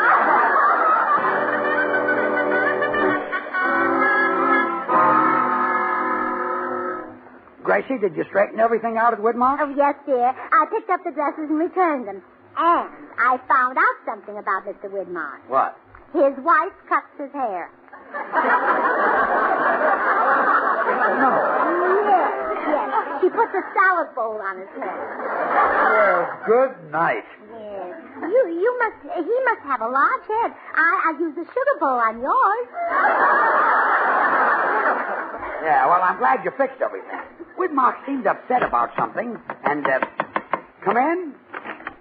Oh, it's you again, Dick. Yes, it's me. Hey, you look upset. Is there anything I can do for you? Yeah, drop dead. What's the matter? Now, look, this morning I had a nice, shiny car, a good job in pictures, and a loving, trusting wife. Now my car's dented, my job's gone, and my wife won't speak to me. Oh, you poor man. If you'd come to us sooner, we might have helped you. Look, Burns, I'm a peaceful man. I've never even killed a rat. But I'm starting now. Come here. George, he's calling you. I'm not answering. I'm going to beat the stuffing out of you. Oh, that's not stuffing. That's all George. And you better not touch him. He fights like a wildcat. He does, huh? Yeah, he screams and scratches. Stay out of it. Burns, I don't want to hit you in front of your wife. Let's step into the next room. I'd rather die here. Oh, George, you're not afraid of this dressmaker. Go in the den with him. Yeah. Ouch. Let go of me. You're hurting my arm. Stop dragging me. Stop dragging him, Mrs. Burns. Thanks. I'll take him in there myself. What, Dick? Let's talk this over. Now, wait. Oh, George will kill him. He's as strong as an ox. He's twice as handsome. Oh, come in. Hi, Gracie. Is George around? Yes, Bill. He's in the den having a fight. What? That little coward? George isn't a coward. He never ran away from a fight in his life. Yeah, I know. He was always carried away. Hey, you're right. Maybe you better go in the den there and help him. Well, who's he fighting with? A bill collector? No, a dressmaker. At least he used to be. A dressmaker. I can handle him with one hand tied behind me and a cup of Maxwell House coffee in the other. Wait here and catch him as he comes flying out. Bill, don't worry, George. I'll save you from this little hem-stitcher. Turn around and face me, buttons and bows. I want to give you a chance to defend yourself when I knock your teeth down your... Ooh. Richard Whitmark. Yeah. So you're going to knock my teeth out, huh? You're a big man. I like big men. They bounce when they hit the floor. I fool everybody with these stilts.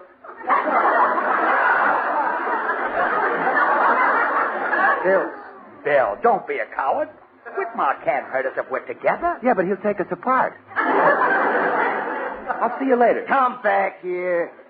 If you're a friend of Burns, I think I'll include you in the massacre. Stand up to him, Bill, old pal. Let go of me, stranger. If he's a stranger, what are you doing in his house? Well, I'm a traveling salesman. Would you like to buy a farmer's daughter? Bill, huh? Admit you're my friend. Oh, so he is your friend. Well, sure, he's on my radio program.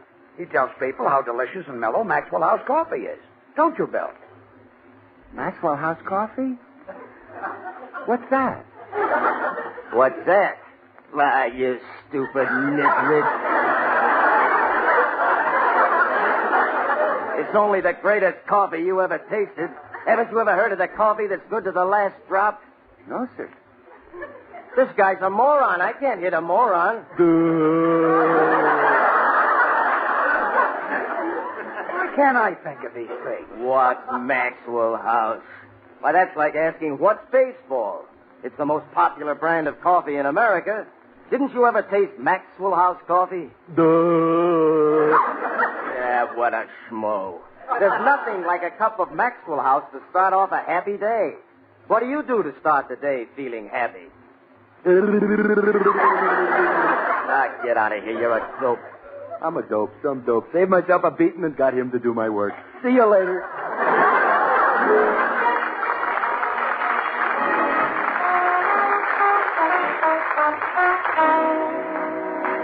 So you see, Gracie, I was lucky to get out of that alive.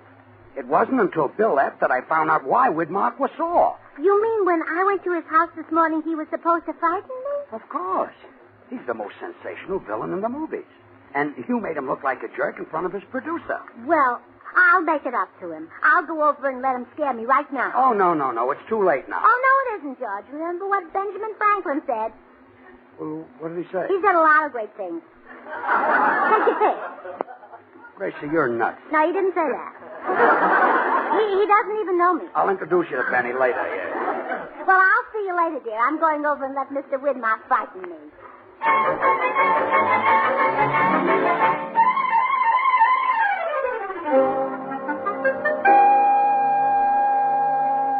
Believe it or not, Fred, this whole thing worked out for the best. I'm glad I lost the part of the killer. Now maybe you'll give me a crack at a romantic role, huh? You? A romantic role? Well, sure. That's what I did on Broadway before the movies made a villain out of me. I never liked playing killers anyway. Romance is my real racket. Oh, you couldn't handle a romantic role, Dick. All right, I'll prove it. Look, here comes Mrs. Burns up the walk. She even thought I was cute when I acted mean. When I turn on the charm, she'll think I'm a doll. Now watch this, Fred. I'll make Gable look like a bum. Come in. Ah, Mrs. Burns. Who need wait for spring now that you are here? The very flowers burst into bloom, warmed by the radiance of your beauty. I kiss your hand.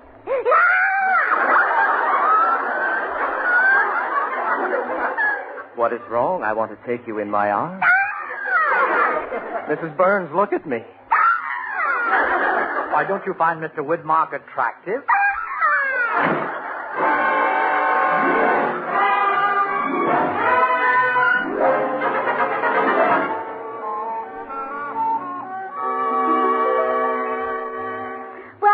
I fixed up Mr. Widmark. Good, he's a nice fellow.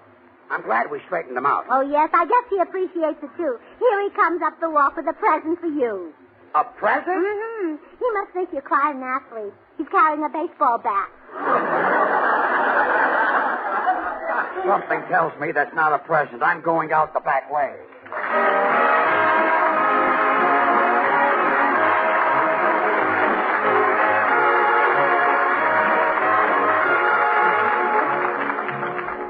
George and Gracie will return in just a moment. Ladies and gentlemen, last year, 5,200,000 people suffered disabling accidents in their homes. Let's all remember to help the National Safety Council in its drive to prevent home accidents. Be safe. Be careful. Don't be a Gracie. Join us again next Thursday when we'll all be back. George Burns, Gracie Allen, Bill Goodwin, Harry Lubin, and the Maxwell House Orchestra, and yours truly, Toby Reed. And now, here are our stars. Well, Gracie, I talked to Widmark's producer and straightened everything out. He's back in the picture. Yes, I know. I drove him to the studio to start work. You took the car? Again? Where is it? In the repair shop. Dents again? Wouldn't love to. Turn on the music. Good night.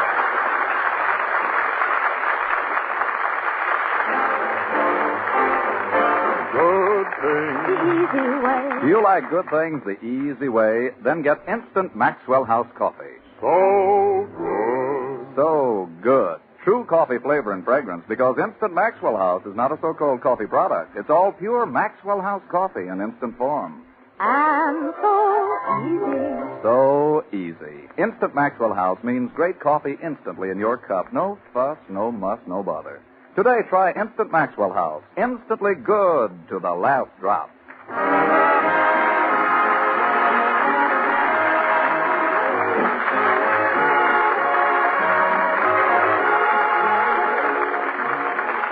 Until next Thursday, good night and good luck from the makers of Maxwell House, America's favorite brand of coffee, always good to the last drop.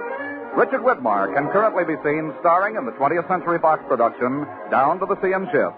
The George Burns and Gracie Allen Show is written by Paul Henning and Keith Fowler.